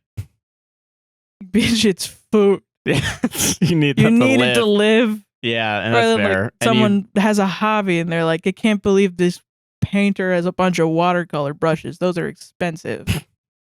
Ew. All right, I want to separate myself from those people. Yeah, you're right. I am wrong in this one. I heard watches and I was like nerd, and I made judgments based on on biases that I didn't even really have. So that I didn't. You did have. I did 100. have. I didn't realize they were there. More Listen, biases against watch guys while you have one. well, I'm not like the other watch guys. Right. Okay, so. I care about my health. I'm also a gym guy. Yeah, I'm one of those annoying types of guys. Yeah. Yeah, I don't know why I'm surprised. Fucking stupid. I'm a fucking moron. All right. All right. And we are moving on. No, what's your analysis? That bitch is crazy. No, you're right. Yeah, and once you brought up the camera analogy, yeah, it's obvious like you're carrying a bunch of like expensive shit and not really caring about it, and I think you're crazy if you just know somebody for a month. Anybody, you know anybody for a month, and you go into their house and you just start picking random shit up. Yeah, you're wild. Yeah, it's like, what are you investigating? Like, what are you trying to figure out about this person? And also, yeah, I guess like it'd be like if like, because yeah, you're wearing the watch. It'd be like if someone went to your closet and just picked out a random shirt and was like, "Oh, I'm taking this shirt." Oh, well, you paid $100 for that? Well, you're not good with your money. You fucking. I mean, that sounds like something that could happen. Yeah. Yeah. So yeah, I guess yeah, and also yeah, it makes more sense now that like people put money into jewelry because like forget that jewelry is actually valuable to people. Yeah, I mean we've never been rich enough to buy. That's the thing. Yeah, that's something I didn't know. And I forget. I only know this because in AP World History they taught us about the Bay of Pigs, and that's how they got one of the shots on the guy from Cuba. Fidel Castro. Oh yeah, because they gifted him a Rolex. Because they were trying to get him to like bribe him to come over, was to give him a Rolex. I don't know if it was Fidel Castro or if it was the other guy. No, I get you. Yeah, I don't know who it was, but I just know that was like the bit of knowledge that I took was that Rolexes sometimes appreciate in value. Yeah. Yeah. Yeah. Okay, that's fair. Yeah. Honestly. Yeah, you can break up. That's yeah. I mean, yeah, you can break up for any reason too. We say that on the show. Yeah, and in this a is like month. In a month is fucking crazy. That's so like, quick. I mean, and I'm a little different than you. I think where I'm like, if you fucking chew weird, I'm breaking up with you. If you say the wrong thing, I'm breaking up with you. You know what I mean? You'd be perfectly fine. I don't want to deal with you anymore, and that's just because I'm a fucking I'm mean. Well, I mean in a different way where like you're if you less have mean. If you have a hobby that I don't like, I call you an Well, yeah, exactly. That's my meanness, yeah. Yeah. But yeah, that's it. Yeah. All right. I learned something about myself today, and that's what matters. And also I learned that you can make a fucking kill out back when you shoot your dog. Build a gravel pit. Push your dog in there and shoot your dog, and then take the goat that's been knocking over your kids every 2 seconds, throw him in there with the dead dog, and shoot him again. And then get out of there before the construction workers notice that you killed 2 animals. And then go pick up your kids from school and deliver the good news. All right. Do you think she was like, honey, I got good news and bad news? Which one do you want first? Well, the good news is that goat's not knocking you over anymore. That's great, isn't it? Yeah, that's pretty cool. The bad news is I killed 2 animals. Your mommy's a psychopath. Your mommy loves murdering animals. I have a new hobby. The good news is I have a new hobby. Yeah. The bad news is... You know what, ironically, cool with that hobby. Hunting, more of a hobby than... That's cool as hell. Murdering dogs in a gravel pit? Great. Watch collecting? Get the fuck out of here. Get the fucking shit out of here. I'm Joshua Chinlund. Joshua Chinlund, and I approve this message. I'm never coming back from that, am I? The most chaotic judge, jury, and executioner. Yeah. You know, I zig, you zag, all right? Listen. It's the most random shit pisses you off. That's so funny. All right, solved it. How dare you? How dare you? Have like 3 watches. You fucking asshole. You fucking asshole. You got 3 watches. You only have 2 arms. The math's not math in there. What are they set in a different time zone? Yeah. I just have to know what's in London right now, and I don't have my phone on me. Do you remember that episode of Psych where the only way that he found out what the killer was because the guy wore 2 watches? Yeah, I think I do remember that. No one fucking wears 2 watches. Yeah. It's fucking crazy, yeah. Unless you do. You probably do. Yeah, there are probably people out there that do that. for sure. Then you're an asshole. Yeah, I'm Joshua Dillon. You're an asshole. Yeah. APWSTR, the anti-watch Reddit podcast. Yeah, please refer to us as such from here on out. Yes, and then you take a screenshot of this, and then you do a red circle on your watch, and then like a big red. Well, I only have one watch on right now. Yeah, it's not even a watch; it's a Fitbit. It's different. Or Okay. like you do like one of these, right? And then like the title is like, Josh is a hypocrite? You know what I mean? I'm gonna digitally, like they did with Henry Cavill's mustache. I'm gonna digitally remove the watch. Yeah. Yeah. All right. So this is from Ask HR. Okay. Wow. All right. I'm going crazy. I'm going crazy you're getting today. creative with it today. I'm fucking crazy. So this was originally posted in Am I the Asshole though. Title: Florida. Oh, good. Am I going to be in trouble for this? Posted in Am I the Asshole? Am I the asshole for telling my coworkers about another getting fired? Okay. I, 25 female, work in a college admissions office. One of our coworkers works in both the call center and manages the front desk, so she has lots of access to the applications and student data. One day, when I was walking one of my new student workers around to the office to introduce her, this coworker, we'll call her B, turns around at her desk and shared with my worker that someone somewhere created a fake application named, quote, Poopy McPoopersteinsburg with an email of poopy@gmail.com. This is serious, Sarah. This is Ask HR. Right. I escorted my student worker back and informed the assistant director of what happened. Why? Why?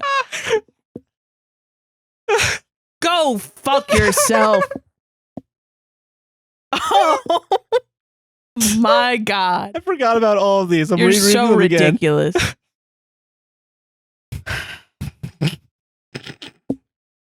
Your Honor. We gotta take this to court, man. For me, it's the total shift, man. This is my pissing on money. Oh yeah, I gotta explain okay. pissing on money. All right, okay. Okay, yeah. The director then emailed Bede and CC'd B's boss and informed her of how inappropriate her office conduct was. Over Poopy McPoopersteinburg. It's so stupid. I'm sorry. That's so. How dare you besmirch the completely real application of Poopy McPooperstein from at the UCF email. at a Florida college. At UCF. At FSU. Dude, that'd be so fucking funny. Oh my God. Okay. At Valencia Community College. At Miami University. Yeah, all the universities. Yeah. I think this was like Rollins. Oh, that'd be so funny. Yeah. Oh, those rich Someone's assholes. like, I'm going to pay $30K to enroll Poopy McPooperstein. Yeah. Yeah. The director then emailed B and CC'd B's boss and informed her of how inappropriate. This is so inappropriate. You could have given out Poopy McPooperstein's social security number.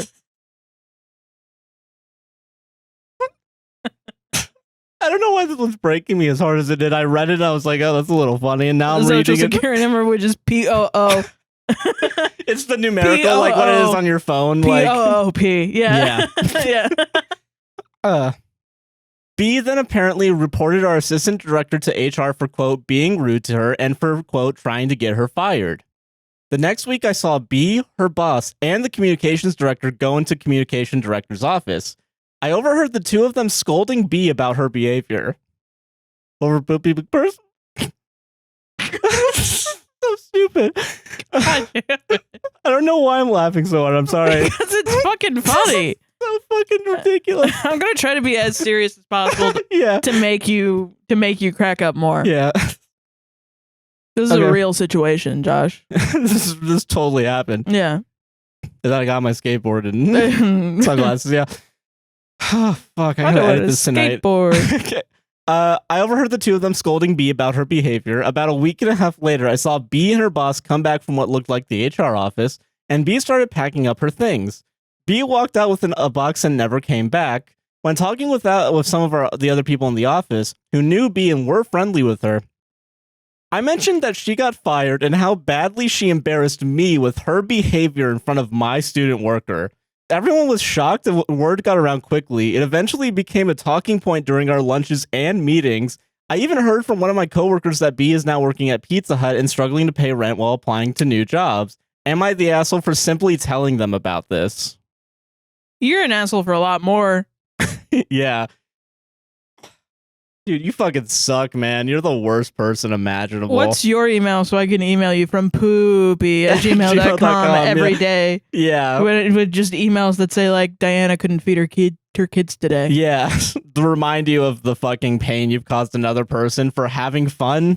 From for enjoying life in a fucking office where all the happiness is sucked out and devoid of color and life. Yeah, like dude, one of my first calls at lawyer company TM while I was training was I had to shadow a guy and the call that he got was a guy that was like, hey, I got into a car accident, and then my teacher was like, oh, I'm so sorry to hear that. What's your name? He goes, Big Dickicus. And the guy's like, and we couldn't laugh because we would get QA'd. Oh, damn. And the QA people are going to be like, this is fucked up. That you're laughing at someone that could have gotten into a car accident. Yeah. So then we're like, all right. So the guy's like, okay, Big Dickicus, what's your age? And the guy said, I'm 107 years old.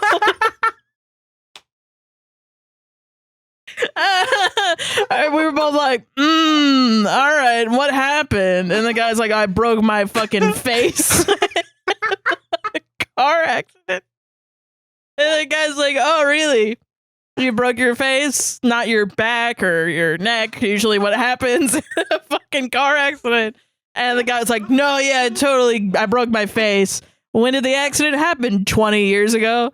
And it was just like shit. And then the way my teacher handled it was like, so let me get this straight, Big Dickicus. You're 107 when you were 80 years old. 87 years old, you got into an accident that broke your face. Unfortunately, the statute of limitations on car accidents is like 10 years or whatever the fuck it is. Yeah, so you're not So we cannot actually, and then the guy hung up or whatever. But like that shit happens all the fucking time. Like I don't. And like how is showing a funny email, like an obvious prank like email to someone else, embarrassing to you, the person that has I don't know. Like, I don't know how that's embarrassing. The lady embarrassed herself if she's like showing like a random social security number to somebody. Yeah, like I get how it's a fireable offense. Right? No, yeah, I can understand that too.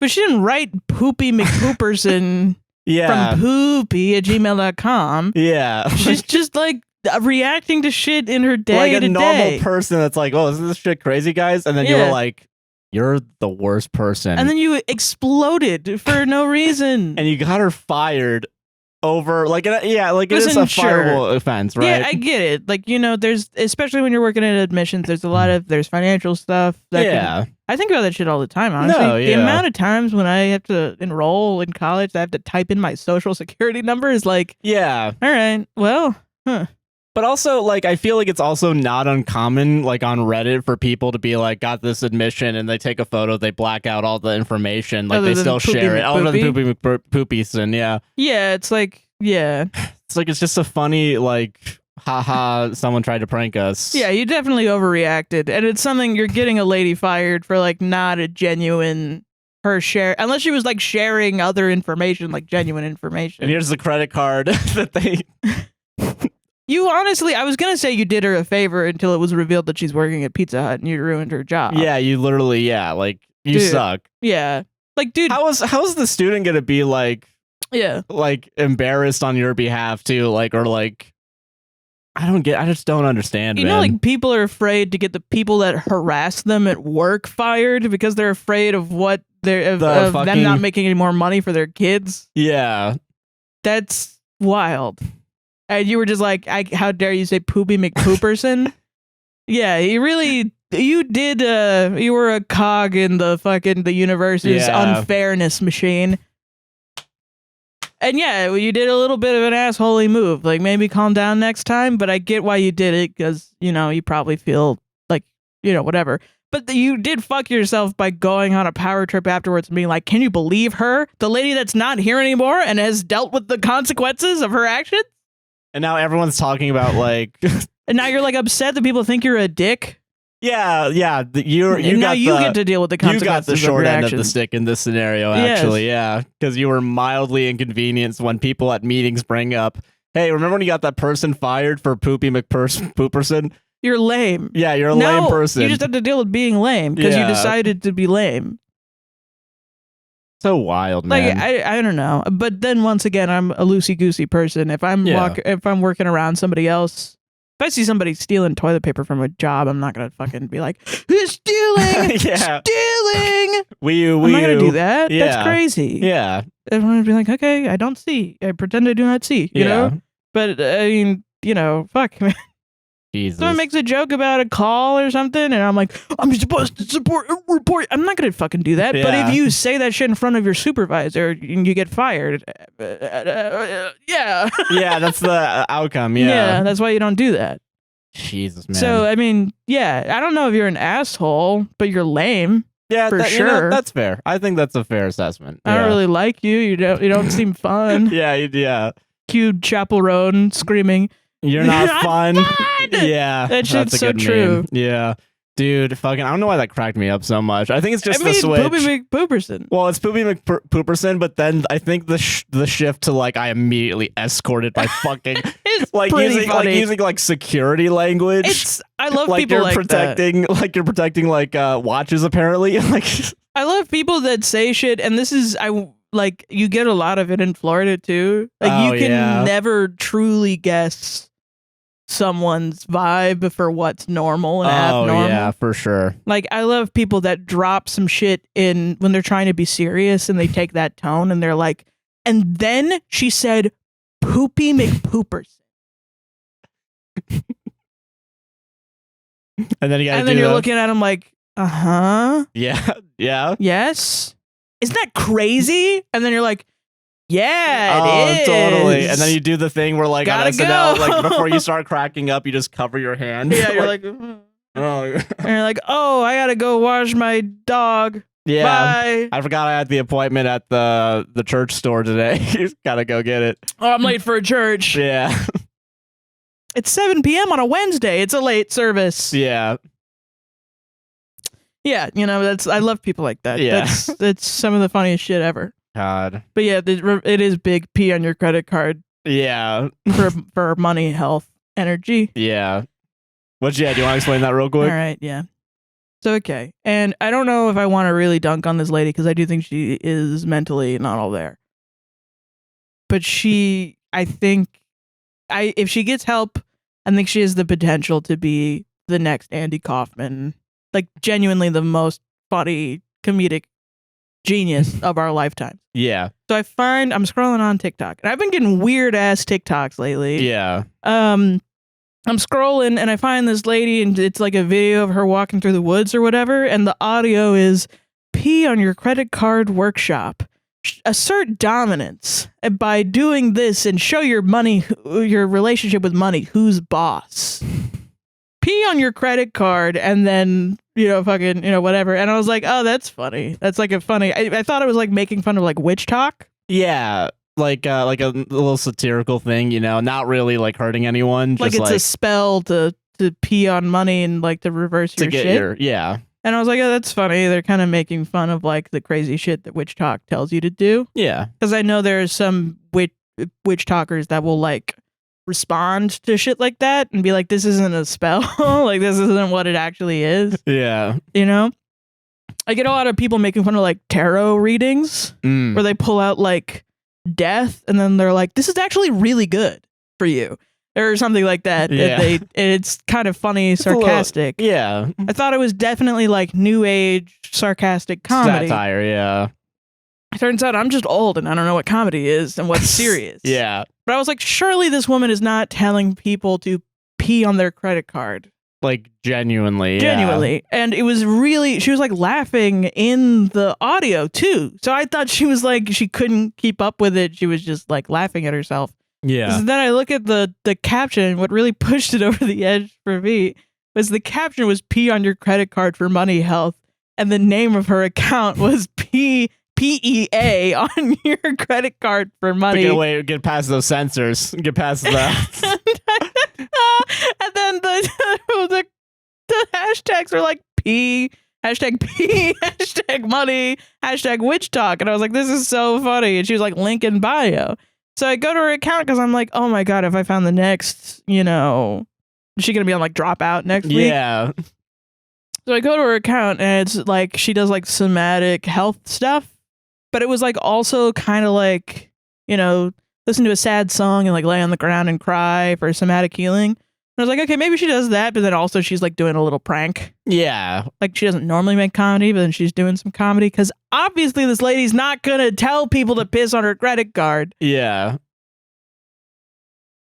She's being fucking for real, man. Being fucking real. She is being for real. So then I go and I'm like, how do you sign up for the P on your credit card workshop? I gotta know. And you put your email in there and yeah. And do I read it? Should I read it? Nah, probably not, honestly. Just because I mean, you are right that like this person probably just needs help more than anything else. Yeah, but I do want to say like the way that she wrote it was so fucking funny. I read it out loud to Josh last night and I literally couldn't stop laughing, crying. Not because of like, oh, it's funny to tell people to piss on your credit card, but it's the also writing itself. Like she was using the clinical term peeing for the entire time, and then halfway through she switches to, and if you don't want to piss on money, and it's like, wait a minute, whoa, wait a minute, a second. I thought you were a professional here. Just the random. It's the cadence of the language. It's the rhythm of the words. Exactly. That is accidentally was like the best comedic timing. Yeah, for sure, man. Yeah. God. She's my queen. I hope she gets help. Yeah. She said that she was $90K in debt for her business, and then she got $60K back somehow. But she was in $90K debt to family. Well, so not somehow. She peed on her credit card. She peed on her credit card and it turned it around. Did it right. She was using the fact that TikTok went viral to prove that it works. Yeah, and that's the other thing too is like now it's like, oh, now I am the pee on credit cards person because that's the thing that went viral. Yeah, she consistently uses that same sound over like walks outside, and I'm like, ah, damn. Yeah, you fell down the same rabbit hole that everyone on TikTok does, where it's like, oh, you got known for one thing, and now you do it for the. That didn't happen to us. But I mean, she would probably be really famous if she just like was funny. Yeah, like if she just continued doing shit like that and was funny and what didn't actually mean it. Yeah, Yeah, just wild, man. Yeah, I was like, this is amazing. I support her. I hope she gets help. If she wants to contact me to tell me how to piss on money, that'd be awesome. Yeah, I'll sign up. I'll do it. I don't care. Hell yeah, dude. I'll help you, queen. We can write comedy together. You can be my comedy partner. Fuck Josh. Josh doesn't even like watches, man. Josh doesn't even piss on money. Josh doesn't even get it.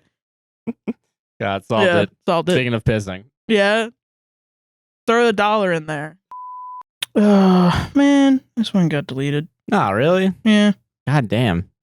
Okay, I'm going to read the titles of the ones that I'm skipping, just so you know how the bad vibe of what's going on right now. Yeah. Am I the asshole for giving wife a tap on the mouth? Am I the asshole? My boyfriend didn't see me. Your boyfriend left her in the movie theater. Fucking, I let my friend know I won't attend her wedding. Am I the H? I don't know what that is. Am I the asshole for clarifying via social media that my wife's baby was the product of her illicit affairs? Jesus Christ. Fucking, am I the asshole for punishing my foster daughter for telling the authorities my 12-year-old daughter was taking drugs? Would I be the asshole if I told my sister she's the reason her kid's speech is delayed? What the fuck? Am I overreacting? Boyfriend hasn't come home since Friday. It's now Sunday. Yeah. Am I, female 30, the asshole for being upset at my sister for dating the man who shot me in the face at point blank? Am I the asshole for making sure my wife slept through her uncle's funeral and then lying to her about it? I don't know that my son isn't mine, but my wife doesn't think that I do. How do I have this conversation with her? I don't even know what you're talking about. Yeah, Jesus. Am I the asshole for asking why my boyfriend's family doesn't call me Mija like they do the other girlfriends? Am I overreacting about a message from my husband's best friend? Found wife's text messages? Am I the bad apple for getting upset that I didn't spend my birthday with my daughter? And then they edited that to be like, no, hold on. Am I the asshole for not spending my daughter's birthday with her? Oh my god! Like I missed my daughter's birthday. So you just fucked up the title. You're the bad apple in that one. Yeah. My maid of honor relapsed and has been a bad friend. I think I want to let go of her. I found out my husband has been telling his coworkers that I'm his sister. What do I do? Wait, what? Oh, okay. Am I the asshole for refusing to press assault charges against my daughter after another girl broke her nose? Yeah, the vibes are off with this, man. I'm gonna read. Am I the angel? Ooh, okay. This is the circle jerk. Yeah. Okay, I do want to read this one. I didn't. Okay, let me do the real one. Okay. Okay. Am I the asshole for telling my wife her reaction to a waitress not taking a picture was over the top? What? Okay. I, 37 male, met my sister in commonly visited city a few weekends back. My wife, 37 female, came with me and my 2 kids, 8 female and 6 male.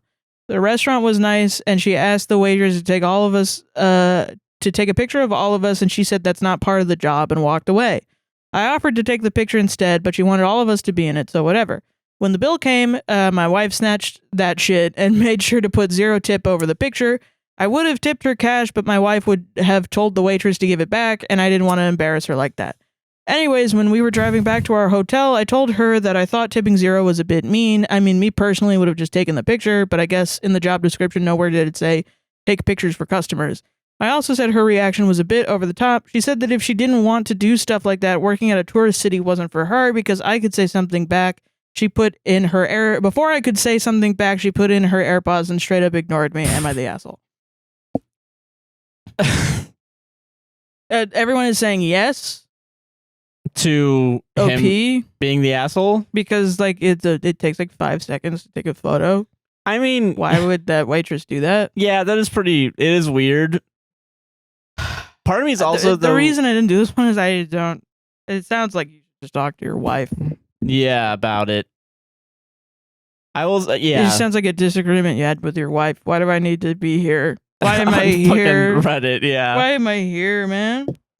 Anyway, this is the Am I the Angel? Oh, okay. Which is the circle jerk subreddit of Am I the Asshole? Yeah. Am I the angel for being mad my wife didn't tip? Me, my male 693, wife, female 18, went to a very expensive fancy dinner for dinner last night. I ordered mac and cheese and she ordered... Anyways, at one point, my wife had to go to the bathroom. On the way, she tripped and fell. Her eye landed on a knife facing up, and it stabbed her through the eye. The person sitting at the table next to her then dropped her knife, and it went in her back. My wife started screaming. I have to admit, I started laughing. Seeing her in pain was hilarious. Laughing emoji. Laughing, crying emoji. Another guest called 911, and she was picked up by the ambulance. I was tired, so I didn't feel like going to the hospital. So I went home and went there this morning. She started yelling at me for not helping and visiting her. I pointed out that she never tipped the waiter, which was an asshole move.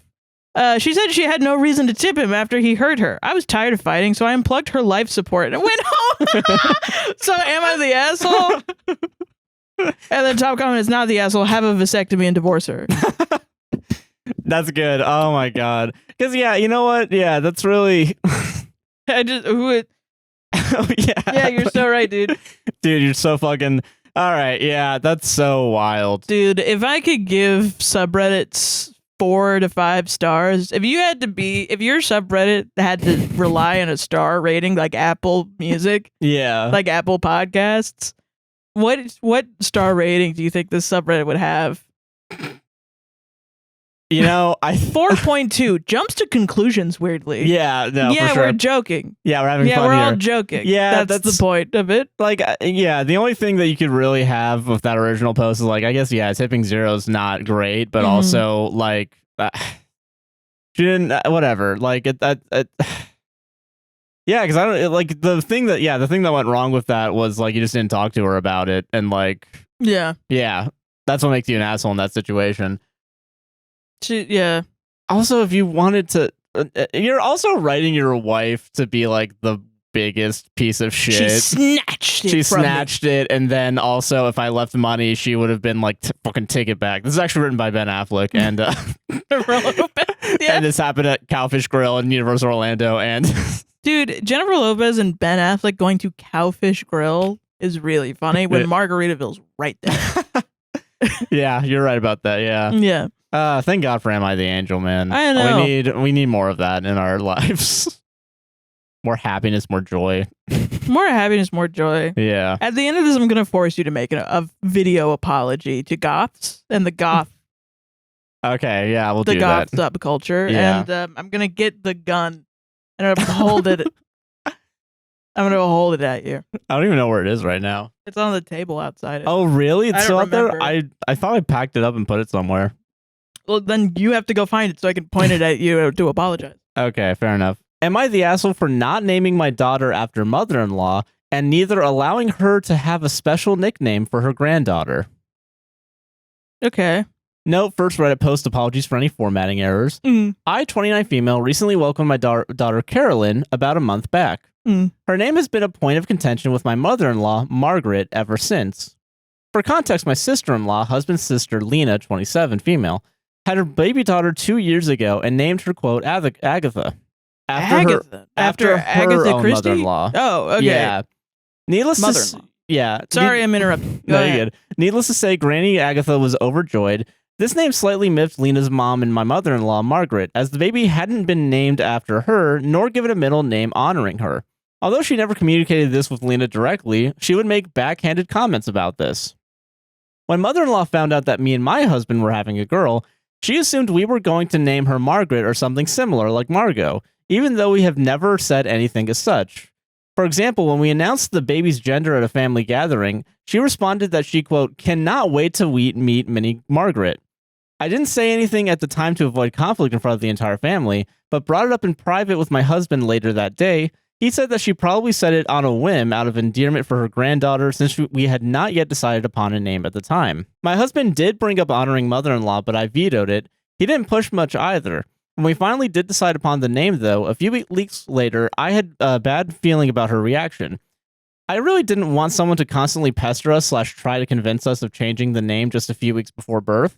So I told my husband that I wanted to meet the baby first and be fully convinced that she was a Katelyn before announcing the names. Unbeknownst to us, all this while, my mother-in-law had been going around telling her friends how the baby was going to be named after her and how they would be Peggy and Maggie, etc. After Katelyn was born and we announced her name to family and friends, my mother-in-law was livid. She argued about how we broke the tradition by choosing a different name last minute. I responded that my sister-in-law naming her daughter after her own mother-in-law does not constitute lay down any tradition, and naming and naming my daughter Margaret / Margot was never in consideration in the first place. She then claimed that we were embarrassing her in front of all her friends now that she had told them about the granddaughter being named after her. My husband tried to intervene by saying that she can still call the baby Maggie if she'd like, and that could be her nickname for Katelyn.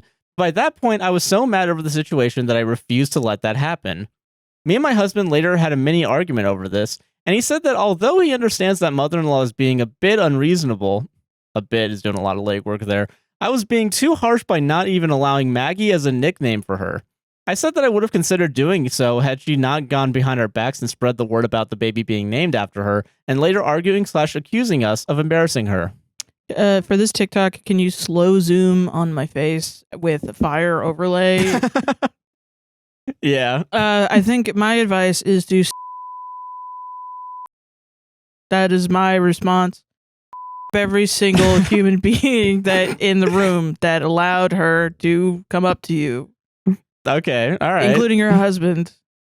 You have to get your daughter out of there. Yeah, because that's so fucking weird, man. This is their body snatchers. They're trying to body snatch your baby. Yeah, this is what is it? What the fuck's that name of that movie? I'm right now. You should and get rid of the evidence. Another thing I'm gonna have to censor. It's just, oh my god, I'm gonna have another dream where I have to light shit on fire to be free. Like, you know. Yeah. What? How do women live this fucking nightmare? Like, what a...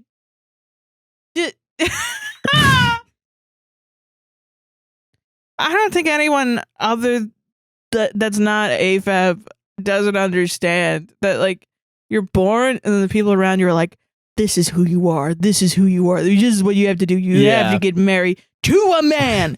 You have to get married to a man. You better have a baby. baby. You have to like men, or else you're weird. You're weird if you don't like men. And then you get married to men, and you have to have a baby.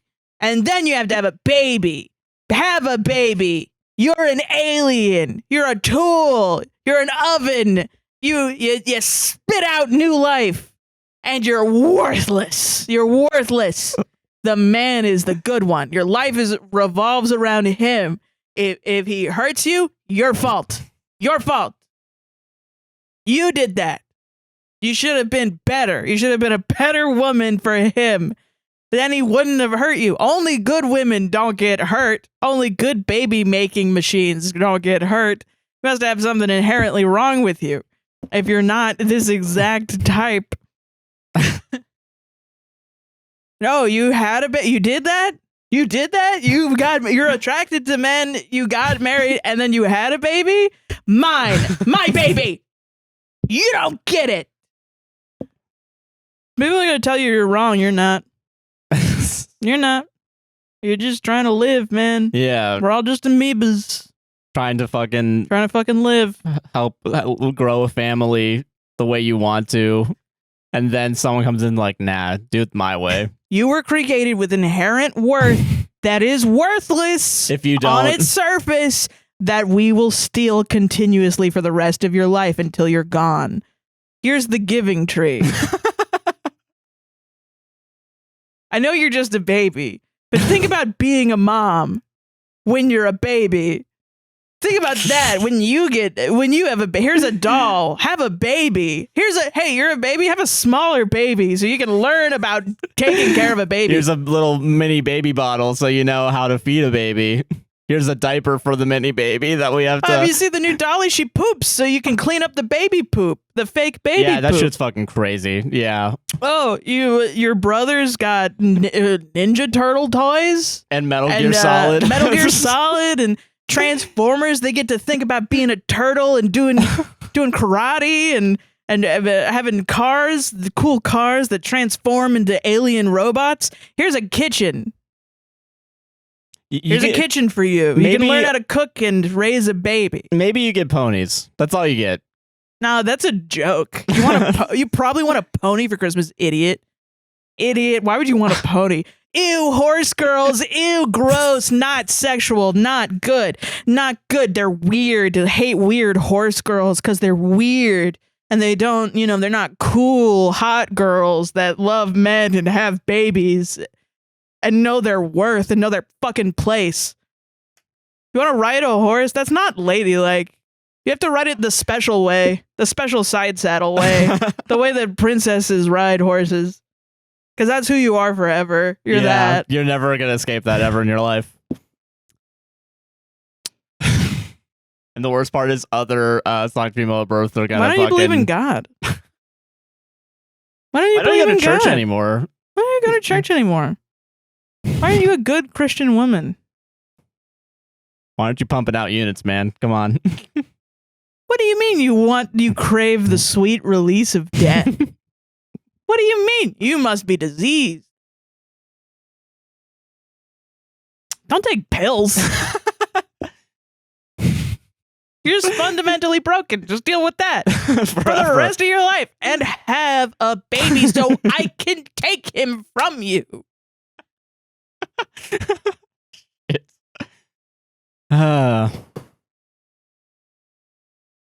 Also, don't use an epidural while we're at it. That's not ladylike. That's not ladylike at all. It's not ladylike at all. Well, you know what? Yeah, old people need to shut the fuck up forever, man. Everyone does. Everyone does. Everyone does this. It's not even age. It's not, I'm tired of the stupid labels. It's fucking everyone. I think if we all just chilled out, I think I wouldn't have back pain right now. I think I wouldn't be this anxious. That's fair. That is fair. God. Solved it? Yeah, sure. Solved it. Fuck it. I love you, Sarah. I love you too. I think we're the only people that love each other in the world. My next one got deleted. No fucking way. Am I overreacting about wife's comments? So here's the deal. I overheard my wife having a hall pass conversation with another lady. The lady asked my wife who hers was. I expected her to say no one. We've had the talk before, and she knows that there isn't anyone that could get me to cheat. No celebrity, no lingerie model, no hot girl next door, etc. She had assured me that that was the same for her. However, she told her friend that she definitely had a hall pass and named him. Her friend laughed and said, I thought you loved your husband. Why ask the question? Yeah. Do you have a hall pass? If the answer is yes, why is it? Oh, so you don't love your husband? Yeah. Like that's what is happening? My wife said, "Oh, my husband is number one, but if hall pass came to my door, my husband would have understand that he's number two until we're done." What? Then she laughed about it. I don't know. It is making me feel weird about things. Am I just overreacting and this is nothing? I keep telling myself it means nothing, but I can get that off feeling in my pit of my gut to go away. I can't get the off feeling in the pit of my gut to go away. It was and then he clarified and said it's not like Ryan Reynolds or something. It's like a guy that she knows. Really? Yes, you're not overreacting. Yeah. Your wife had a conversation with her friend about how she wants to fuck someone she sees in real life. And it's like, well, my husband would totally understand. He would happens. just have to accept that I'm fucking somebody else until I'm done. Yeah, I'm gonna inadvertently make him a cuck. Yeah, I'm gonna force him into enjoying that. Yes. Jesus, that's weird. That's yeah. You're not overreacting. Get upset at your wife. Yeah, you should probably talk to her about it. Why is the difference in Reddit this week? Am I overreacting because my wife is cheating on me right now with someone that she's been cheating on me with for 10 years? Or am I overreacting? I beat the crap out of everyone in my life. This is crazy. Yeah, this is a fucking insane week, man. We've jumped the shark. We have to come back down to reality. Yeah, like here comes, well, there goes gravity. God, Mom's spaghetti. Yeah, I feel that. Yeah, you're not overreacting. That's a simple, easy, open shut case. Hell yeah. Am I the asshole for my behavior at a buffet? What? I thought you said, am I responsible for my behavior at a buffet? I'm like, yeah, probably. Did my actions lead to me having consequences? Huh? Curious. What is this? Life is strange, but I'm sis. Yeah. But I'm APWSTR Gaming. All right. The symbol's off. Hi, everyone. Hey. I, 28 female, recently reconnected with a friend, 27 female from high school. Let's name her Brenna. Okay. We were really close, like think inseparable, but the distance after we moved away inevitably caused our friendship to dwindle. Right. I recently moved to her city with my husband, and it was like nothing had changed. After a few one-on-one lunches, she wanted to introduce me to some of her other friends from uni. We decided on an upscale buffet at a hotel. I think it's relevant to include that the university she went to was known for its extremely wealthy and privileged students. Okay. Coming from an upper middle class background, I wasn't really sure what to expect or what we'd have to connect on, but she assured me it'd be okay and that everyone was really, quote, down to earth. I got along with everyone really well. The conversations were engaging and we were all bounced off of each other really nicely with the banter. She booked it on a Monday afternoon so it'd be relatively less crowded, so none of us would have trouble communicating. But here's where I think everything went wrong. There was a short queue behind me, 3 people, all in our party, one of whom included Brenna, when I was trying to scoop a stew for myself. It was a minestrone and I had accidentally grabbed a scoopful of vegetables instead of soup. So on my second scoop, I decided to do the opposite so that I can get a balance of both. My first scoop hardly contained any soup. I stopped after 2 scoops and turned to see Brenna staring at me with an appalled expression. I was really puzzled, but I kept on walking back to our table, so I wasn't blocking anyone's way, and I figured I should ask her about it later. The rest of the lunch, I noticed Brenna acting really strange. She was limiting her interactions with me, avoiding eye contact with me, etc. Another friend, 28 male, even asked her about this, and she dismissed the question. She said, "I don't know what you're talking about." After we all said goodbye, I got a series of texts from Brenna saying how disgustingly, quote, low class I acted in front of her friends. I asked her what she meant, and she referred to how I selectively scooped the minestrone in front of her and how it's extremely poor etiquette to pick and choose portions at a buffet. I tried explaining to her it was an accident, and I hadn't intentionally tried to do what she was explaining. Yeah, I know, yeah. It's a buffet. It's a fucking buffet, That's like dude. the only place you do that. Yeah. Going to Cece's Pizza, grabbing an extra slice of pizza. You fucking asshole. How dare you? I mean, maybe I'm just too poor, but I'm like, I'm not going to be like, oh, I have to be polite at the Golden Corral. Yeah. Sorry, no. honey. I didn't get the fucking huge pile of... Okay, I'm sorry. I didn't get the huge... I'm sorry, honey. I took too much of the completely dry, sitting there all day pile of scrambled eggs at the Shoney's. Yeah. I'm sorry I took 2 scoops of scrambled eggs at Shoney's, honey. What a fucking bitch. Yeah. Jesus. I tried explaining to her it was an accident, and I hadn't intentionally tried to do what she was explaining, but she said I was still holding up the line. I apologized for that, and she hasn't responded since. I apologized to the 2 other people that were waiting behind me, but they didn't know what I was talking about. I explained to them what Brenna said, and they said she's being a pompous ass and told me to forget about it. Yeah. Now I have no idea what to feel because I initially felt extremely guilty when Brenna confronted me, but hearing these 2 say it's no big deal is really making me wonder. I would love some other opinions. Thanks.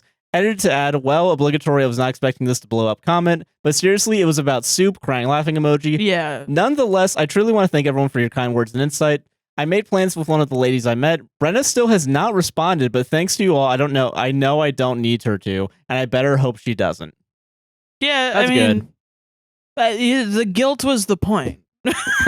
Yeah. The cruelty is the point. Like that book that I don't know if it's good or bad or anymore. Yeah, I haven't fully finished it yet, but yeah. But yeah, that's she said that to you so you would feel bad. Yeah, and like make a like embarrass you in front of her friends that didn't even notice. Like, and also notice she's that a child of the devil. Yeah.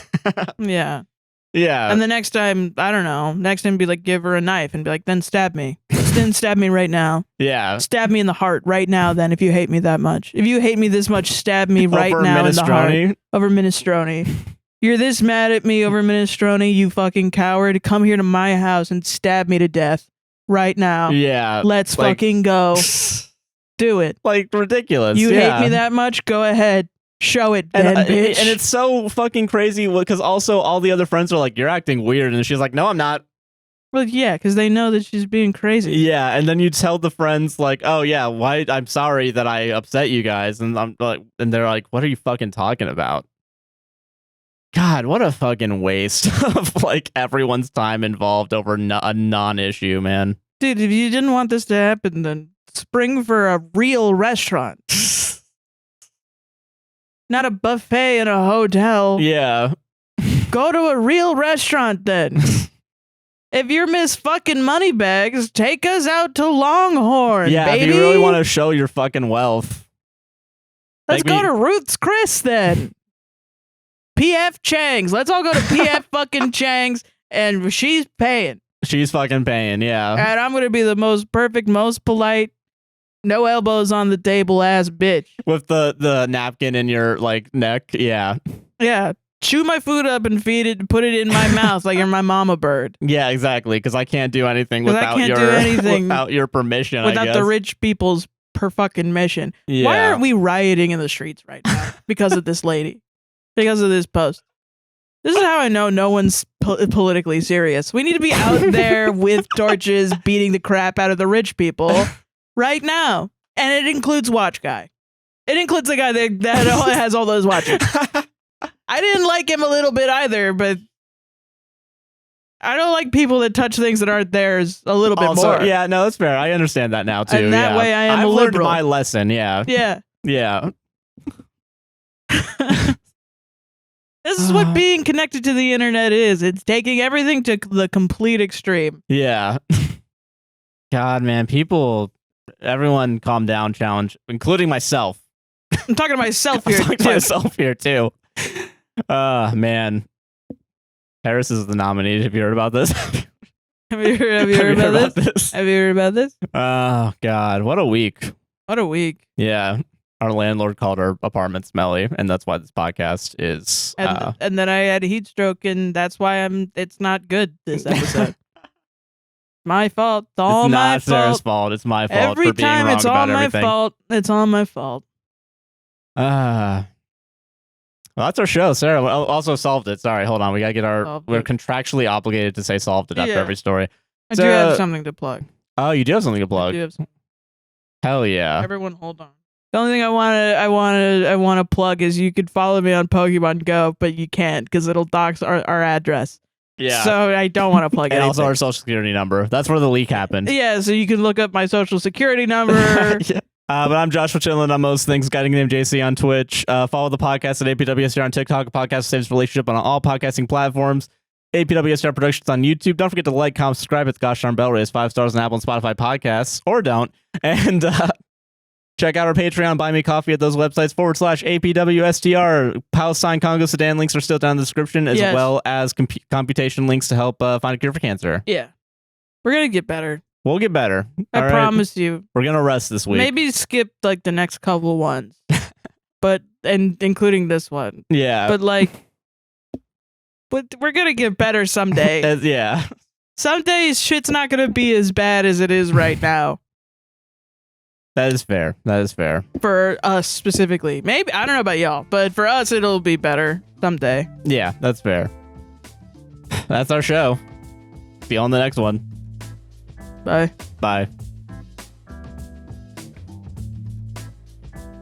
So I really just want to so the government has been saying to me, Sarah, you don't get any more financial aid because your past loans are coming back into repayment, a process that we set up. We didn't tell you that they're going into repayment, so now you're defaulted on your loans on first thing. You fucked up. No warning, yeah. So bad. You probably got an email, but it goes into a Gmail that is essentially a black hole. And that's your fault. Right? Yeah, you're the asshole in this situation. Yeah, sure. My school, because I had ADHD, withdrew me from class without my consent. And then was like, now you owe us this money back. So I contacted them and I was like, what can I do to enroll back in and get my financial aid that would cover it? And then they were like, pay us $200 right now. And I was like, okay. Thanks for holding me up at ransom, yeah. And then they were like, oh, by the way, you don't get financial aid. And I'm like, okay, cool. Now, this is the same government that is going to ban TikTok, which is my job. Yeah. And also is funding a genocide. Yeah. This is the same government doing that. Same government, yeah. Not a fan. And also my healthcare. I don't have the money to go to the doctor. Check your fucking my back. Which means I can't do my job while I have it. That's what Sisyphus was about, right? Was when people get mad at you. I'm sorry. It was right there. I'm sorry.